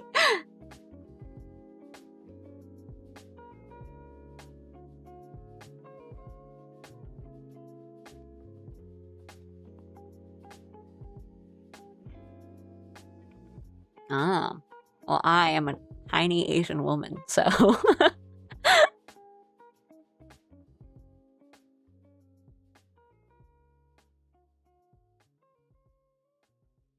Slight buzzing sound, so it works fine. Hope it's nothing too bad. Should be okay for now, but keep an eye out.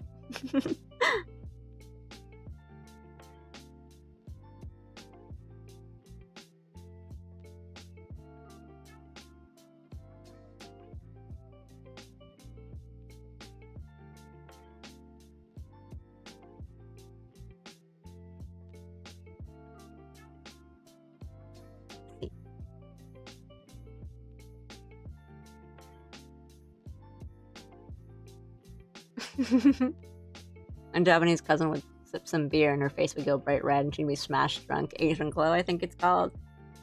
Yep. Yeah, I can't even handle, like, a bit of beer. Nowadays I don't get, like, super drunk from it, but the effects are visible. Like yeah, it's the same with me. Like I'll just take like a sip or two of like beer or something, and then even if I'm not like feeling drunk or anything, like I don't feel tipsy at all, like my face will get really red and I'll get really warm, which is annoying.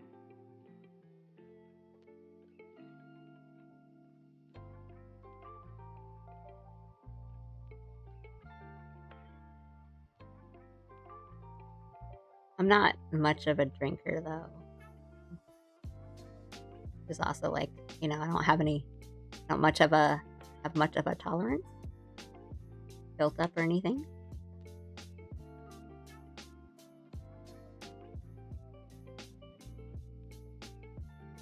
I take it apart every 3 months to clean out all the dust and check for damages. I mean, that's good. It's more attentive than I've ever been towards like my fan. I'm like, well, if it's working fine, it's working fine.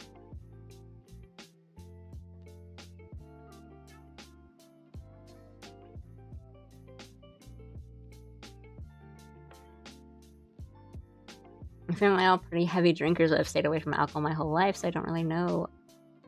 Well, I'll say whenever you do. It's not like I don't like alcohol, it's more like I don't have the opportunity to. Feel that. Well, just whenever, if you ever want to, do it with some trusted folks. So if you end up pushing past your limits, you'll be safe.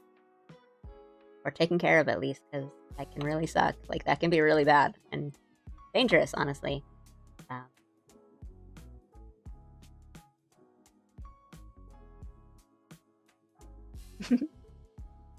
You're talking on two different things. Two different platforms.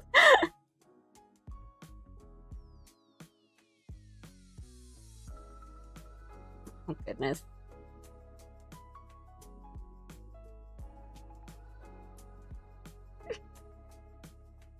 The true power of dual wielding. I drank a stein of whiskey when I turned 18. It was hard to stay vertical, but I could still walk and talk just fine.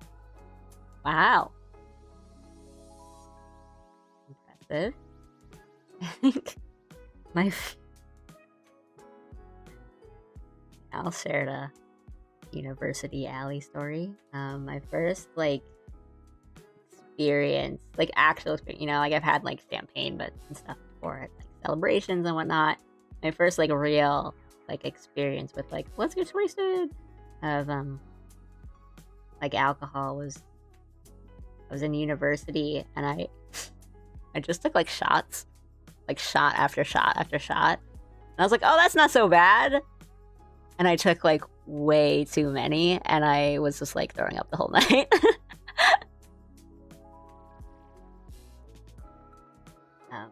So it was a rough way to learn, but sometimes it's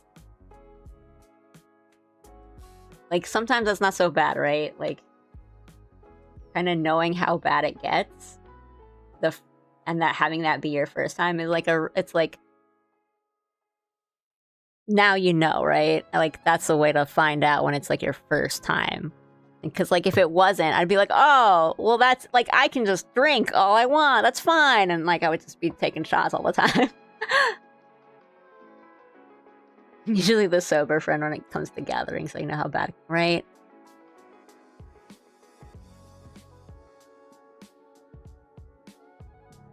Yeah, I mean, right, the throwing up is the thing you need to do. But yeah, I mean, nowadays it's not I don't drink at all, but it's a lot more social, right? You sip a nice drink at a wedding, stuff like that.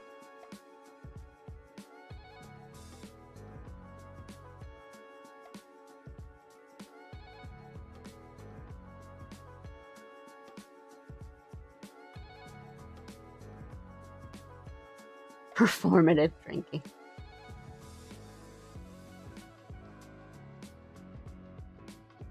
Ah, dude. That sucks. Sucks being, the responsible one, I guess.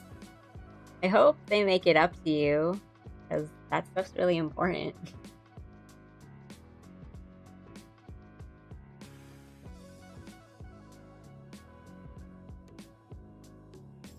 designated driver stuff.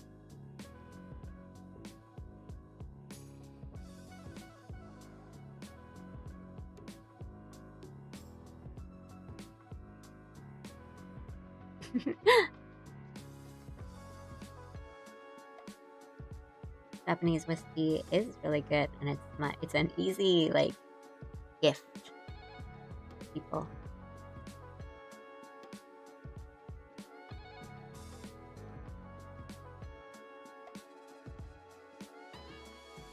Makes a nice gift.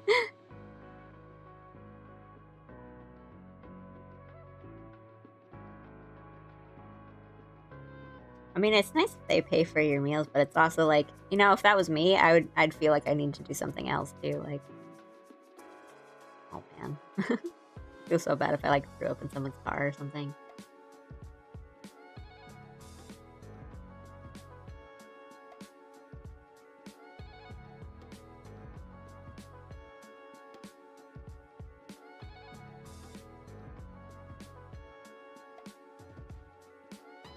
My dad used to work overseas a lot, so he'd bring home a lot of the foreign alcohol and give the fancy cases to me.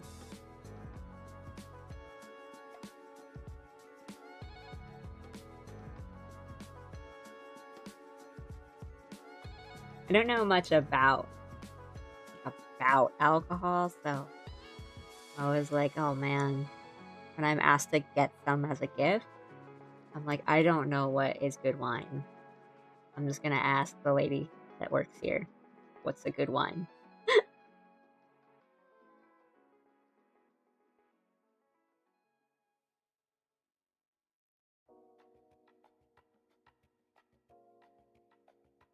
So in this 10-year-old kid's room, there's a box that says 30-year aged whiskey sitting on the desk. It's kind of cute.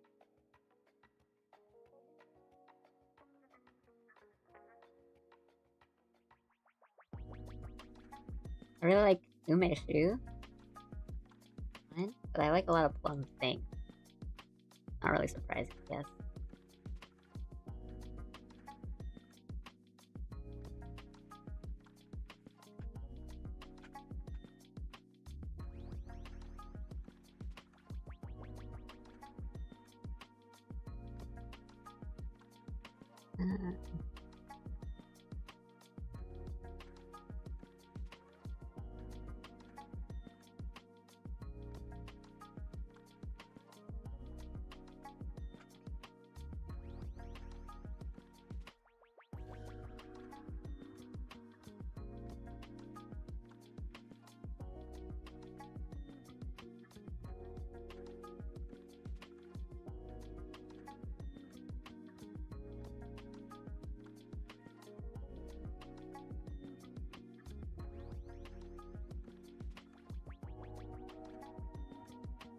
Coloring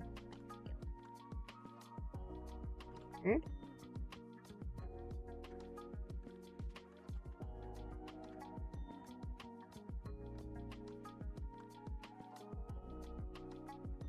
Fun whiskey fact.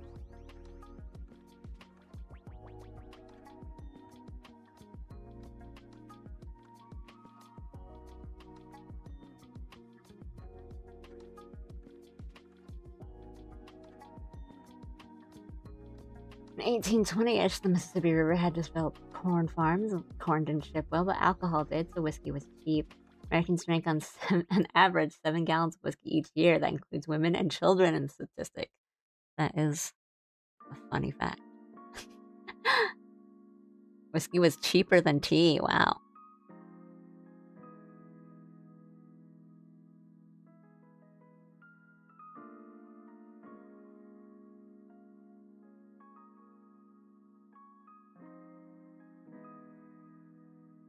Do you like fun history facts?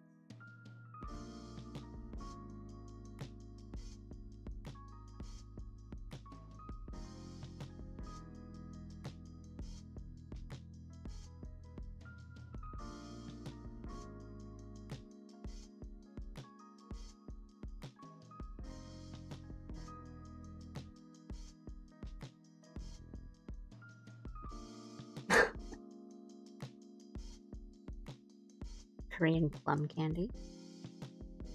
If you remember what it is, let me know. If you like plum flavored everything.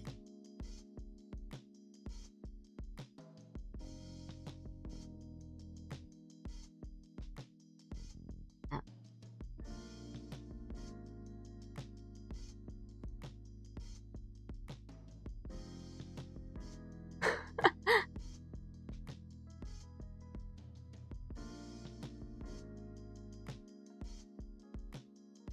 A plot point in Sekiro.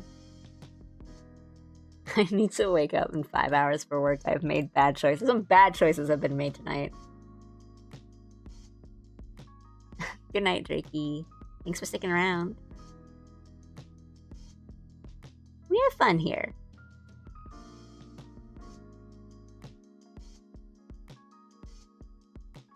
Is Allie being productive? Not really, but we're all having a good time.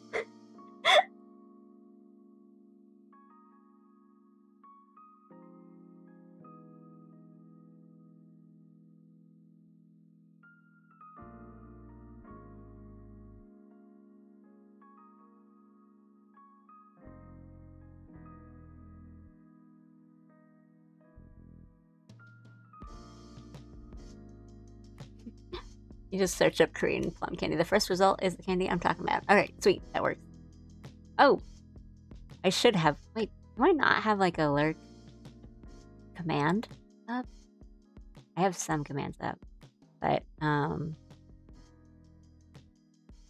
hey, I'm just adding more things to the checklist of things I need to do.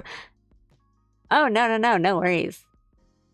I will make alert command like after the stream. No,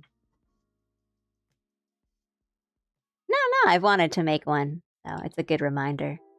I think like alert command doesn't really do. It just like has the bot say like, "Thanks for lurking," or like I'll just have a message for for people who just like want to lurk, but also want to like make it known that they're still there, or kind of help add to like a viewer or a chat count, which is nice. I think like the commands I do have up are like for like commissions and VGen and stuff, but I think I've forgotten to list them, so we will list them as well. It was all very, and I did like a bunch of stuff all at once and I've forgotten. It is fun looking up every once in a while for my work and seeing the art piece improve bit by bit. I will say I usually don't work this slow, and not even just from like I've been chatting the whole time, but like today thing, but I usually work a bit faster than this.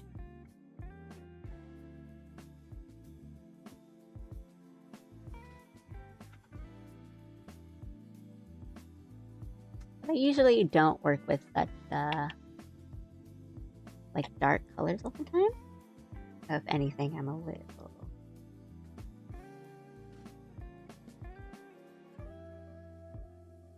I wouldn't say like out of practice, but just kind of making sure that colors are showing up when they should, and like checking both my monitors, honestly, which is quite handy when I have like a stream. Or I mean, streams are quite handy for that because like colors on my tablet can be different sometimes from colors on my monitor, like my main monitor screen, and then like that's the same with like phones and everything. So I just want to make sure that in general nothing's like too bright or too vivid. Like I tend to do a lot of bright colors, so things kind of end up being neon sometimes, like a really bright, really vivid, like leaning a little too neon. So I try to make sure I'm not doing that, at least by accident.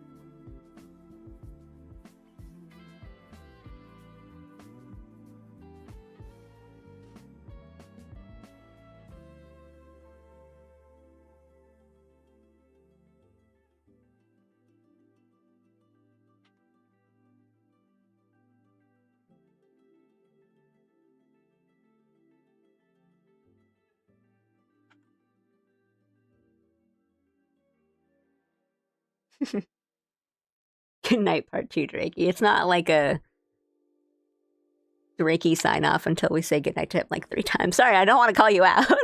that sounded way more calling out than I meant it to be as I was saying it out loud. But I was like, because you'll usually say like good night and then you'll like watch on your phone for a bit and then you'll say something. I'm like, didn't she just leave? But thank you. I'm glad you're liking it. It is fun to draw. I am enjoying it. And then just because I'm choosing to do this one on stream, I want it to look nice. I mean, I want the commissions I do to look nice, of course, but I guess more so that I'm more like concerned with how it's looking on stream, and like I have to convince you guys that I know what I'm doing when I'm drawing. So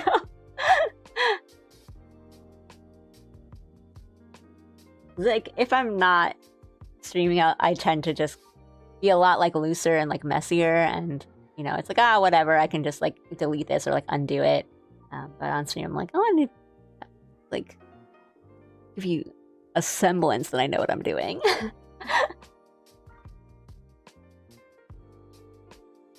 Oh no, that's fine. Thank you. That's sweet of you. Thank you so much. It would not have crossed my mind, or like I would not have considered that, but that is kind of you to think that way. So it does make me happy to hear that you like it. So thank you.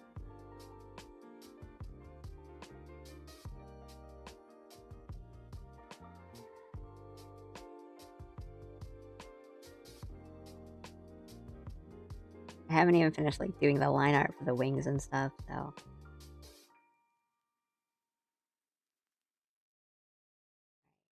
there's like a lot of like effects and details that are left, but a lot of like the main drawing I'd say is kind of done, and it's there's gonna be some coloring effects from here on, like just the lines, like the sample will kind of soften these lines to make it more obvious that it's like a sheer kind of fabric covering for like the sleeves, not just like the skin color. And then we'll do some more shading and stuff.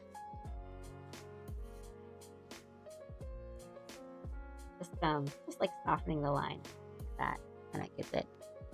I mean, I don't know if it's showing up that well on stream, but I'm making like a little lighter.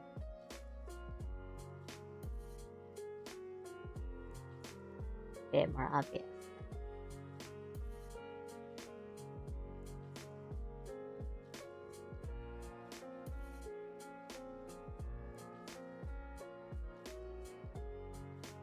Just gotta be careful with what lines.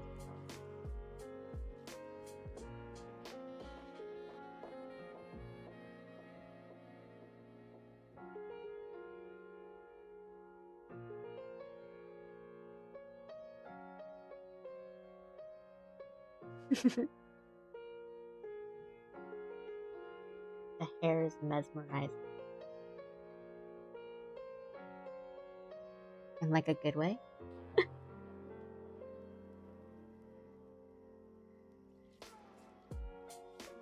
Mesmerizingly bad.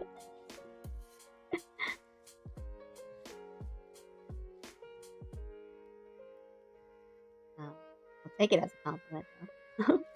But thank you. I do not really have a lot of confidence in drawing like long hair and stuff. I tend to just it's messy and then I give up. I don't know if it's you. Ah, you got me.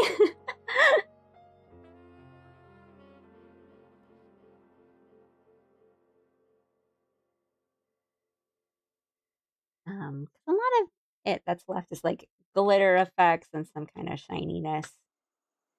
And like a lot of details, like there's a lot of like ornamental kind of trimming to this like corset like thing, which will take some time and concentration to do. But it's almost done. And I've got other things to do. But I've been going on for a while. I've been doing long streams for the past couple streams, which is nice. But again, I did nothing for like 2 hours this stream. 2 hours went by and I did nothing. Well, I did those rubs for like new emotes that I think are like they're funny. I think they're funny.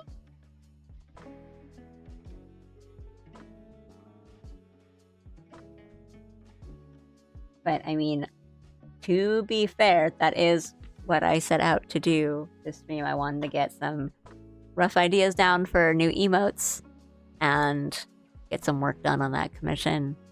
And that was kind of it. Like, that's like the bar I set for myself because I'm like, I'm going into the stream so sleepy. But I have been going on for a bit. And I do plan on streaming a bit more this week. I have is it an alley stream if we don't waste our time together? It's not, but also I don't want it to feel like we're wasting time. But no, it was really good. Like I got the stuff I wanted to get done, and then we had a lot of fun like conversations, and I did talk shop with you guys about like streaming and what I want to stream, which is nice. And I am glad I have that idea now, because like I don't know, maybe I'll play 9 Souls by myself to unwind. Because yeah, I do want to stream more this week, but I haven't decided what to do. Because like art streams are always nice, and I get to chat with you guys a lot during them. Almost too much, because I didn't really do that much art this stream today. But it's right, like kind of what we were talking about before. It's nice to have a balance of like doing some art, doing some games. Because like I think eventually, if I just did only art and like Zatsus, I think it would just run out of things to draw and talk about.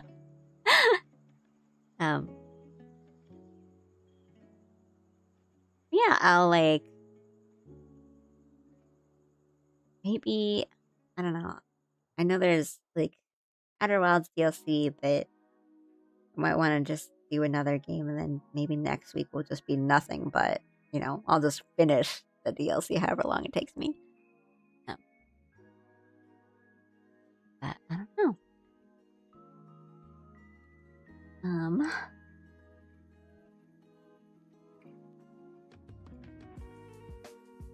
Yeah. So I'll come up with stuff, and I've got some stuff to fix, right? Like alerts, gotta fix the alerts, and I'll do some commands, or list them too, which is fine. I'm glad I know what works and what doesn't now, and I'm glad that stuff is working now. Like a lot of stuff broke on like OBS and Twitch, and now they're working again, so that's good. But yeah,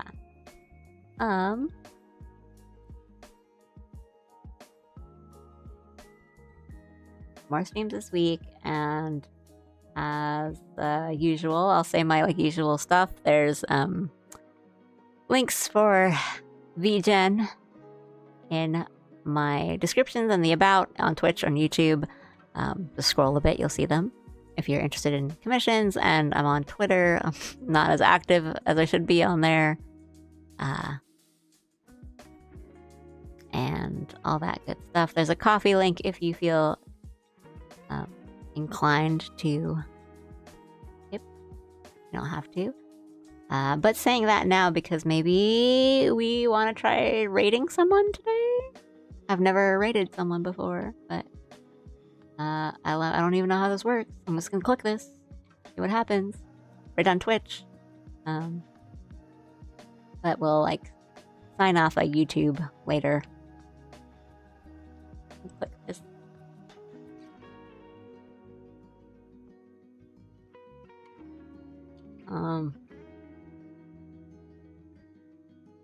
This is so scary. I'm too shy of a person to do this.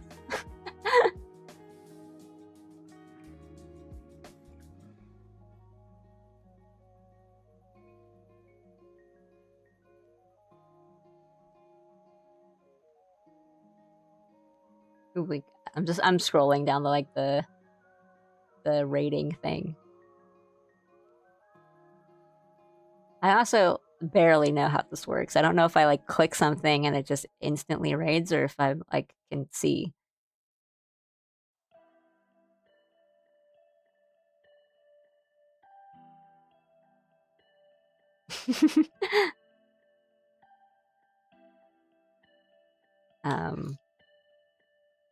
But anyway, yeah.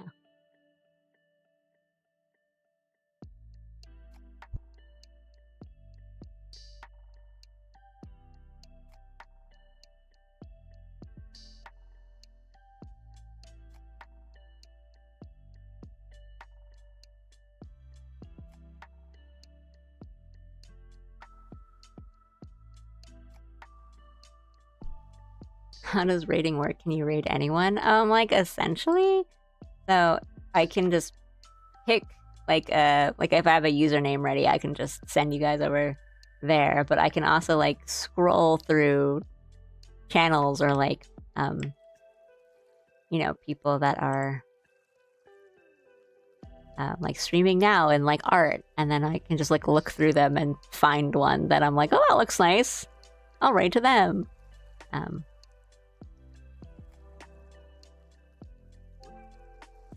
I'm looking for ones with like smaller amounts of viewers. I think would be nice.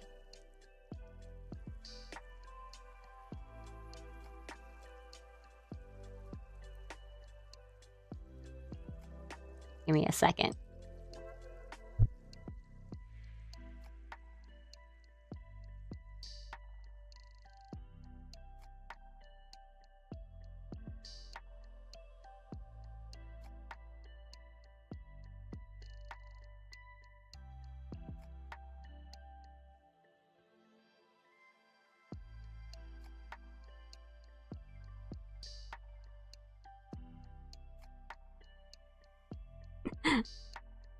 Alright, it's like taking so long.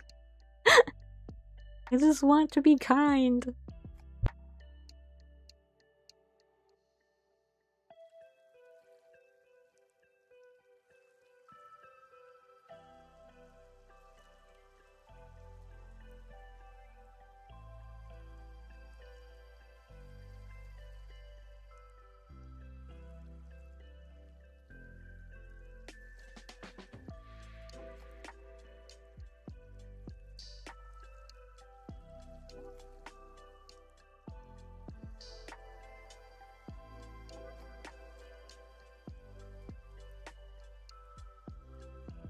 It's so nerve-wracking. Like, what if they hate me somehow?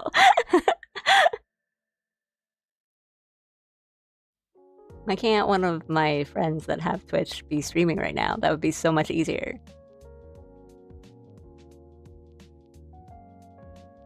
Wait, actually, let me check. You can make a new enemy, isn't that fun? But the confrontation.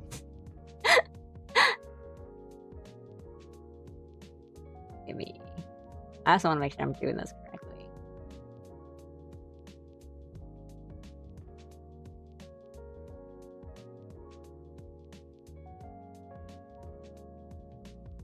The streamer thought I was interesting enough to raid to. How dare she? I just feel like at this point I also have something to talk about that I'm like always forgetting to talk about, and then I don't.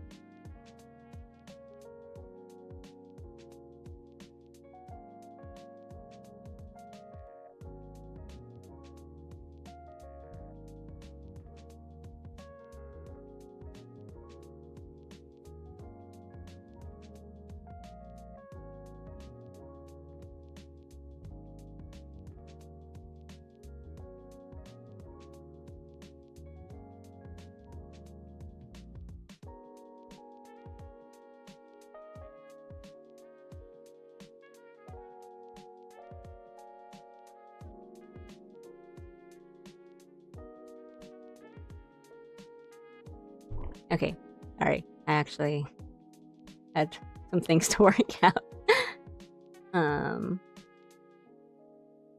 Okay. Also, I thought there was a way to do it on like OBS or something, but I think I do this.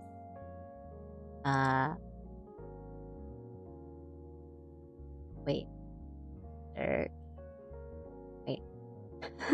Disappeared. It disappeared.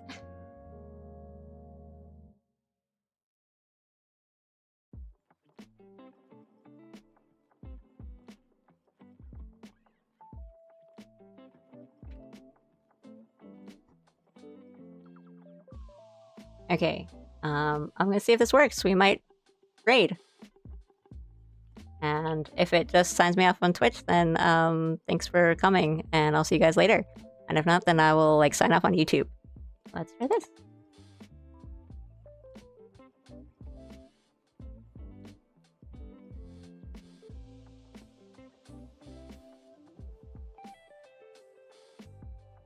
Okay.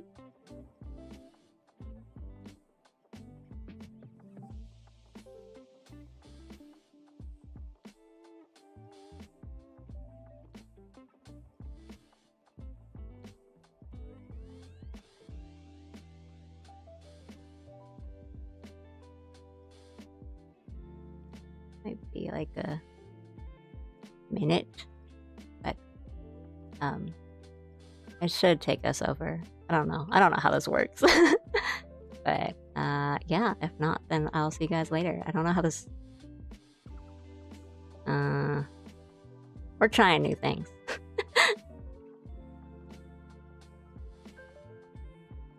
think it'll take like a minute to send over, if not. And be nice. Everyone be nice.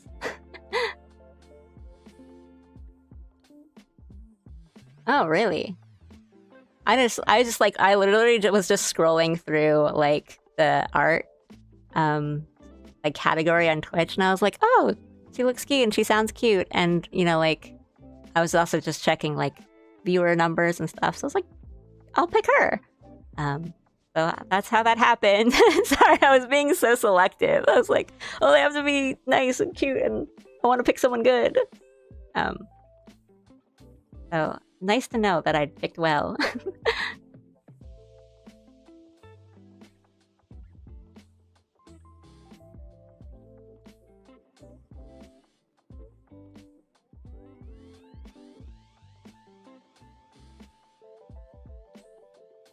Yippee!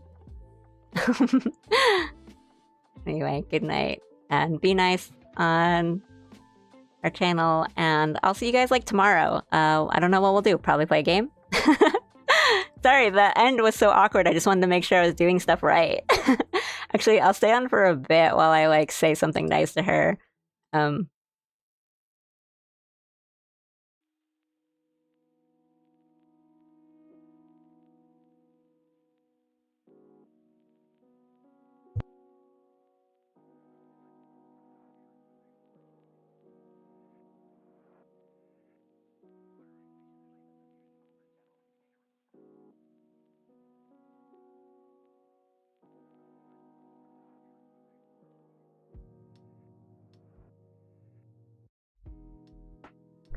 Sorry, I'll also make a raid message someday. Actually, maybe that'll be our next thing. We'll come up with a raid message together. Alright. I'll actually sign off now. See you guys. Thanks for coming in. See ya.